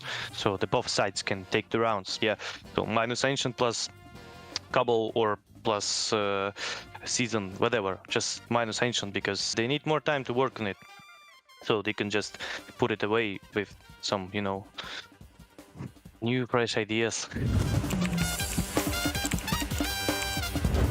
Yeah, so I'll say thanks everyone who watched this.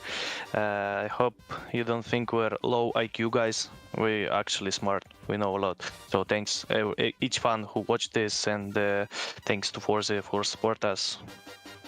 See you in final. Yeah. Nothing to say actually. Thank our organization to supporting us and cheering for forZe. That's all. Not such a great start for forZe here in the Republic quarter-finals. Their own map pick of Nuke going against them 16-9 with a particularly poor CT side. Contrary to what every stat was telling us here, Dweg, they've conceded the first in this series, and now we move to Mirage, which we said could be the big decisive point. I said I think it would be 2-0 for forZe on the basis that the first two maps are strong for them. But having seen what we've just seen, is there any hope left for the CIS team? I think there's a lot of hope. forZe are a team that can mentally reset. We've seen it previously in best of threes where they've had a poor start. They haven't had the best of map ones. They've come into map 2, whether it's their map pick or not, and turned it around, Jay. And in all honesty, I think they've got the opportunity of sending this to a third. Yeah, great opportunities abound for them, but I just have my doubts, honestly. I'm not certain that this is going to be their day to rule. There's Taru if Bad News Eagles get their way. Pistols going live. forZe on the CT side, as you would expect. BNE picked into this map up, so fighting from the back foot early on in this one. USPs and Glocks pulled out. A P250 for GXX. Not in raid boss for this one. Jerry might get caught off getting very aggressive. Flatware on the other side, an exchange of bullets and a little bit of damage, but it doesn't really show what's going on. 3 players coming through with mid, and it's going to be an A split. Forcing a man back, but Jerry re-aggresses and does catch Flattrue on the way out of the round. So start off with first blood drawn. Zorti follows suit to Synopsis. Senna's going to get caught by Kenzie. Taps forward. Rigon finds his responsive. Dealt with by Jerry's part. GXX in the 1 versus 4. Taps on the P250. Trying to fight on back. This one does get 1 trade. That's all that he gets on this one. forZe with the pistol gained. Positive start coming through from Zorti as well. We saw him have a very good performance over on Nuke, and he is the highest rated player in the entire forZe side in the last 3 months when it comes to this map on Mirage. We can expect another good performance out from Zorti, get him on the big green as close as possible. And for BNE, while they had 3 players in COD and that split to come up from ramp, they just weren't able to really get themselves even in a position to start fighting for the bomb control. Felt like such a good start as well initially when they had the engagement towards this Palace position. That should have been, I think, the opening frag for BNE's part.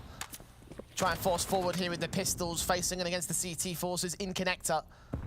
Dishing out some damage, not quite getting the full-on kills. The nades will definitely pay the situation. Kenzie and Zorti in particular tagged up. Jerry, the gun barrel sticking out of the triple boost. GXX is waiting as Rigon tries to spot at the edge of the smoke. We'll get taken down, but GXX has started and will follow up. And these Deagles becoming the bane of existence for forZe once again. They do trade back on the bomb carrier, so 3v3 and time is stalled for. Bombs out in the open though, they're gonna have to really fight for this. Even Flatroo deals that player a Shalfie. Quick rotating from spawn directly. This will be like number 3 or number 4 at this point of BNE force buys. forZe swinging out for Norway, will get the kill for Senna. GXX playing close, will give up his life, and Norway almost gets the triple for it, but Juan turns it back around, leaves it all on Zorti. 9 HP for the clutch. Creeping in closer towards that CT spawn. M4 turned away. Zorti slow walks. 1 flat true, will hit the bomb tap. Only once, no kit on Zorti. Time is ticking and 1 swings. With the HP advantage, you can win that fight every day of the week. It's a conversion gain by BNE. Comes down to the stance of being able to get the buyback, and you just saw the Deagle from GXX out towards that main position, find a lot of success, be able to get himself into a very tidy position from there at Sandwich, deal with Jerry, and then the follow-up to the top of Con. Zorti doing his best to try and keep eyes down on this bomb control, but Flatroo forcing the issue, Nori trying his best from spawn to multi-frag. It's just not enough, and the clutch comes through again for BNE.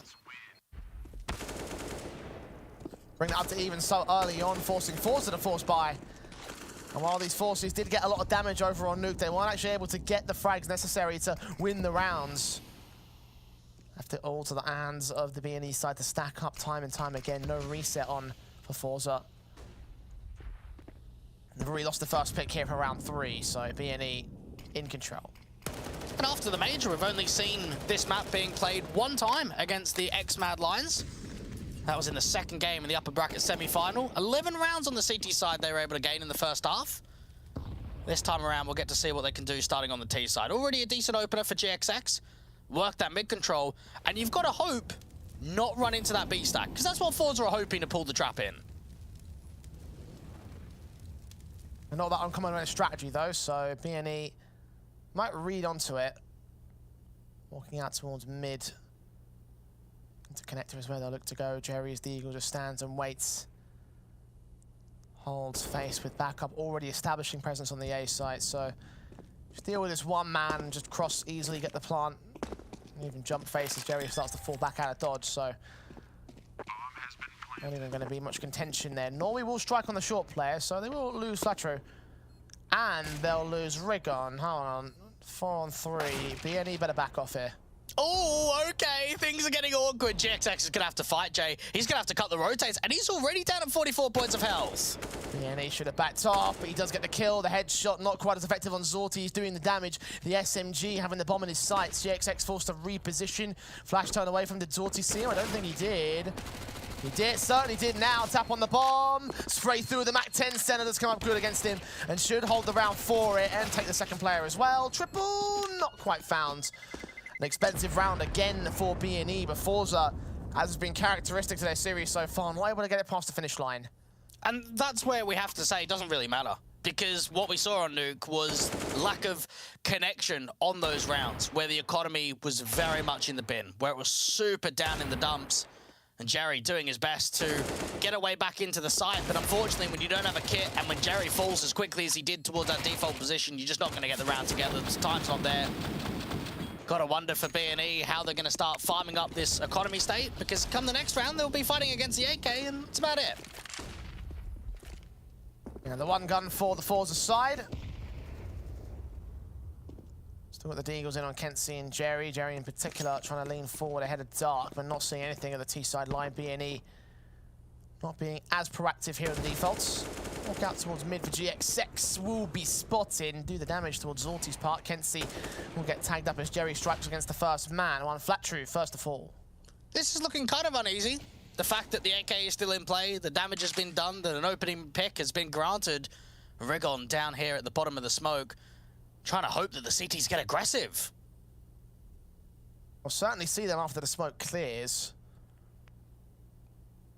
Back up behind the harder cover, Zorti making noise and rotating all the same. This could be real awkward. Triple swing. Spray only gets the one frag. Should have gotten more out of it. Shalfie tanked the damage as Zorti's credited with another kill. Synopsy starts to act out towards Ram. Molotov sent in by Senna. GXX caught by the Deagle. Jerry, it's another good kill. Synopsy forced to respond to it. And where's that bomb? Back at T-Spawn, he's going to rotate away.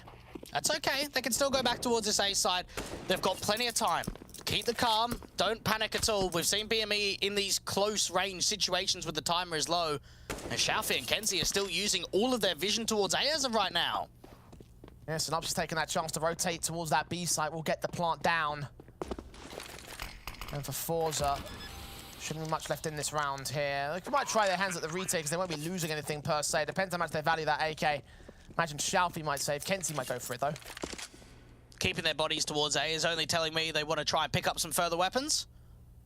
Try and gather as much out of this as possible. And knowing that it was just an eco, they could be very satisfied with it. Ooh, Synopsy thought he was going to drop for a moment there. Not to be. If that kill actually came through, they probably would have won the round. They would have just got straight on the bomb because Senna was in the middle of nowhere.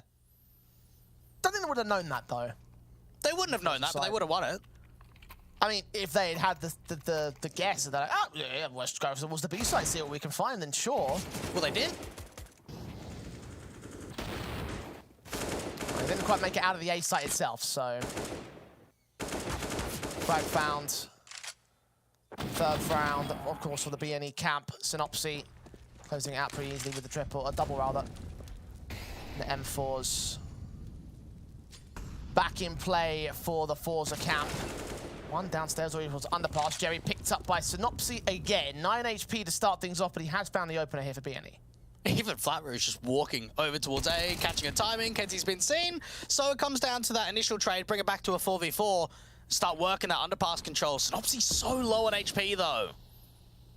That's the concern really for BNE, the fact that they're in a 4-on-4 scenario and the trade will be so simple. And there it is, Shalfie, simple headshot. Didn't need to get the headshot. Kenzie needed to find the gap, and that's what he'd do. Regon now the drop. And BNE, a 2v4 scenario, which usually I'd be worried about, considering how many times we've seen them bring these back, however, over on Nuke. I'm not 100% sold that this is a forZe round yet. This is looking very good from forZe. That intention on fighting down towards the bottom of Connector works out successfully. And now they could just play a passive. Zorti's even making a slight info play towards Palace, not seeing anything. Nori back over at B in the apartments, isn't spotting anything either. And now hearing some of the nades in Connector should pull the info over. Just above that smoke, Kenzie didn't quite spot GXX. It looked like from GXX's angle it wasn't going to work out for him. Now Senna walks in, crosshairs right there, player seen. GXX does slip by undetected, but the bomb's been dropped and Kenzie's going to hunt for him even further. We'll find him at the end. That guy's taking a nap on the bench, that's not bad. Second to the board of the forZe side as they start up a decent CT offensive now. And they find the reset, that's the crucial thing. That was eluding them so much over there on Nuke, and here we stand on Mirage. Have an early way into the match. BNE will be very disappointed with that, Jay. The opening man advantage coming down onto Jerry. And remember, for this forZe side, they're actually ranked first in the event, Jay, on their CT side for round win percentage in 4v5 situations, actually recovering the issue.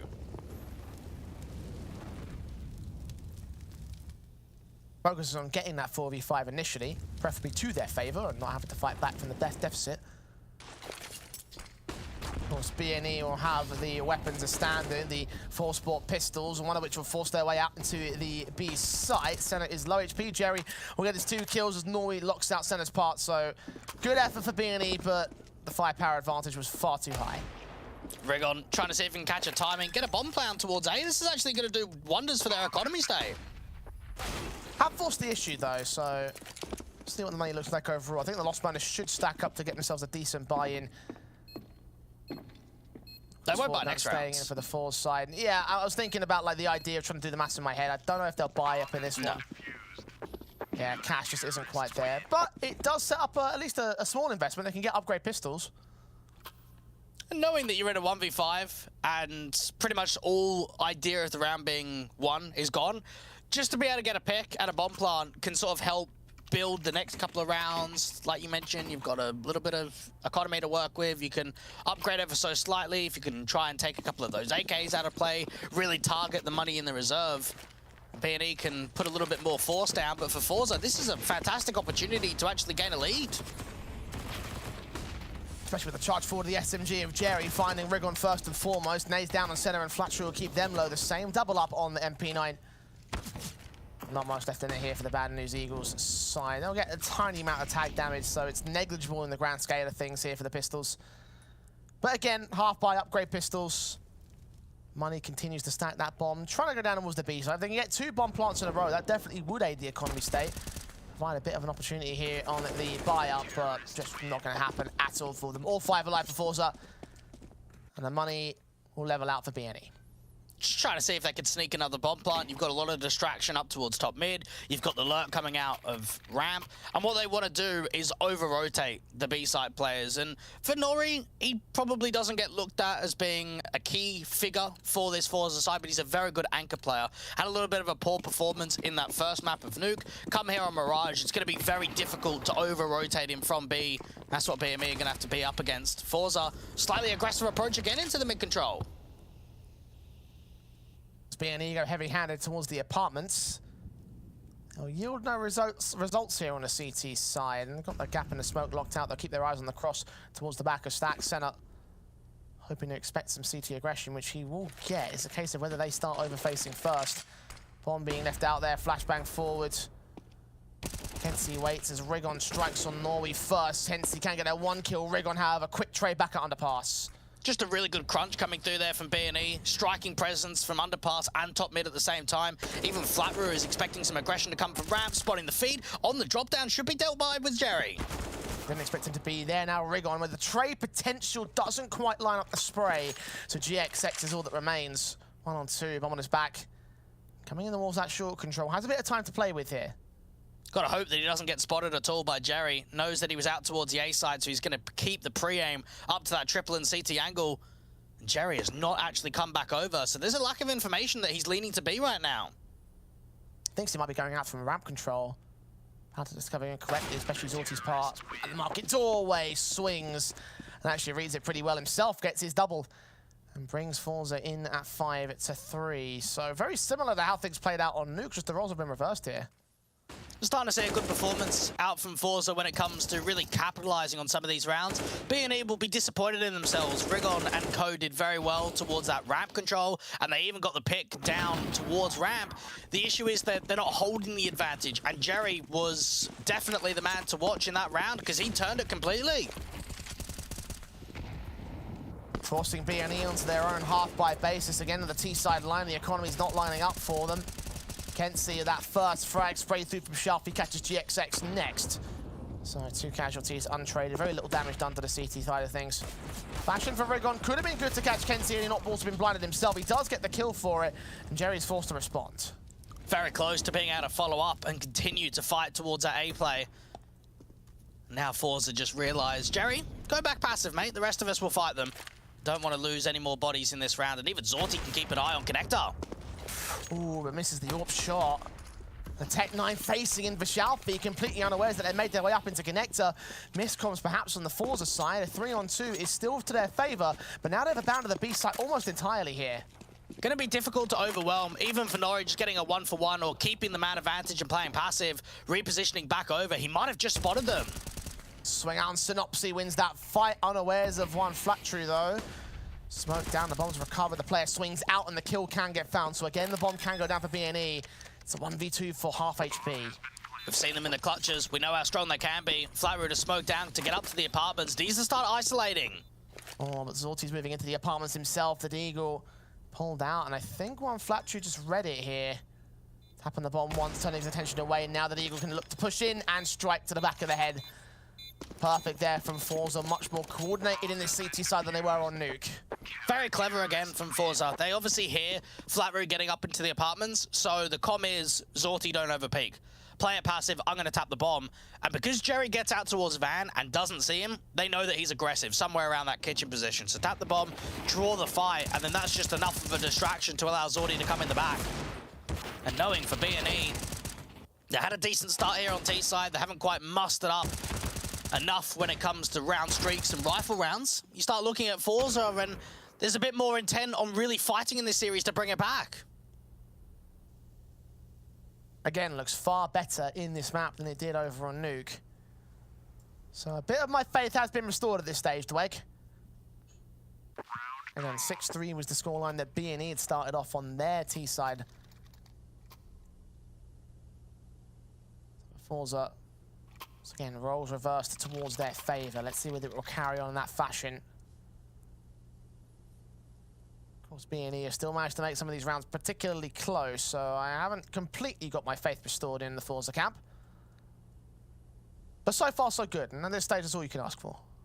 And even when you dive a little bit deeper into some of those 2-1 results against VP, Prodigy, and Outsiders, we saw forZe losing the first map of the series and coming back in map 2 and map 3. Against the Outsiders, they actually lost their map pick and were able to fight back on both Inferno and on Ancient and get themselves in a driving position. So forZe are no strangers to losing their map pick and coming back strong, and we're seeing it right here on Mirage.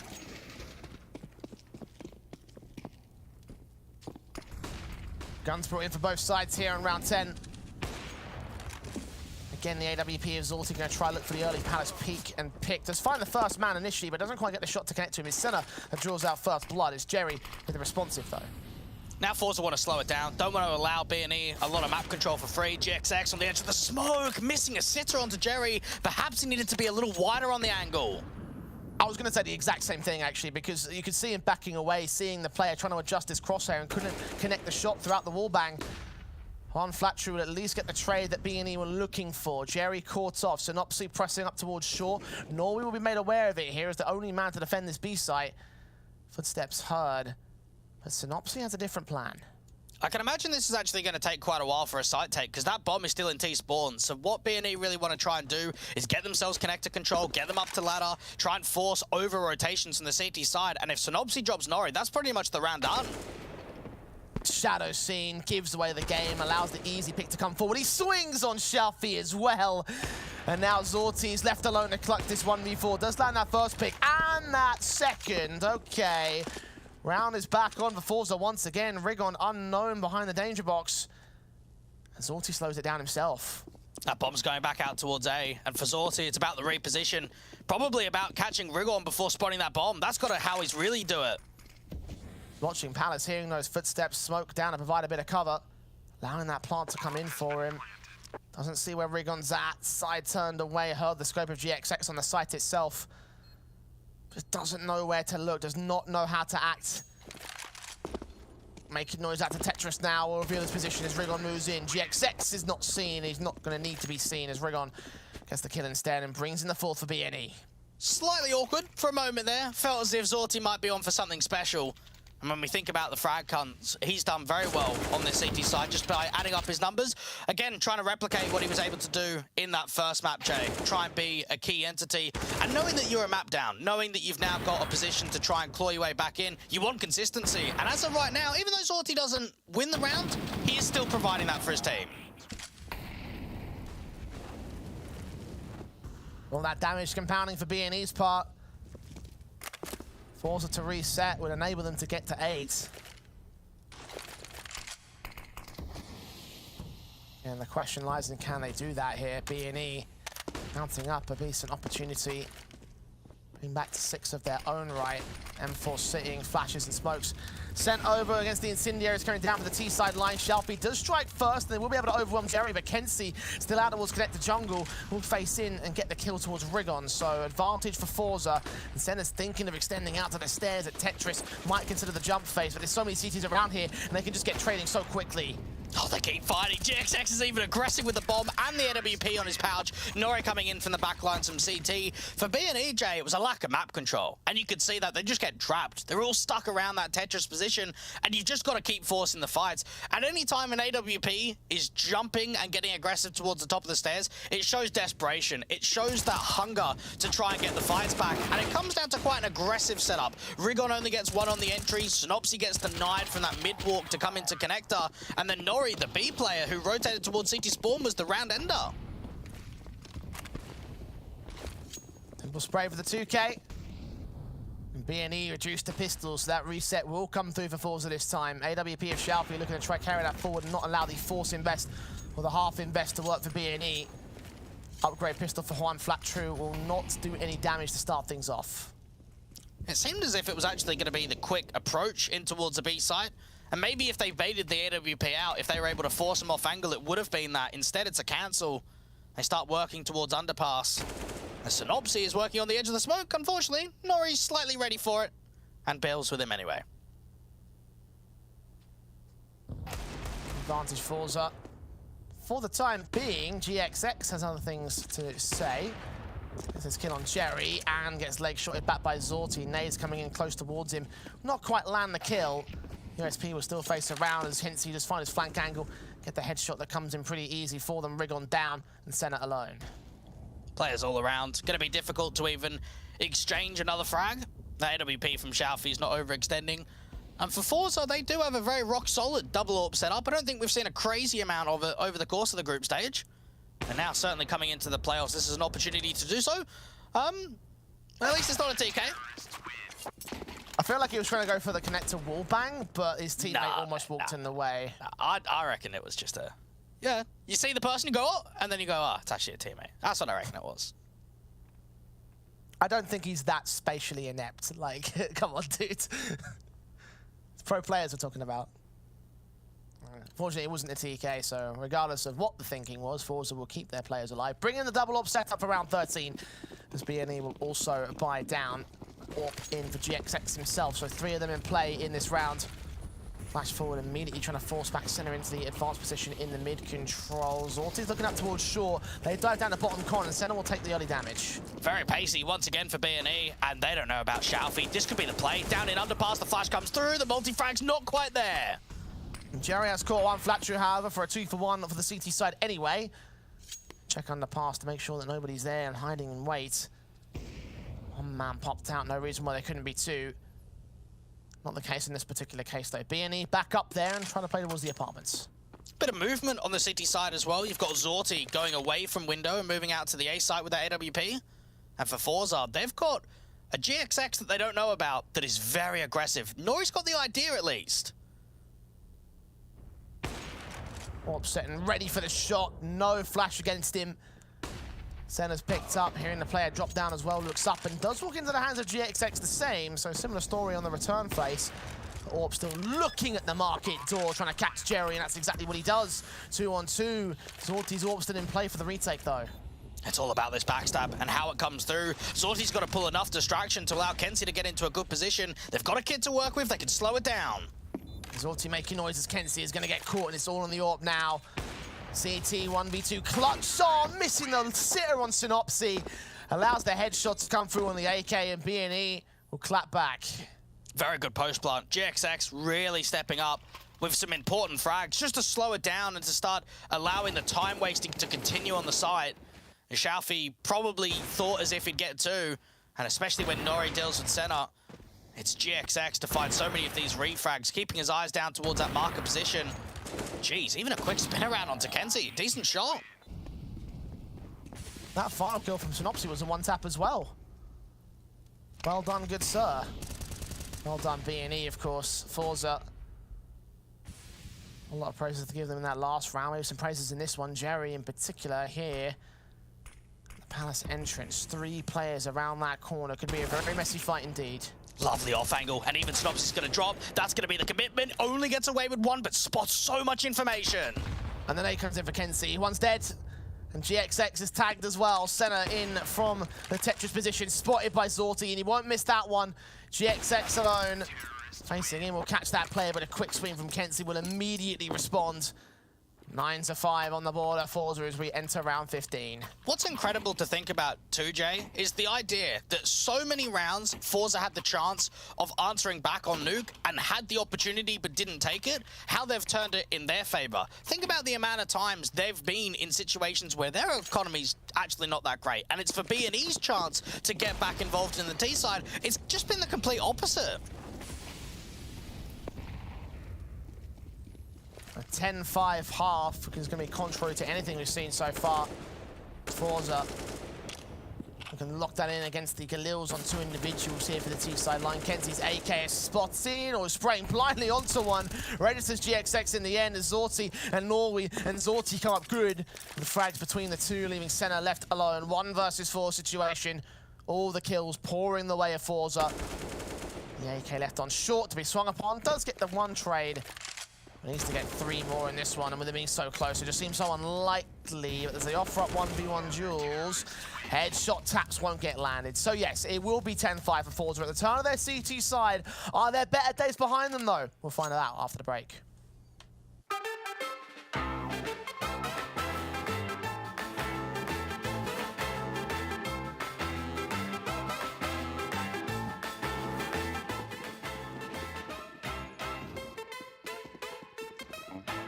Hej bre!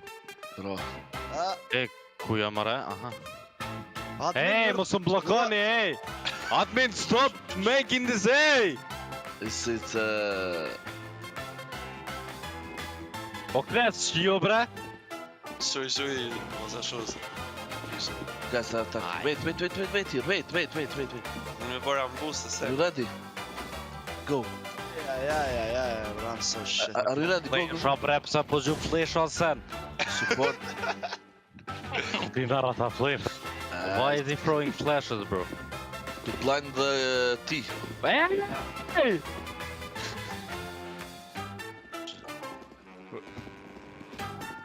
There, flash. Yeah, flash him. Hey, what the f should you do here? And flash. It's sir. Oh! Flash not work. Got baited. Flash is made in... Oh my god, it sends me. Fuck off, I'm first. Run!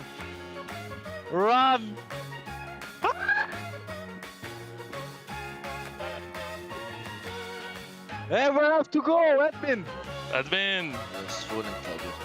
Spot die kan me shkuar doj. Nalt e kio bjeten, djath. Qysh mëre naltin djath? Hey, das må du inte nästa via night myt och kläs sig du också. O si që shtu jam më bish, po di ka me shku. Djath, gjithë nalt. What? Что ovo? Koji forgen? Same.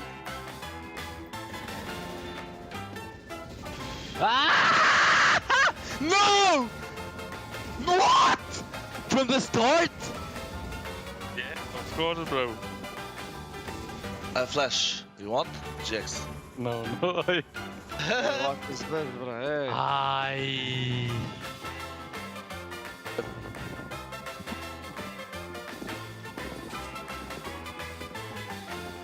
This is hard, I think.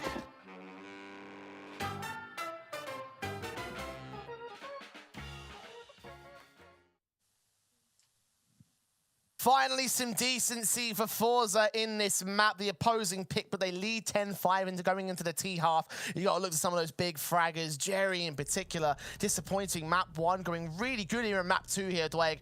What's been the difference maker for him? He's setting an example. This is the captain of the team. This is one of the most veteran players, and he stepped up when it requires him and the team the most. From a poor map 1 of 11 kills, he's now on 17. And Jay, in the last 3 months, he only averages a 0.90 rating on Mirage. That's the lowest on any player from forZe, but it's him making an example.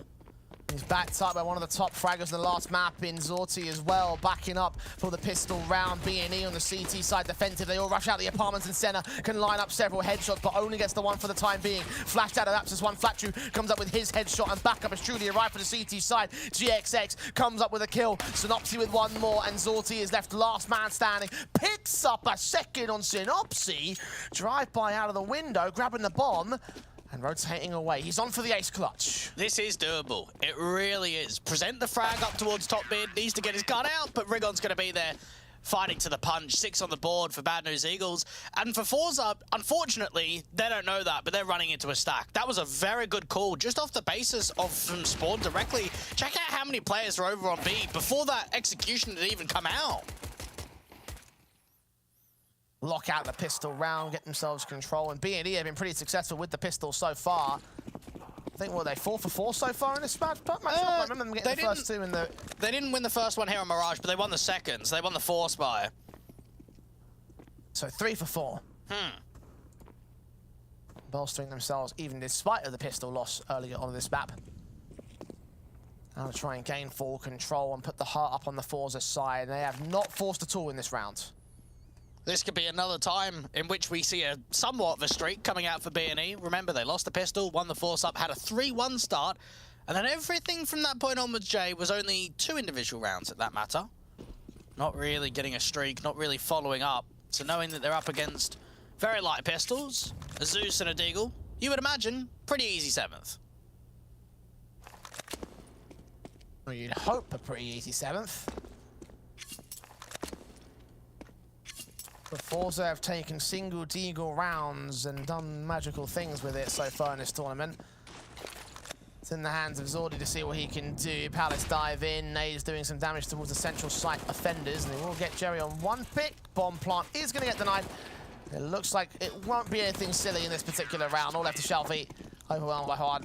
3 kills for him, and 7th to the board of B&E. The guns will be out for forZe. Just remember, Jay, we've got only 5 teams left in the playoffs, 2 of which are unorged, the X-Mad Lions guys and B&E. Find them at home, because they want to try and make a statement. I think they've already made a lot of statements on the C2 like. Yeah, definitely so. Since moving over to B&E from Blink, they have made quite a lot, but yet they're still trying to find a home. Well, whether they can find a home or not is a question for the future, a story to tell another day. Whether they can find this matchup is what we're focusing on right now. And Regon will find the first frag at least. Kenzie down, the boost up out towards the underpass entrance. Well placed and well done. And Regon will follow suit. Jerry will be there for the trade back, and a Famata Synopsy can't stabilize a decent headshot. So a 3-on-3. Juan Flatcher, however, regains the advantage. Gets very scrappy in the mid control. B&E just sending bodies to just consistently fight up towards top mid, out to connector, and eventually they come out on top. Oh, Zorti though, that's a big frag on the center, knowing the fact that they've got A-side completely open too. He was even with Jerry at the turn of the half, and now he's catapulting himself up to 23 kills. With Norway defending the bomb site, it'll be up to Zorti to get that bomb down, and for Norway to do the rest of the heavy lifting. Two very IHP players. Oh, what? Joan's going to give away all the info. Zorti's going to land the headshot on the Quadra now. GXX left alone to clutch this. I can't believe Zorti stopped. I thought he was just going to continue down, get in towards A, and now GXX actually has a chance of denying the bomb. Doesn't know where Norway is, though. His paranoia is getting the best of him, and he thinks there might be a counter-rotate. Back up from mid, he will be heard, so the bomb goes down safely. AK's to pick up. He's actually going to go towards the B site here on shore. About to get caught up by Norway. The same, the spray is good for him. But a Quadra from Zorti in this round. Really starting to step up of his own right. Of course he is. And he's always a guy that we need to look at. The fact that he's been so consistent across all the series so far here in Republic. And even coming down to being a good entity in this best of 3. So much back and forth nature of the over-rotations. Just when it feels as if BNE had an advantage, they've taken control of mid, that 3v2. Senna's going to be slapping himself thinking, man, why did I aggress? Why did I even do that? Because that sort of ended the round, but maybe it's the start of a new one. GXX to find the opener. Honestly, I don't think he can blame himself for that, because why would you expect Zorti to stop there on the wraparound? Well, in this round, as you mentioned, it's the start and the follow-up for the CT side. Synopsy with the latest. And the team set themselves up into passive positions. This default slows down. This is looking promising. And knowing that it's not the best weaponry, they could be happy with how it started out. For forZe, they've still got Zorti. So we need to keep that in the back of our minds, because he has been involved in a lot of these close rounds. Even Rigon holding the angle for perhaps what he needed a couple more seconds. So it's a lack of information over to B as of now. 60 seconds left, and Jerry is going to swing forward. Bomb being left with his backup in Norway, trying to enter into the mid control and try split in from A. Got 4 players out here in total on the CT side, so kind of a stack involved. Rifles, the 5.7 in particular. Jerry walking into one of them, and one now has a free AK to work with. Norway swung upon as well. The AK spots him, and it's going to be 2 simultaneous kills for BNE. Locking out the round, bringing in number 8, forZe. Hell of a Quadra for Zorti, but since then, it's not really been all that great. A quick responsive back from the CT forces. They're back within 3. And the conversation that we've had about forZe in the entire group stage was excellent on forSpys. Really good at changing the tide of an entire map and a situation. We now need to swing that the other way and say, how many times have we seen forZe lose to anti-ecos or anti-forSpys? BNE have been all over them in the department of the lower buy being successful. So lower buy for forZe right now. Pistols pulled out again, more of an eco rather than a buy itself. Just one piece of Kevlar for Kenzie, no util on the T side line, working their way into the A side, being picked apart by the rifles. The damage done to Kenzie early. Jerry seen by Juan. Smokes up the right support, might even get the AWP on top of the boost. No, double dings on one flat true. Almost gets the next player as well, but Kenzie does get that responsive, leaving it all to Norway with an eagle. Trying his best to keep the round expensive. Rigon getting aggressive up towards the top of Tetris is going to be able to end him. 2 rounds the difference. And for Zorti, he just is $50 short from being able to get that AWPJ. The only way he would have got the AWP is if he went completely glass cannon. And no one's mental enough on T-side to be able to do that. So you play it safe, you get the AK down, but knowing that Zorti doesn't have the big green, could that be a concern in the second half? Because we saw how good he was with it in the first. Well, look, he's been great with the AK so far in this half, so as far as I'm concerned, nothing to worry about it for Zorti. Galeo on Kenzie with a limiting factor, and Han flat true will again kick things off against Shelby. Norway does swing back to get the kill to center and trade things back to allow the entries to come through out towards the ace side. Han's on site though, spray comes up good against Jerry. Caught on the reload, Norway can get the trade back to a 3-on-3. Even Kenzie's spotting so much open space from that top of connector position, looking up to stairs, and Synopsy's got to make a decision whether he aggresses or not. GXX even blinded gets one. Oh, Rigon sprays through and taps up Zorti with the AWP, leaving Kenzie alone, making a ton of noise, forcing the issue out towards jungle. Will get picked up, and BNE will find 10 on the board. Blind kills behind the smokes, all the frags coming in to deny that bomb plant. And forZe start to struggle again. Is it just a second half thing here, Gleg? It could be. And you know what I'm begging for? Tack, tack, tack. Give it to me. Just get a pause out. They need it. They are so desperate because we saw it in the second half, Jay, that when B&E start putting rounds together, they can just put up so much of a fight. They're starting to build up money. They're starting to get good weapons on the city side. And for forZe, they've got to slow down this momentum. They can't let these rounds continue on like this. Nades and flashes.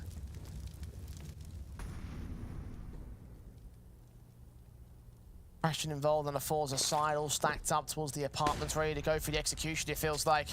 Flash into the site, not going to commit with it though. They fall back. Now for B&E, they've got to realize how much they need to over-rotate, if at all.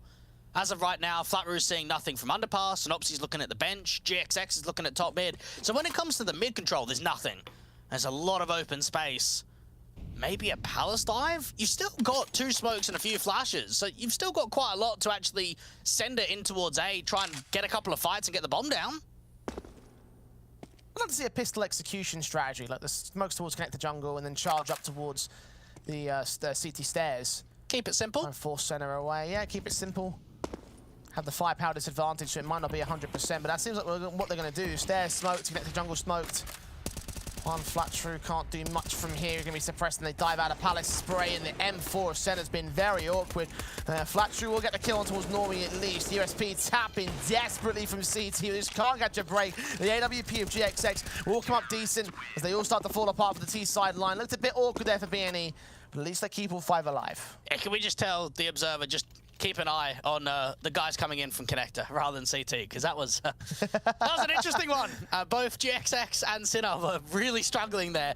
But that's always the case, right? Is if you've got the crossfire being locked, if you could play aggressive up on that stairs position, it almost gives you a bit of a gap in the smoke to work with. You can set that up between them, and there's the tack, the one that I'm begging for. The issue is, though, Jay, it's one. It's one tactical. When you've just had a lack of success in this second half, you're not getting bomb plants, you haven't managed many rounds. I think there's got to be more than just one. Most certainly. I mean, did we see that many over on Nuke? I remember at least 2 coming out, but I don't think there was any more than that. Might be on the money. forZe, that is. Yep. B&E now equalized and 1 away from taking the lead, and with the money being where it is for the T-side line. The guns be valuable to them. This round will be valuable to them. Double orbs in play for B&E, and GXX will try fire blind onto the boost spot, but won't catch Zorti because he wasn't extended out yet. Pretty sure Jerry entered the half on 17 kills as well, Jay. So we haven't seen a single T-side pick from him. When we were hyping him up, the way that he's leading by example, that he found so much in the first, he's just gone missing. And now you've got to rely on Zorti, maybe Xiaofi. I mean, Xiaofi's one of their best players in this entire team, and while he had a pretty decent performance on map 1, he has gone missing completely in map 2. Send out a search warrant, because you need him right now. Rigon leaning into the CT, double up. Look towards the apartments, face Synopsy, caught by Jerry, however. forZe punishing that aggression. The incendiary thrown down might force Jerry out, and Rigon domes him with the AWP. Needs back up to get here, though, because the T's are also en route to the site, and Rigon can't last forever. Pays the price. Flatroo trying to come through. Doesn't know about the player towards the left-hand side being swung on. Needs to try to adjust. At least his teammates there for support in from Sinner. There's bait and switch with the footsteps being heard. Zorti lands the AWP pick, and they know it's centers out here towards Market. He'll get the spray against the man, but that bomb's going to go back towards the A side. Xiaofi is extremely low, so Senna could reduce this to a 1v1 if he spots the man, which he does do so. Deagle facing around the corner. He's such low HP. A single bullet's all he needs, and that's what he lands. A quadra out for this CT player to try and win the clutch. Inbound from the short control, making a ton of noise, and Kenty knows how to adjust for this here.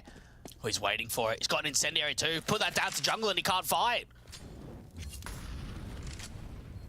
Oh, he misses that one on center. Didn't want that to go that far. Swing out.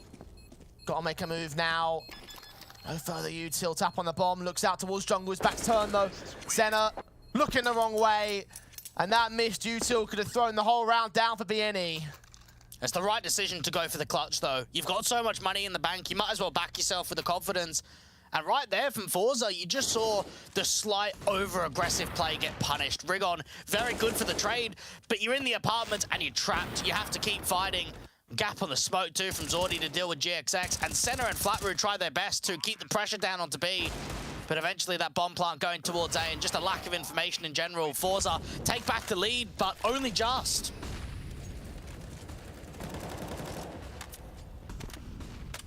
Yeah, forZe taking the damage for it. So Khalil's in for the follow-up round. BNE could easily clap back. M4 single orb setup. You mentioned that the money was great for BNE, and that's what they're going to afford for it. Comes back as standard as they just hold their nerve. forZe are happy to play the passive default. And when I think back to the MOUZ NXT and Imperial matchup that we saw in the group stage, I don't remember a lot of their opposition fighting mid as hard as BNE are. I see GXX getting overwhelmed towards that connector position. Synopsy still trying to fight towards top mid. Leaned out for a moment, saw the dangers lurking up towards that stack. Nades being sent down as Norway lands the kill against Synopsy. A 5-on-3, leaving one CT player isolated, backed up on the defensive. It's Rigon. Stenna so far here on this map up, seeing Zorti lining up on Norway, doing tons of damage, but not the kill. Shalfie also lurks in connector, sees one, gets his kill, and Senna's left alone. forZe are really putting down the hurt now, knowing that it's a couple of rounds in a row, trying to target that economy. 4 players alive too for the CIS squad. And for BNE, the money's starting to run low dry. You've got 3 players that buy, Senna and Flatroot just can't. If they force it up, there'll probably be MP9s for the other 2. And you just wonder, Jay, is this the change in momentum? Is it because forZe brought themselves such a great one-sided first half that it's breathing room to close? Well, certainly if it was a close first half, BNE would still be in the lead by this stage, I'd say. forZe. Taps up against their name. AKs, the M4 set in a standard, the rifles out in full, the pistols reduced to 4 already. Kenzie and Jerry chiming in. The orb of GXX firing back towards CT spawn as his teammates falling all around him. He's got to go save. Seen a couple of rounds of BNE where they've made magic happen with these sort of buys. Doesn't feel as if it's going to be this round though. Synopsy not even getting anything out of window. And knowing that GXX went for the hero orb, he has to save in, has to stay alive. Yeah, bought this one down.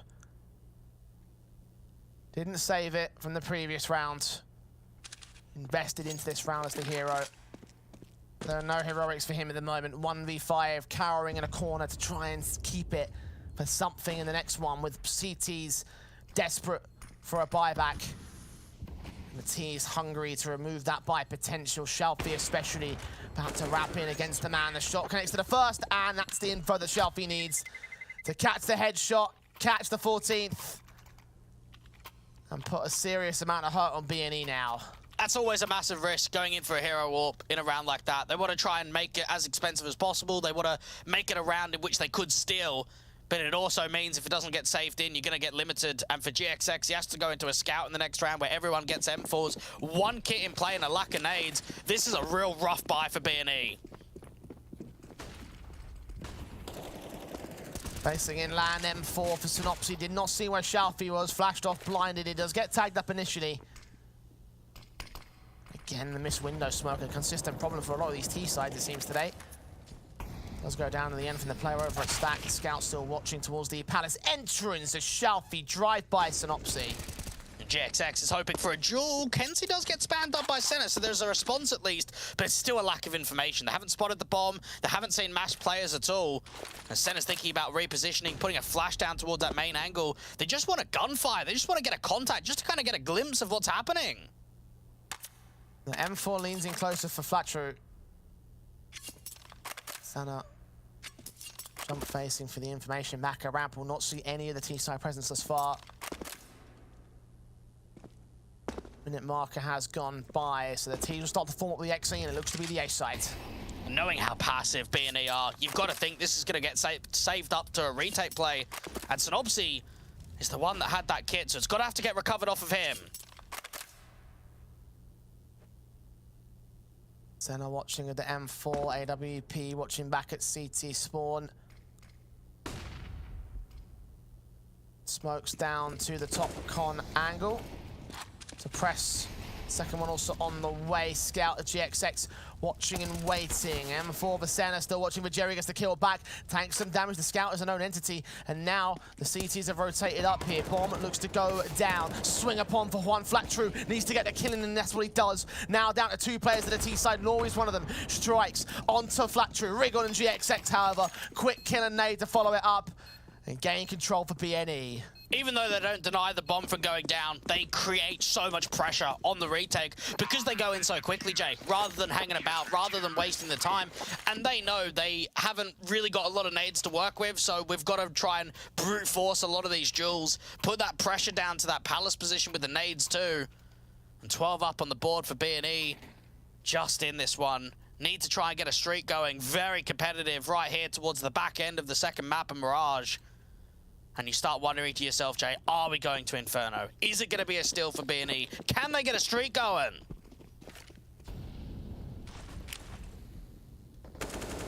All these questions and more about to be answered with round 27. Highly important for both sides. B&E's economy is crippled. forZe to win this might seal the deal on Mirage. Nades up, flashes in the default, trying to take that mid control, split into the A side, it seems.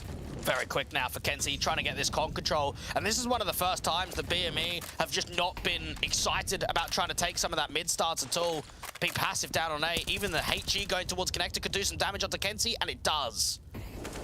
And they're just over 80. Jerry, similar story. Flat-True strikes with the kill itself, though, up in Palace. Removes that angle from play. Does make noise that he's in a dark, and kenzie will fight onto him. Get the kill. Swing with his teammate to check Sniper's nest. Jerry strikes on center as GXX. His AWP gets the 1 frag. Swings for the second and gets that 3rd instead. Jerry, bomb on site, though, in the middle of the smoke. Shelfie finds his pick back over on short. Rig on to fall. And GXX playing a dangerous game up close and personal with the AK. Synopsy hunting for this mid player. And the AWP's caught looking the wrong way. It's Synopsy now to clutch it all. Sees Jerry. And the spray is good for damage, not for the kill. It's map point forZe.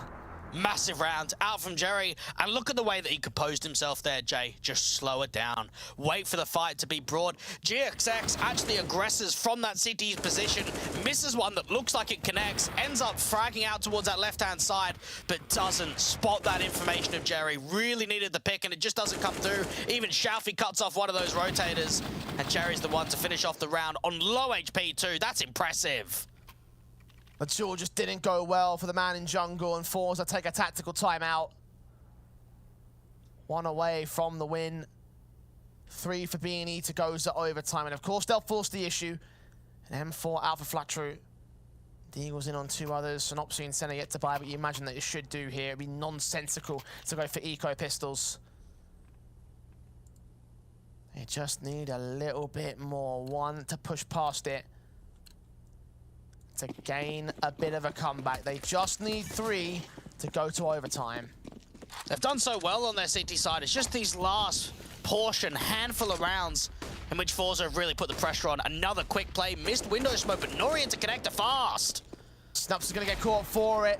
Smoke down against GXX, who can strike back, but kenzie's caught Juan Flat-True elsewhere on the map. They're going to storm the B site. It's Rigon alone with his deadly deagle. Got to be deadlier than it's ever been before, and he gets nothing for it. Senna alone in the 1v4. FAMAS out, faced in upon, spray through for kenzie, and that's 16 to 12 for the forZe camp, holding control of the opposing map pick and doing a far better job here than they did over on Nuke.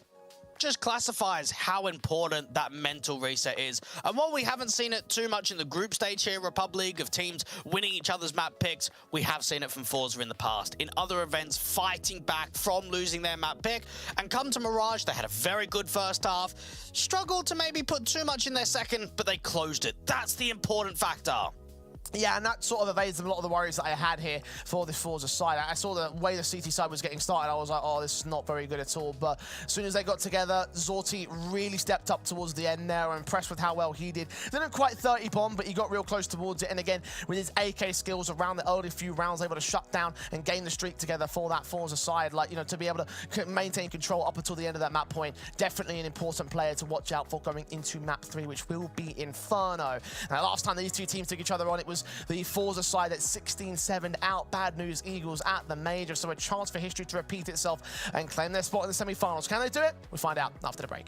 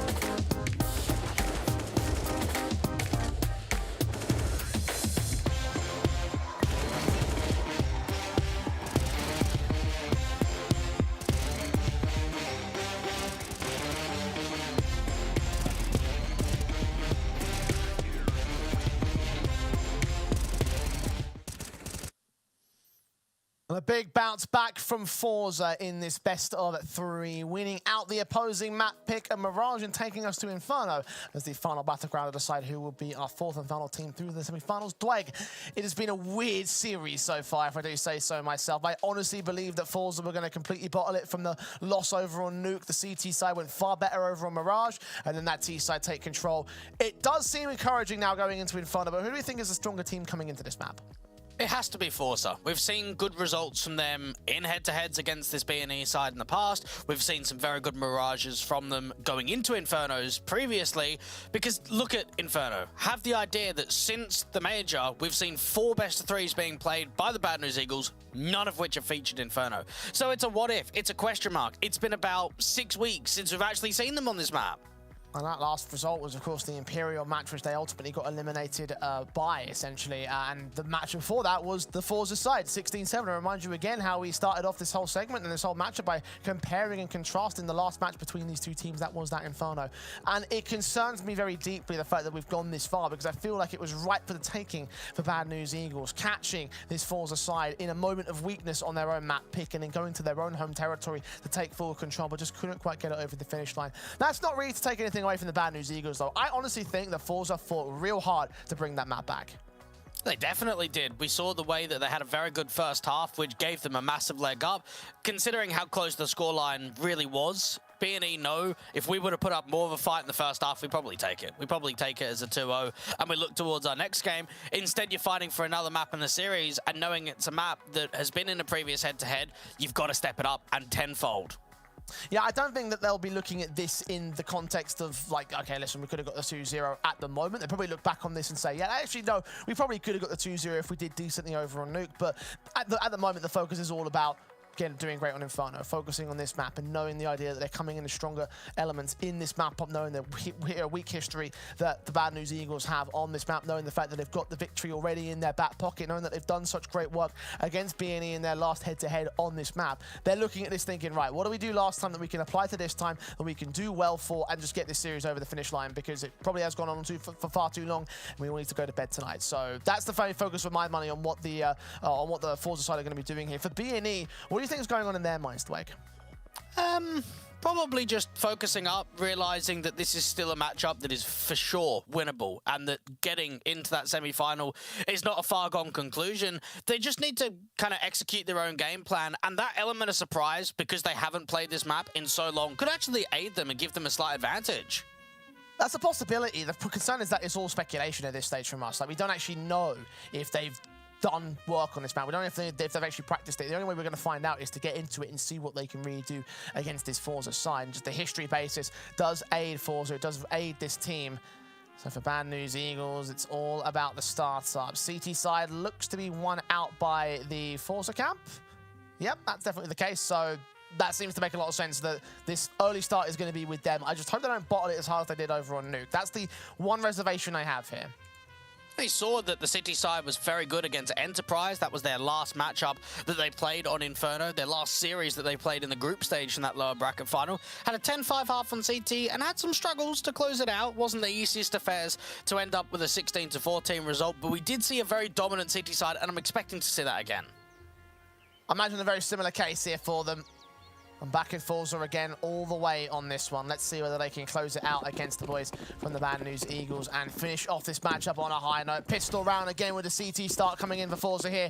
Bad News Eagles with the Glocks pulled out and charging their way straight up into the brackets control, out towards long. Jerry on site will be the only player back here. They went for a bit of a banana stack, so as a result, he's got to get a kill and he can't quite do so.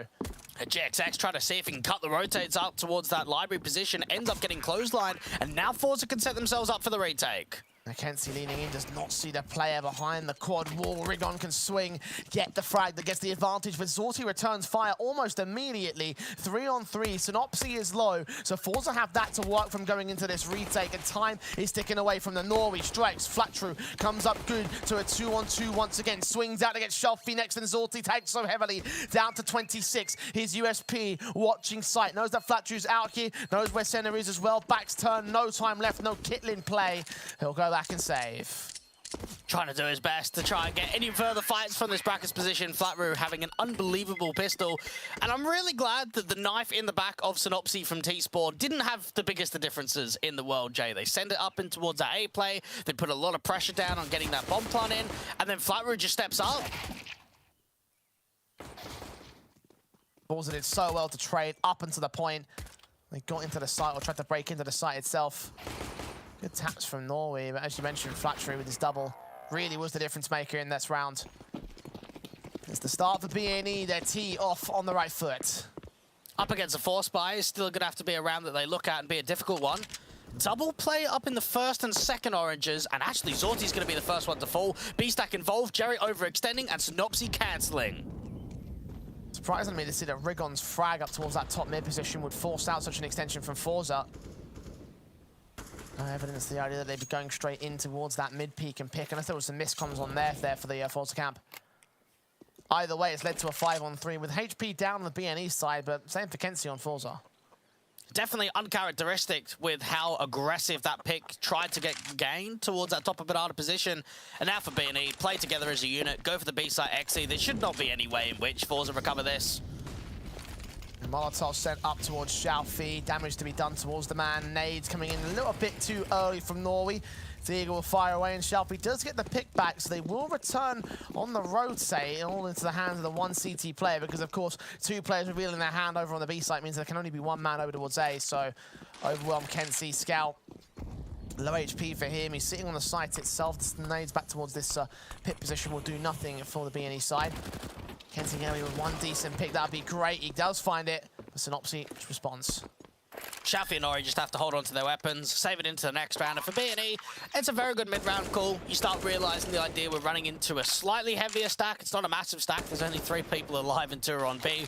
But you don't want to force yourself into a trap situation. You want to try and target the easier bomb side, and that's exactly what they're able to do. Even re-smoke off that motor control. GXX is looking out to long and not seeing any of the rotates gives the indication that, yep, they're definitely holding on to their weapons. They're going to save it into the next round. BNE find 2 in a row. Confident start. forZe lesser so. Giving these 2 SMGs at least for a bit of bonus potential in the next round. That's the best that they can really ask for here. Only a MAC-10 lost by BNE as well. A couple of them in play for them, Alexa Senna and Rigon. So nothing of value being conceded by the T sideline. But the eco coming in for forZe especially. Let's focus on getting this 3rd on the board and going to the gun buy. And I don't think we've seen a massive amount from flatRoo so far when it comes to both map 1 and map 2. He finished going into map 3 at 42 kills and 43 deaths. He's actually the 4th highest rated player in this entire event throughout the group stage. Maybe this is his opportunity, Jay, come the last map, the decider, to really step up. Nate stacks in towards that top mid control, spotting Jerry and co. Molotov sent in against Norway's part, the SMG charges forward towards the half wall though, swings upon without flash support, makes it easy for Rigon to get that kill.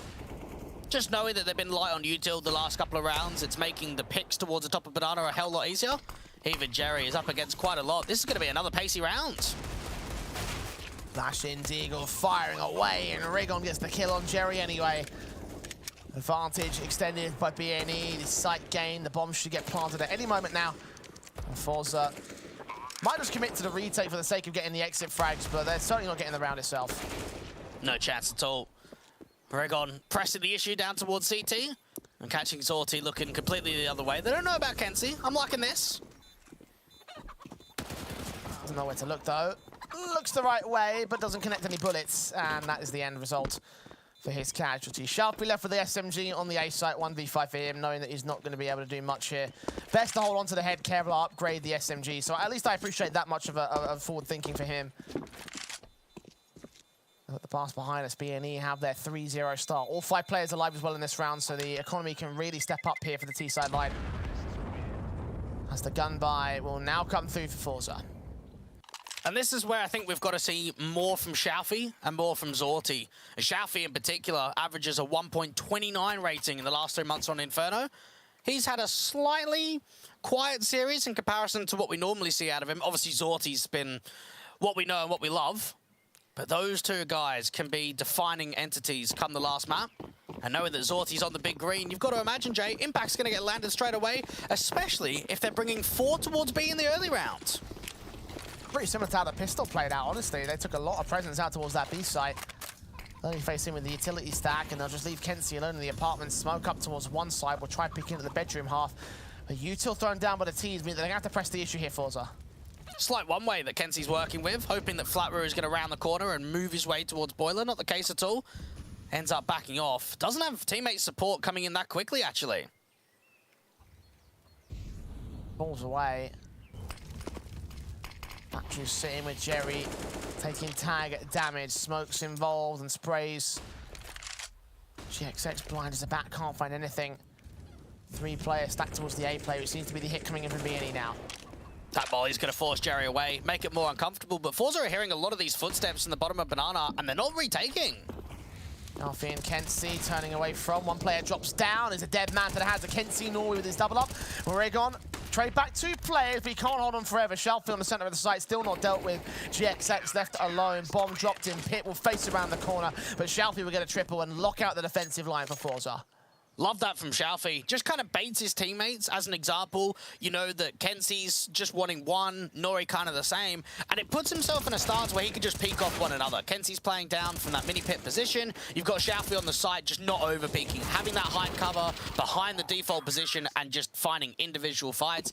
And knowing the idea that Jerry pushed towards the bottom of Banana and wasn't really taking too much resistance back, they knew that they could keep 3 on A. forZe's defaults definitely do have some limitations when they do go for their 4-man stack, but in that round they got back fast enough, so it works. Damage done to flatRoo very early on to this round. Rigon also sprayed down, dealt with. GXX spotted by Norway, but he runs out of ammo. No and way. 2 kills return for the T side. All right then, we'll work with that. flatRoo certainly will. Kenzie's dropped. This is unreal. To even think about this is the situation, it looked like it was going to be a 5-on-3, a multi-frag down to that bottom of Banana, gain full control, but instead it's the spam back, it's the way in, even the peak to come through from Boiler. And now you find from forZe, when it looked like all the advantages in the world were going their way, this round's going to get snatched. Should buff the M4's magazine size, I think, Dweg. It's what cost them the round ultimately, wasn't it? Should have been that double, at least 1 trade back, maybe a 3-on-3 situation, given the circumstances, but now 2-on-4 for forZe instead, and then we'll put the spokes down towards Moto. Hope that there's long presence coming in from the T side line, but with them now on the site making the noise, getting the bomb down, they're just gonna have to save, there's no choice. Press back, press it now.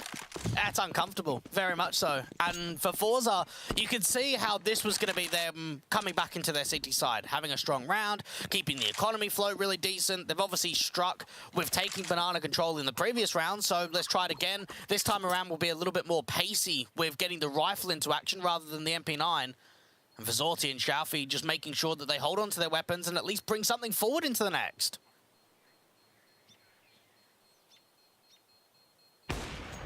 Oh, how about 4 for BNE? They don't get away cleanly on that one. Zorti particularly finding Synopsy. Frag found. And Senna will also drop on the exit to the bomb blast, so it's pretty expensive for BNE. forZe, however, not with much of a buyback to try and punish them for it. And when we even think back to the major itself and think about the T sides, especially for BNE, they took on forZe in that second Swiss game. 6 rounds on the T side was their first start, Jay. And then when they took on Imperial in the Legend stage, 5 rounds on the T side. So we actually haven't seen many T side rounds in the last couple of games. So knowing the idea that they're currently 4-1 and they've got a foothold on the economy state, this is looking very promising. Not doing too bad for the time being. Seeing that forZe brought it back in the late stages of the game itself, though. Nade set in against Jerry's part will dish out some damage, but in minimal amounts. By comparison to the most tagged up player of BNE, they have a major HP advantage here. P-side Exy with only 1 defender, though. This is going to be so tough for Jerry. There is a gap in the smoke. He's got to find a couple of picks. He'll abuse it against Rigon at least. Senna will face around that corner. Blind sprays. He tries to back off from a different angle, so spray's not going to work out. Plant will be secured. Now AWP and Zorti hopes to catch something else past this gap. Instead, GXX gets Nori on the jump face. A 4-on-4 situation. Jerry will see the smoke towards Coffin's clear, but he doesn't know who to focus on. Will just do damage to 2, kills on none, and forZe will save. Massive kill from Senna too. Just when it looked like FlatRoo was looking the wrong way, that might have been miscommunicated of just how quickly that smoke down towards the construction position was going to fade. He's able to back up his teammate well, put pressure onto the AWPer and at least spot him towards CT spawn. And for Jerry, he's got to be death slamming in a round like that. You're the only B player, you get away with 1 kill, hold the advantage, and no more gets granted. We assumed as well that Incendiary would have stopped them at some sort of capacity, but no, they just charged forward of it, BNE. kenzie will also fall, making the investment very expensive for forZe. Again, he will make it expensive for BNE. But I'm starting to, again, go back to that conversation that we had over on Nukedweg, right? You can do all the damage in the world. It doesn't matter if you don't get the reset. Very similar stuff here over on Inferno. Is there a buyback to try force it out here? Yes, forZe will continue the investment. Not quite a full-on force buy, though. They have done half season to this round. Lost bonus at 3,400. So they'll get a true buy in the next round the same. This is still a very winnable round, though. They put some pace on. Try and grant an opening man advantage. You can see kenzie slowly walking down mid. GXX is actually spotting for this. FlatRoo will fall first and foremost. Shall be. Can turn the situation around against Senna and Rigon with Norway's support on the flashbang. It's a 4 versus 2, so the round goes from winnable to almost completely decided at this stage. Synopsy does charge out towards the A side, try to buy a lucky line in, but just unable to win the single fight against kenzie. So now the round is guaranteed, locked in for forZe. Love the acceleration of that retake towards the top banana position. Flash over the top, continue to fight off one another.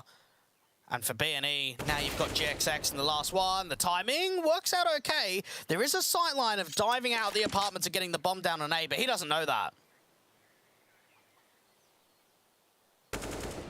50 seconds. There's the headshot.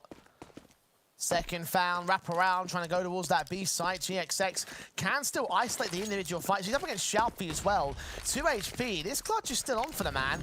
Smoked across all, the Molotov set in as well. Shalfie, however, catches him with the bomb in his hand.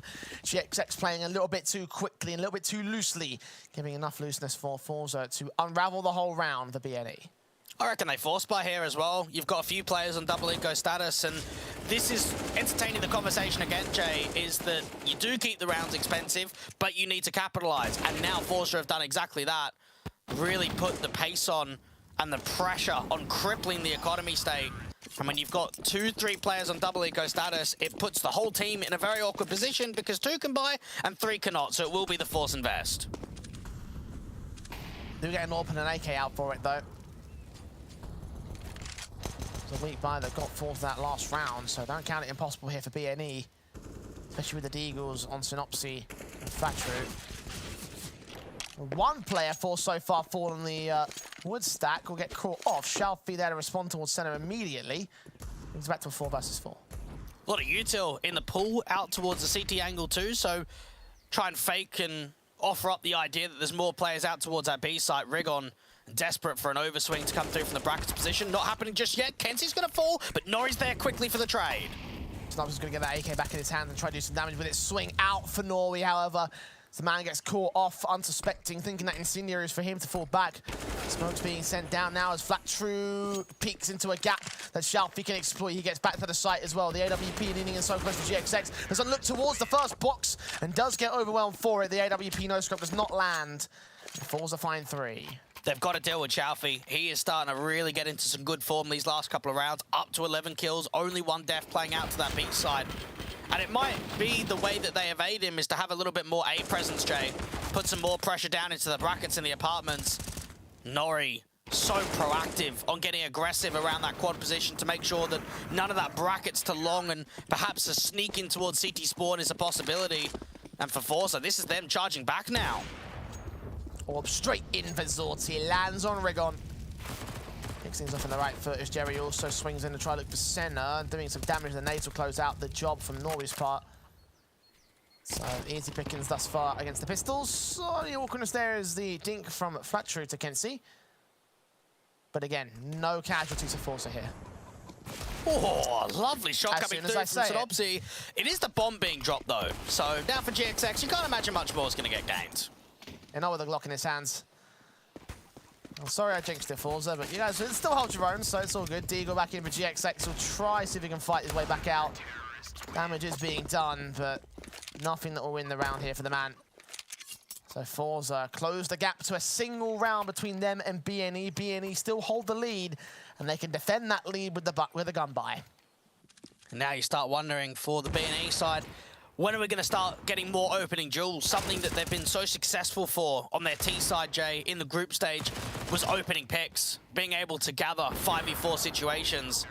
And right now on Inferno, that's what they're desperate for. Try and get some more entries to come in. Maybe Flatroo could be that guy.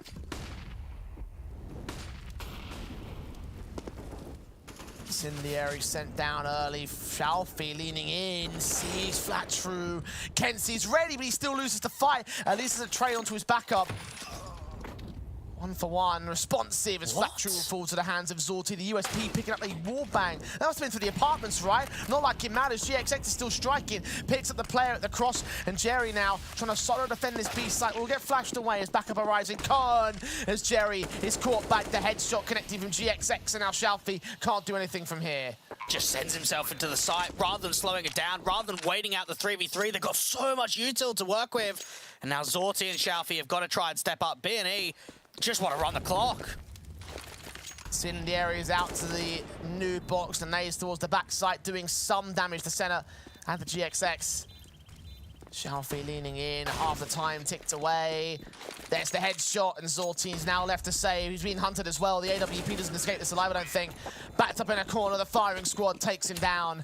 And BNE gain their 6th round. Decent effort on the retake. They know they've got plenty of money, so you might as well have a crack at it.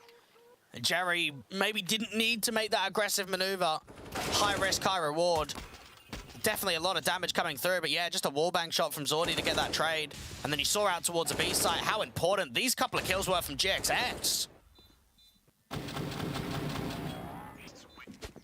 Great sprays, that's 6 from the board.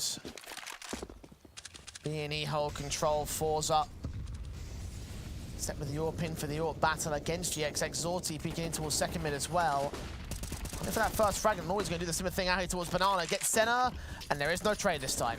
Brigon was thinking about it, pressing through that smoke, ops against it, and now the re-smoke goes down. This is complete Banana control coming through from forZe, and now they can just play the man advantage, play a little bit more passive, get up towards a half wall. Even Rigon's taking some further spam. Match putting the smokes down as well towards that apartment control, giving away his information. Drawing a lot of attention towards the ace site here. Imagine it's just a contact play in from the player out towards Banana. Zorti's AWP. Anything in the back lines. Of course, back lines start to get regained by the T-side forces. Norway's backed away, so backup's on the way. Just jump spotting at the half wall, puts a smoke down and has an incendiary to follow. And look what's happening in bedroom. We've seen the aggression play come through from Kenzie, so they know they're going to keep 3 on B. This is such a good information play. Smokes to Coffins and cross. Molotov's in from the T and CT side to try to deny some sort of vision. Swing back from Shalfie, gets the kill. Adjusts towards Flatroo, can't quite get the double up. Jerry steal that one away. Synopsy swings and gets Norway the same. Kenzie, however, with the M4, comes up the back and removes both players in play. This is an element of the CT gameplay of Inferno that forZe are very good at, Jay. And that's prodding around the map, realizing when it's good to go for info plays. And for BNE, you can see they slowed that round down. They wanted to try and retake the Banana control. You've got Nori playing at the half wall, who puts a smoke down, wastes a fair bit of time. And then as soon as Kenzie decides to get into Boiler, into bedroom, look down second mid and first mid and not see anything, you rotate Shalfie over, you rotate Jerry over, and you've got 3 defenders out there on B. Swing in again for Jerry, trying to look for that opening frag on the BNE side. forZe have the gun advantage, of course. It is an eco. Half invest at best here for the T's. forZe, what an opportunity to be able to put them up at 6-6. Nori, you'd imagine, is going to get a lot of pace towards him.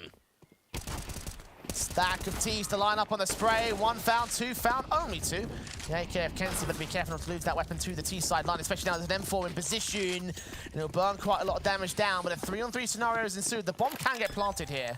Surely they've got to get aggressive. They've got to fight these rotations head on. Try and get the rifles in good positions. Got such a major HP advantage. That nade didn't take down Flatroo. It looked like it should have done.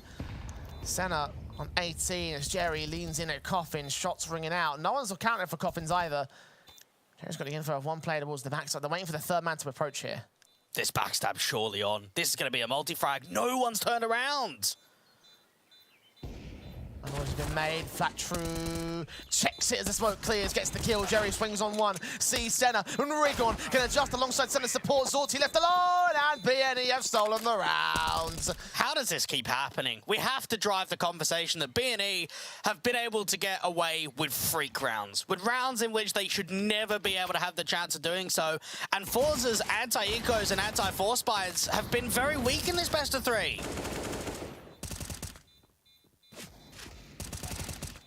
That is very unfortunate for forZe. What a sequence from Senna, though. Credit to him doing all that on 18 points of health. Not easy at all, and forZe down on the force invest. M4s, Deagles, SMG, 5.7, compared to the gambit of rifles that BNE have to work with. Knowing that there's one on B2 is going to be such a difficult hold for Nori. Needs to spot for information, sees a couple of players, but the stack on A is just so heavy. Oh, Norway somehow escapes with Synopsis live. That's a decent kill. Oh. Caught jumping by Senna, though, and unfortunate timing right there. So 4-on-4 is gained, and so's the site. That was such a good chance of disallowing the bomb for going down. Jerry's actually going to get baited out to the open. They faked the bomb plant. Nicely done from Rigon. He doubles up the Shalfie as well back at CT. Zorti and Kenzie, last 2 players remaining. Smokes in hand. Flat True gets the kill. And Kenzie can't do much here, can he? No, you can't imagine so.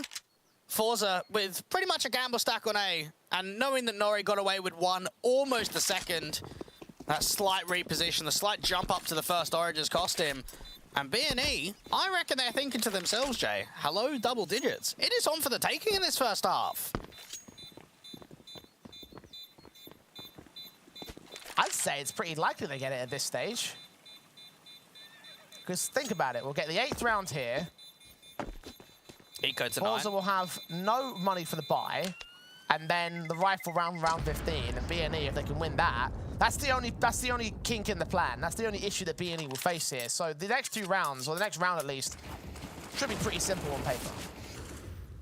And notice the way that we're always giving more faith in the anti-ecos from BNE as being a round success, whereas the anti-ecos from the forZe side, we are almost never sure. We're almost not sure if it's going to come through for another round succession, but forZe have just not been able to hold their weight in the low economy rounds. And for BNE, this is ripe for the taking. This is a stellar T-side from them. Absolutely. Usually I would put more faith in forZe's anti-ecos and half invest and force invest, but so far in this series I haven't seen evidence of them really being able to mount up to the potential that I know that they can do with those weapons. Flat True's already found the 2 kills in the back of B site. The round's already over as they gain the plant. They'll go for the hunt. They'll try to remove all that they can from play. forZe just have to focus on the buyback. Flatroo wants to make sure that this AK does not drop, so a teammate's going to join him in from spawn. They peek together. Ends up with a quadra. Zorti not even risking going out towards that AK because he knows how quick the T's are going to be to make sure that that doesn't happen. They're so quick they got into brackets already. Like, Zorti's a dead man. Being hurt by Senna, hearing the apartment's face, they don't know where to look. And actually, that information game is a decent bait and switch from the AWP for GXX, so credit to him. 9-5 to the board. BNE now going to round 15 with a great chance to make it that double-digit scoreline, to make it 10-5. And if they do so, forZe might be in trouble. And the worry here is, where is Zorti? Where's the guy that went 51 frags, 32 deaths out in map 1 and map 2? The most kills out of anyone on server, the highest rating out of anyone on server, and comes CT side of Inferno, normally his playground, we're not seeing him. Once again, he needs to wake up. forZe need to step up. Swing out from Shalfie is going to lose his life first. Senna takes him down. Now it's all left to one man on the back of the apartment's face here. Kenzie all alone on the A defensive. He falls. His teammates have got to go for the retake in a 3-on-5 scenario. Rigon swings, and at least Kenzie will get that kill drop. The bomb tries stall for time. Synopsis, however, kills back GXX in towards the apartment. Will cut the rotates, get 1 and 2. Triple up. Surely this will be a stellar way to close the half, and he's hunting for it. He wants it, and that's what he'll get. 10-5 for BNE on the turn of the T side. forZe are in trouble as we go to the second.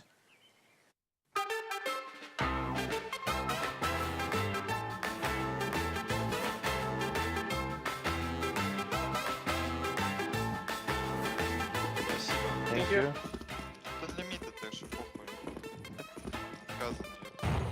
Йоу! Артем разыгрался. С тобой, Саня, я что-то до сих пор не понял. Просто его покажать по кулдауну, и все. Ну да. Смотри, убьет Артема игра? Да. Понял. Какая-то фул шляпа. Я просто в стенку там заблочился, какая-то текстура невидимая, я просто сдох. И она меня убила, да у меня тоже. Окей. Нет! А какой кулдаун, я не понимаю?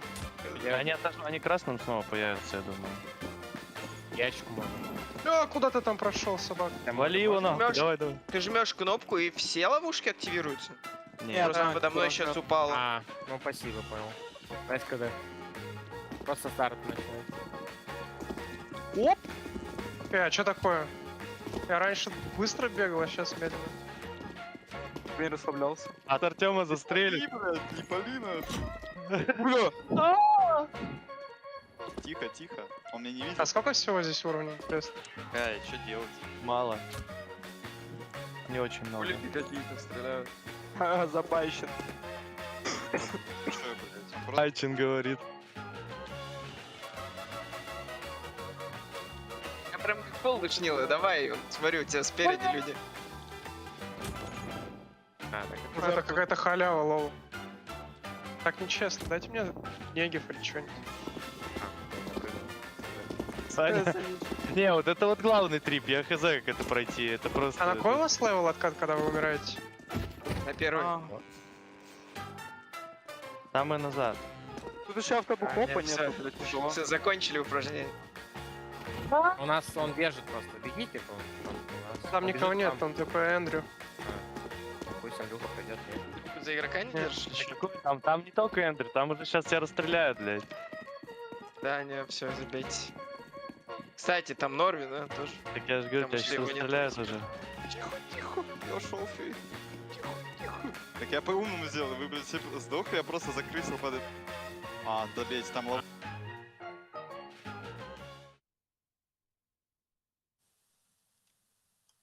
The last head-to-head between these two teams on Inferno was so one-sided, a 16-7 for forZe, but that is the complete opposite of what we're seeing from Bad News Eagles. 10-5 at the halfway. How has this happened?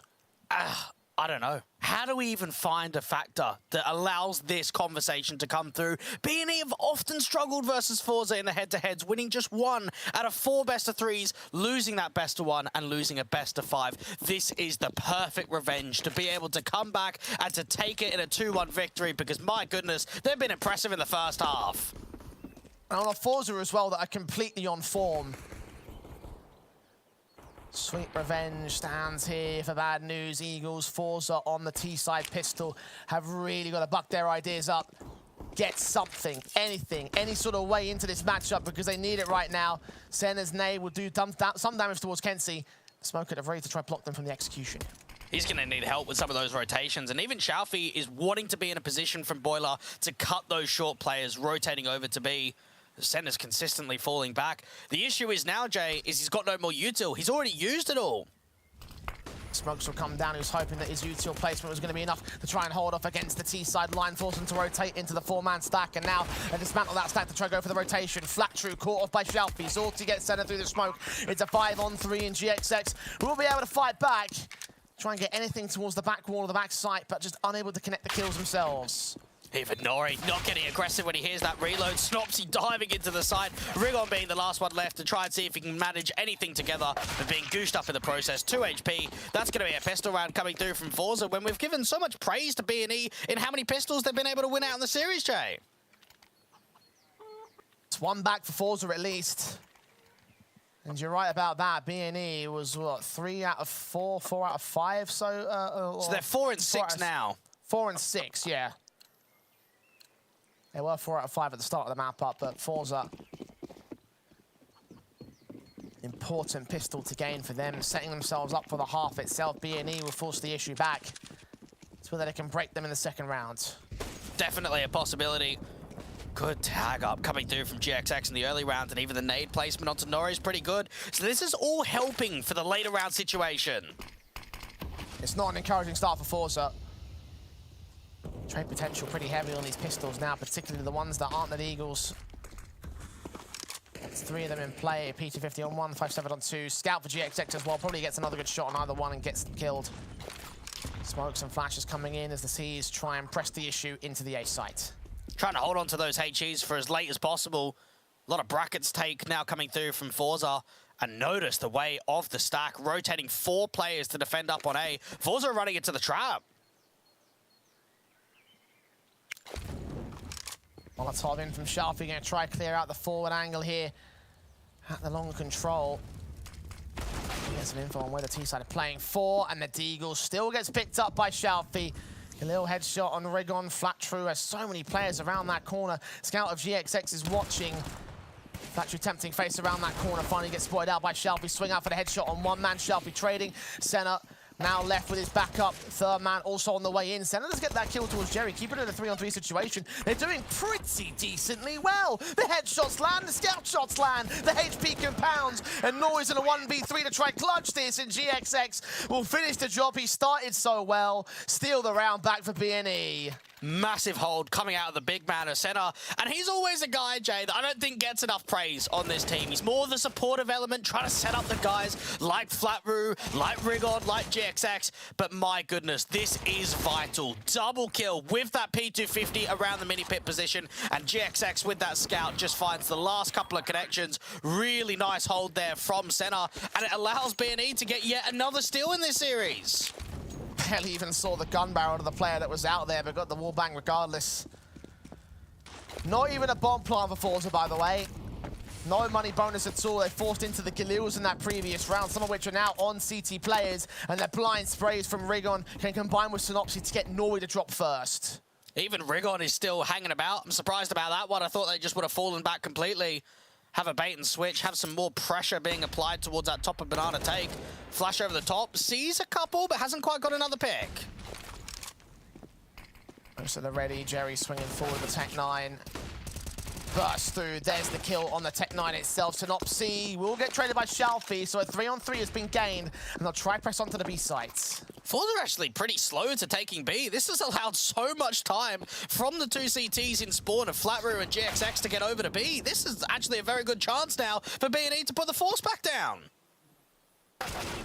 GXX will get the kill on the one man, drop that bomb, get traded by Shalfie all the same, and Flatroo knows that they must be pressing forward, hearing both sets of footsteps. Smoke sent down, but they rotate away, and they've also been heard here, so the counter-rotate can come back from BNE quick. Oh, hang on. Hang on. Is this a double bluff? They're going back towards the top of banana, but the bomb gets dropped, and Flatroo's on 23 HP. I have no idea how he's alive, but he is. It's all left to Shalfie now. 20 seconds to get the bomb down on A, which will be successful on, and fend off the 1v2 retake. Normally we see Nori and how strong he's been in the clutch situations. Now it's down to Shalfie. Got a smoke down to Moto that he can play late round. And for BNE, I like this. Play together. Play as a unit. Bit of a gamble stack towards that B site. Shalfie with an important recovery round to bring back for the forZe camp. BNE with an important breaking point round. Footsteps heard, Shalfie in Graveyard. Both players making their moves up, making no qualms about this. Flatroo will get caught first, and the second kill comes up good. One back turn was all you need. forZe back on track. That trigger discipline was sick too, because if he would have struck straight away onto that MP9, I don't think he gets it. I think the trade is there, set up for Senna. It's the fact that he waits so long. And for BNE, I reckon they're kicking themselves, Jay, about how aggressive they were. They had man advantages towards that top of banana position. Rigon was still playing in from car, and they just overpeak. They pin themselves into a state where it goes down to the clutch for Shalfie, but they know better than that. And for forZe, that's survival. This actually gives them a way to now start putting rounds back up and just kind of get back into a winnable position. It's difficult to say that, obviously, because we haven't seen a lot of success from forZe over the course of Inferno, but think about where we are. Double eco status, force buy for BNE, 7-11. It's not out of the realm of possibility that forZe come back in. Yeah, listen, I completely understand what you're saying, because had forZe lost that, we'd be looking at 12, 13, a 6, and at that point, the deficit is just basically sets the series up. Such an important round for forZe to win. That's the bottom line here. So they've got it. They've got it at least, and they're going to get the pistols out from BNE once again. Deagles, 5-7, P250. No scout this time, so they can't get GXX to do the early damage. And a much more standardized defensive. No four-man stack on A. forZe know we can't lose this round. We can't lose to the pistols again. Senna's expecting a slight boost up at the half wall. 3 on B. How late do they throw these HEs? That's the question. Force forward to the pistol. The MAC-10 is absolutely no idea. The flashbang keeps Norway safe, though. Senna can't stabilize his shot. Jerry, frag found. Rigon is also checked, so the double up comes in for the man triple against Synopsy. No, P250 puts him back down, and Flattrue is now here to join him. Smoke set, flash is evaded. Re-smoke on towards the cross blind. Fire not required. Norway jumping face on the MAC-10 gets his kill. Flattrue's put down the same. And GXX, now left to save. Promising round there from forZe, just working off the advantages, taking top banana control as a unit, picking off one another, and Xiaofi is consistently leading the charge with the frag counts. And GXX is just hoping that he can hold onto the dig. A bit of a runaround going towards A, but he should be able to hold it in spawn. Imagine he charges up Speedway, goes for the 10-second defuse, and they can't get to him because they've rotated away. It's a fantasy, but he wouldn't have had time to hit it anyway, so it wouldn't happen. Keeping the Kevlar in as well as this hand cannon. Bit of a better basis to work from. Slight bit of extra firepower and protection going into the harsher eco for BNE. For forZe, they stack up these rounds and start to look towards the comeback. And you start thinking about some of the previous results that forZe have had. The 16-12 against Wolsung, the 16-13 against Outsiders, the 16-14 for Enterprise. How much closer can these scorelines get? forZe just want to catch a break on this map of Inferno. And in one-sided fashion. Incendiary sent, MAC-10's facing forward, Deagle, the GXX fires away, catches a tag, and the kill on Norway. He has tagged up himself to less than half HP. The MAC-10 of Kenzie struggling against the 2 players out here towards the apartments, but gets them both in the end. Haven't accounted for the 1 CT that's forced the issue forward. Try and look for the bomb carrier. He's got the info at least. Surely there's nothing in this round, surely. Nah, not really. He's just too far. That was the problem. Had the Zeus, had the USP, and even the turnaround comes through from Xiaofi. Rigon? Maybe 1. Not going to happen. 9 up from forZe. And now the gap is really starting to close, and I think back, Jay, to that anti-force bar round and think, was that the difference? Because if that would have gone the way for BNE, you mentioned it, 13-6, that is a very different looking scoreline. And that's a scoreline that normally you go, right, we're wrapped up. Series is done. But now, only 11-9 in the lead. The breathing room is just not quite the same. They can start to extend here with a gun buy in the 21st round, so not impossible yet that they would take this map and this series. forZe, however, not only do they have a buyback to contest it, they also have a lot of cash in the bank. So for BNE, there's a long road back into a confident status here. GXX is going to get caught first, and that's not confident at all. Excellent stuff from Xiaofi once again. Even Flatrue's being spammed. Oh, those bullets coming close. He's going to try and swing out, but just misses that timing. So desperate to answer back. Close but no cigar for the CT player. BNE doing all that they could. Just can't catch that trade. Can't even catch a tag in this round. I do like the unorthodox boost to the right-hand side of the flower pots. Rigon's got to get in for 1 and fall back. This is going to be the B-side Xe, or is it? There's still a lurking boiler. This actually might be a fake. Rigon's off angle hasn't been accounted for either. forZe better be ready to swing upon it. Just towards it. We'll just read it and deal with it in general. The lurk out towards A site is dismantled. Kenzie's going to join his teammates. Flash in, sees where Rigon is. They do dismantle, leave it all to the backside player. Flattrue with a lot of work to be done. Won't get checked by Jerry. The back's turned. He gets a double for it anyway, and that makes it manageable as Rigon swings, transfers his spray. Synopsy finds Norway through the smoke, and now Kenzie's left alone. The lurker now to be the clutcher with 25 seconds on the clock. Senna will see that bomb. Think there might be a backstab in. Kenzie spots him, sprays, but doesn't connect the headshot, and BNE find the 12th. That was such a cheeky setup with the bait. So what's going on there, Jay, is they're down by 1. they're playing 2 on a boost up towards CT, so they just think the back of the site's clear. They're thinking they're splitting the bomb sites evenly. 2 on A, 2 on B. What they don't know is that there's 3 there from B&E. And as soon as they spot that unorthodox boost from Rigon, they go, right, site's clear. And you can see Jerry, he's trying to get towards Dark. He's not even pre-aiming Dark or Nubox. They did not think there was another player.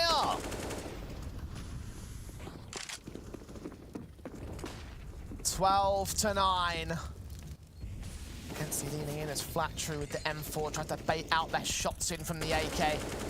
Backs away as Synopsy gets a kill on Nori, continues spraying down to the archers at the bottom of Banana. Doesn't find anything more for it, but he's got the opening frag. B&E starting things off on a positive note. And now even forZe has to try and regroup the rest of his team. HE placement down onto Kenzie is a beauty. And for forZe, maybe just try and prod even further towards A. End up with an XE. Surely they must. Smokes down at Moto, will siphon off 1 CT, flash in for GXX to the other, peek forwards. AK against them, sees 1, backs off. Shalfie, headshot on Senna, and backup needs to get here pretty soon for the CT side. Jerry, not quite taking contact against GXX. There's 2 players standing on the A site, 3rd man on the way in. They're slowing this down. GXX has been very careful not to overswing, but he might get caught from the apartments. Look, he's on 5 points of health now, and eventually he's gonna fall. Flattrue was the hero in the last round. Will he be the hero in the defensive this time? Synopsy might be caught off. Flattrue, kill found, drops off, doubles up, needs to get the triple in the quadrant, perhaps. Indeed, he locks out 3, turns around, but Shalfie with a trade, and now it's all on Rigon here. We've seen how good Shalfie's been, but rather than getting the bomb down straight away, he wants to try and take a fight, and Rigon's coming mono. 15 seconds to do so, though. M4 swings. Shalfie seen, but the bullets don't land to the kill itself. Flash in will be evaded. The bomb plant will be secure behind the default box, and Rigon's just charging straight forward up at Graveyard. Shalfie has no idea where to look. He's pre-firing it, though! And he gets his headshot to keep forZe in with a triple. Shalfie, oh my goodness, that's another monster round from him. 26 frags and 9 deaths. He is leading by the only player right now at forZe. What a round to get that clutch together when GXX got forced out to the open, and you think to Flattrue, this is his time. He's going to step up massively again. What a multi-frag, does so much in the round, but the 1v2 comes through, and Shalfie, even in the difficult position to look up to Graveyard, wins the fight. That's a desk punch from Rigon if I ever saw one as well. So close after all the effort his team did to set him up. At least Synopsy catches a cheeky kill with the Zeus. The AK turning in against Jerry won't be as successful though. So a 4-on-4 bit of a moment. Rigon backs away as the CT start pressing forward. Zorti can deal with them in mid, gets the triple. Rigon, all that remains. And now any sort of steals, any rounds that shouldn't be won are going to be vital, because you're getting down into a situation where there aren't many rounds left of this second half, but getting very close to calling our victors. And for B&E, they've held on to their lead, Jay, for a very, very long time. But I'm getting the idea in the glimpse that it might start closing, that we might start getting forZe in the lead. There's a high possibility for my money as well. Bad news, Eagles. Guns set back into round 24. Very similar proposition to what we saw earlier on. Spray through from Jerry, catches damage, but Synopsy is alive. He returns back. And for B&E, the majority of these fights are going to have to be dry. There isn't the util to be required. There isn't the kit to work with either. It's an aggressive stance in the apartments. Kenzie's going to try and see if he can break it. Covered off by the AWP M4 crossfire. They back away. Perfect timing. Synopsy on 22 will be set towards Coffin. Zorti trying to tap him down. He spots the man. Can't get the frag though. Synopsy swings again though and sees that it's clear. So this is the idea and the complication that it could just be a regroup over towards that A play. Slow it down completely. Both players actually going to group together in coffins. This could be a bait and switch between Synopsy and Rigon. It's a wild setup, but it might just work. Incendiary down to stop the initial push. The second wave of util comes down though. Smoke set. And here they come. Rigon boosted up, looking for his kills here. Kenzie Not seen yet. Now he is. Adjust towards Norway. Gets the trade back. USP pulled out, but the double comes in for the AK. A 3-on-3 situation. Flattrue ahead of the curb. Denies that bomb plant just about. A 3-on-2 for BNE, and backups rotating in towards Banana. Flattrue holds his nerve, and now the CT should be heard. GXX, quick swing. Can't adjust. Zorti trades it, and the M4 peeks back up for a decent kill. It's centered in the backstab, though, leaving it all on Norway to clutch. 7 seconds. Got to go for the first plant. Taps it once, forcing the CTs forward, forcing out the kills, but only gets one as BNE clinch desperately onto the lead.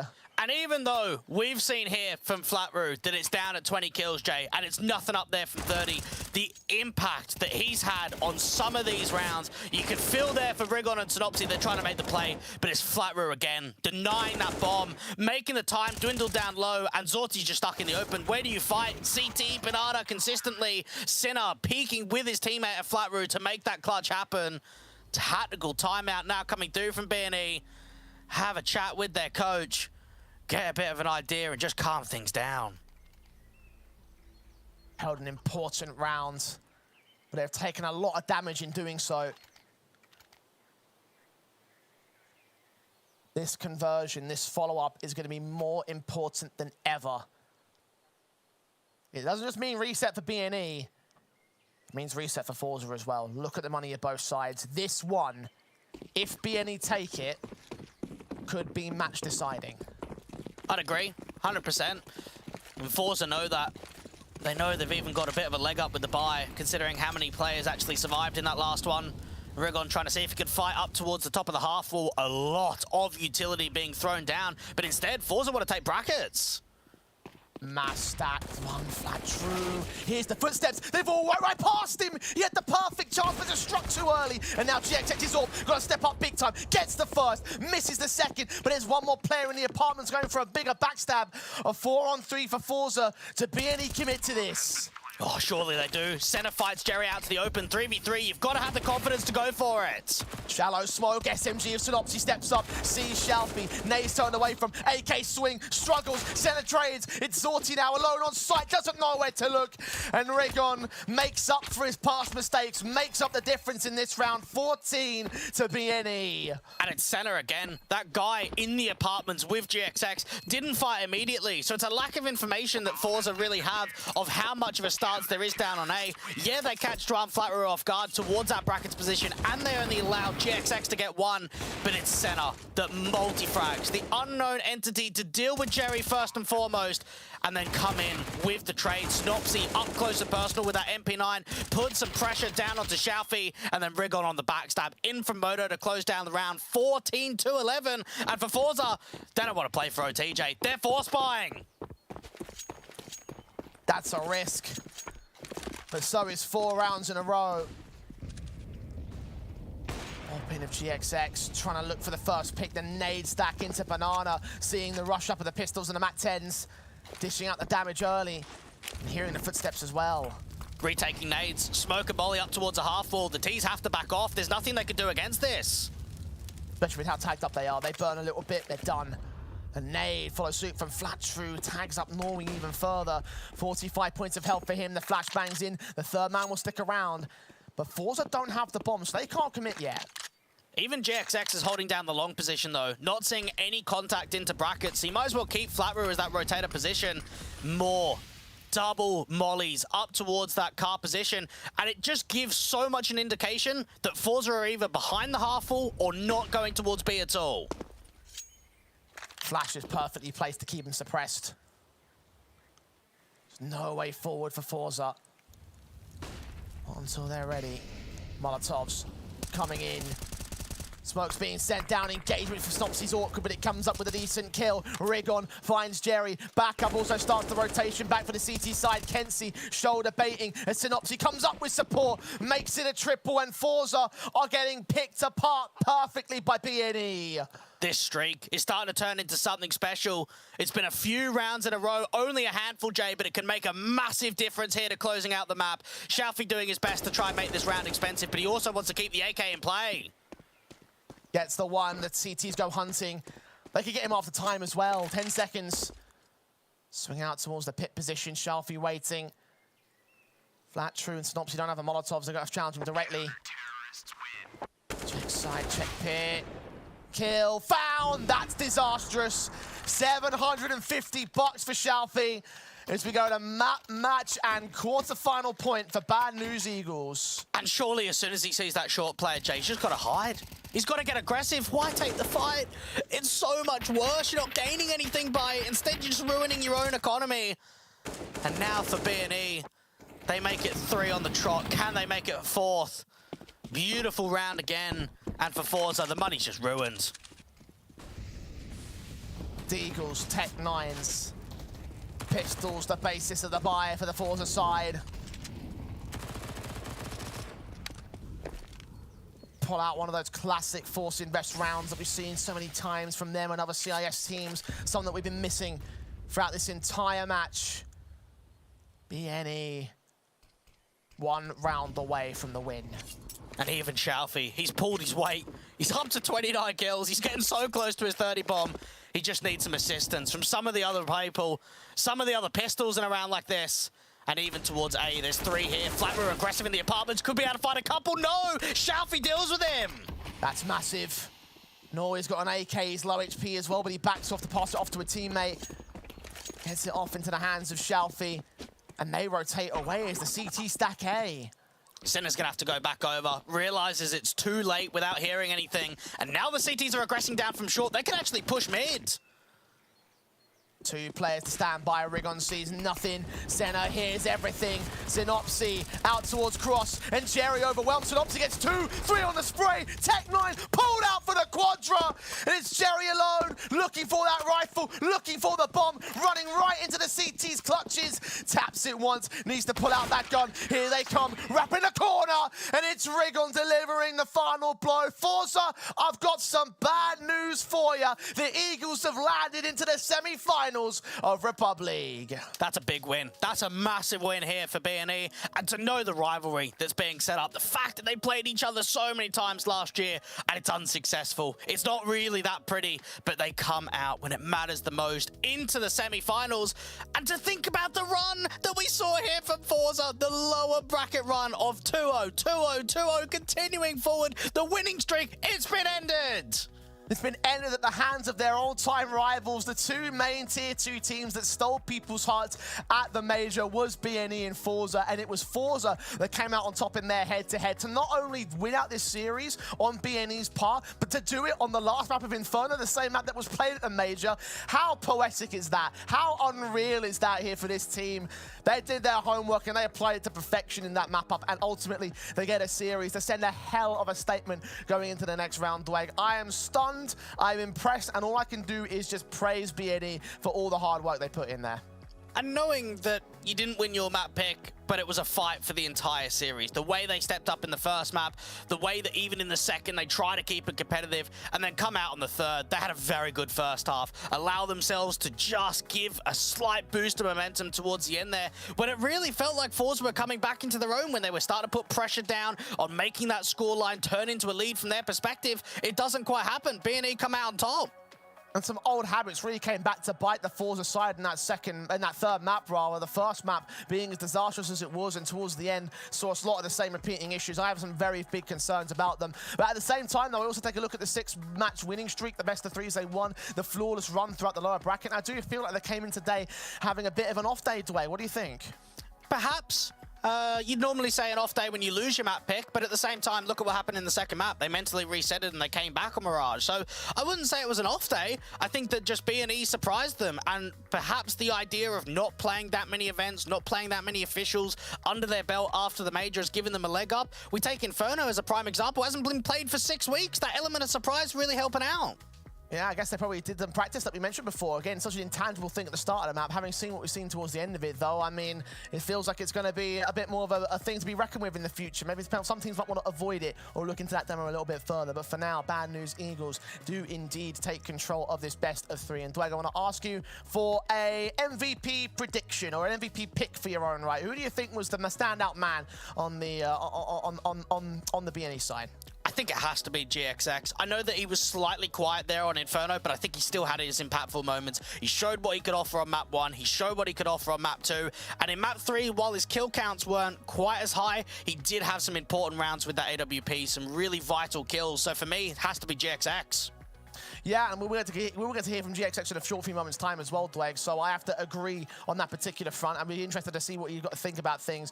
For me in that last map, though, it is starting off a little bit by the fact that Synopsy and Flattrue had some really great moments and a really great map on that third one in the series itself. Also got to consider the fact that Rigon also had his own impact. He was doing really well in that series. So there's some great arguments you can make. From a pure numbers perspective, though, I think GXX probably does take the hat in their own right. So credit to him on that AWP. I honestly feel bad for Zorti of all players, though, because the series he had throughout this one, and he still couldn't get it past the finish line for the forZe sign. You probably have to feel more for Xiaofi. I mean, forZe obviously had a very good performance on the first 2 maps. He dived. He really did not show up at all here on Inferno. And for Xiaofi, he was clutching. He was having the X factor. He was 30 bombing. And knowing that he'd been consistent over the series, and then the last map, he steps up massively, it hurts because he just wasn't getting that support at all. He ended up with a 30 bomb, and no one even got 20 kills. I think the second highest was 19. So that disparity between the numbers where Xiaofi just wasn't getting the support in the final. I do wonder whether or not, as a result, you mentioned there, with him going so ham and everybody else going so not so ham, really might have impacted things in terms of, again, whether forZe were really in control, whether they were playing on an off day here. You can watch the winning play, of course, from that last map, Synopsy's Quadra in that round. And ultimately a defensive that held together on that B site. So credit to him and credit to the overall team there on the Bad News Eagles side. Because again, they take the series, they move on to the semi-finals, and your MVP nomination, Dwayne, will be joining us now to talk things through. GXX is on the other line to discuss this series and discuss how things have gone down. Welcome to you, my friend. Congratulations on the victory. A hard-fought battle, especially towards the end there, but you guys pushing past the finish line. Does revenge feel sweet knowing that you lost to forZe at the Major? Yeah, hello. It's an amazing win for us actually, because we didn't have much time to practice lately, and the revenge is always sweet. And I'm really proud of my team that we were able to win this best of 3. It was a hard game, but it's all worth it, I guess. We've obviously seen a lot of head-to-heads between you guys in the past, and I think they've had the one-up, and you guys probably know that, so it feels good to finally get an answer back. I've got to ask about the veto. Both you guys and forZe love Dust 2. It's one of your strongest maps in the pool. It doesn't even come through at all. Are you surprised that they didn't pick it? Or I know you banned it in the final wave. Why did you go to Inferno rather than Dust 2? We knew that they're gonna pick Nuke, because lately they had like 9 games and 8 wins. I think they lost only 1, so we were pretty sure they're gonna pick Nuke, because Nuke is not our best map, and we banned Dust because we knew that it's their best map, and they're worse on Inferno, I guess, and we were more comfortable to play Inferno than Dust versus that. So that's why probably. Well, you guys have been. You can talk. Yeah. So you guys have been, sorry, don't want to interrupt you in the middle of a very important answer. No, but you guys have been a little bit absent since the Major, right? You guys haven't been playing in all that many tournaments when guys like forZe, for example, have always been grinding. So I guess in a certain sense, you guys might have had a lot more time to prepare for this tournament and for the other tournaments you're playing in. So I kind of wanted to ask about that side of things. Like, how often do you come into a series with 0 to no preparation? Not very often, I guess, but lately, like this last week, we didn't have much time to practice. We had to do some things, to run some things, and we had no practice before this. We played only 1 scrim before the game Nuke, and that's it. But we prac a lot, but not this week. We were pretty comfortable that we're gonna win this game. Good to have the confidence. Always nice to be feeling positive. Yeah. I've got to ask about Nuke, because you kind of said it yourself, not a very strong map in the pool from them. Do you reckon that it could be something that in the future you guys try and work on, or is it always going to be one of those maps that if someone picked you against it, you might have a difficult time? Because you obviously showed some very good adaptability, I think, on the CT side, and especially on T side. You caught them off guard quite a few times. I mean, we prac Nuke a lot, but it's not our, like, strongest map. I don't know why. It's a map we were trying to work a lot, but not to pick it, I guess, because picking Nuke, in my opinion, is bad, because you always have to start T side, and if opponents start CT, they can run out with the game. So basically, it's not the strongest map, but it's a map we can play and beat some good teams, I guess.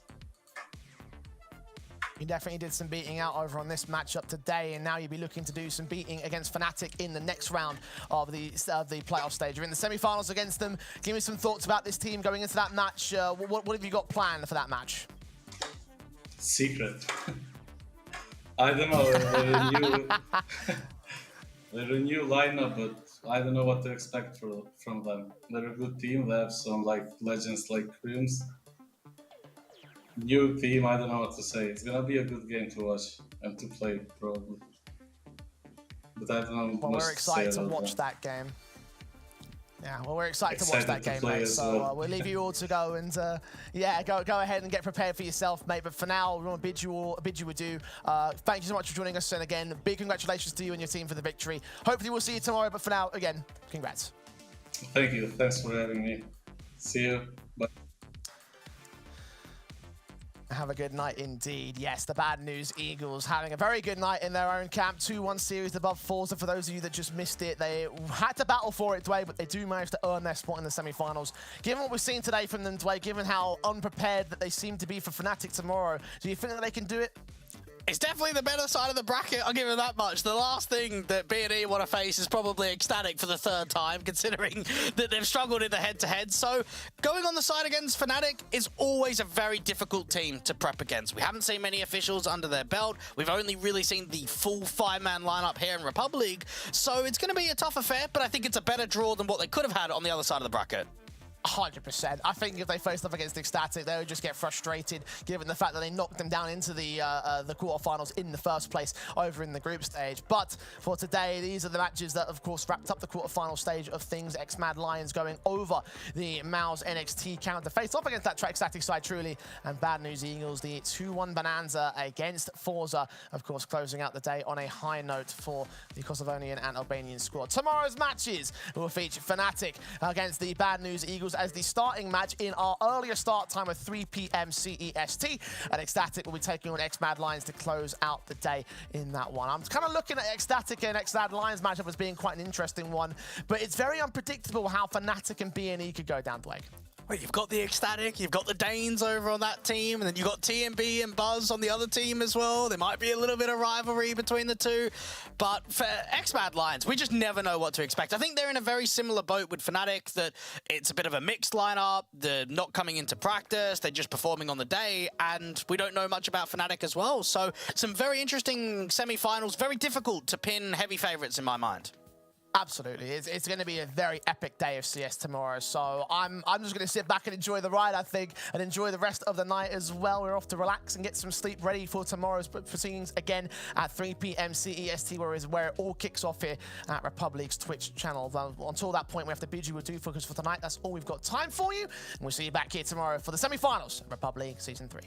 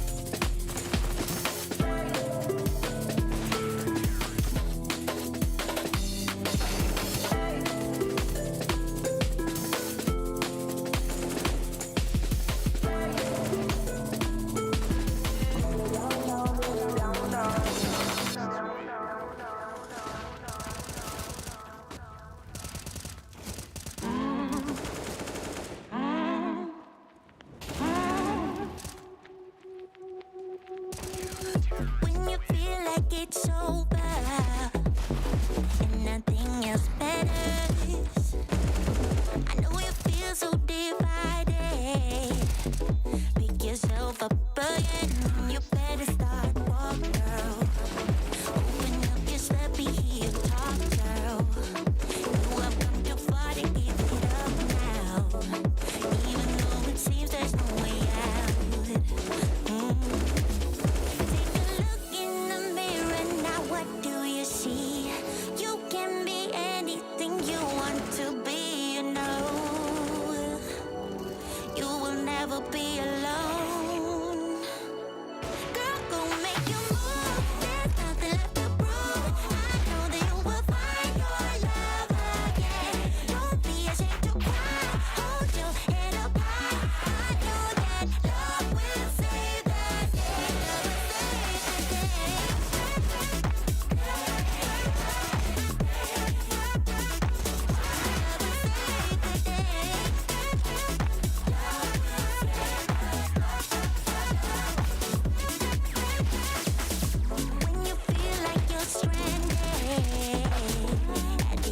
edge of the world.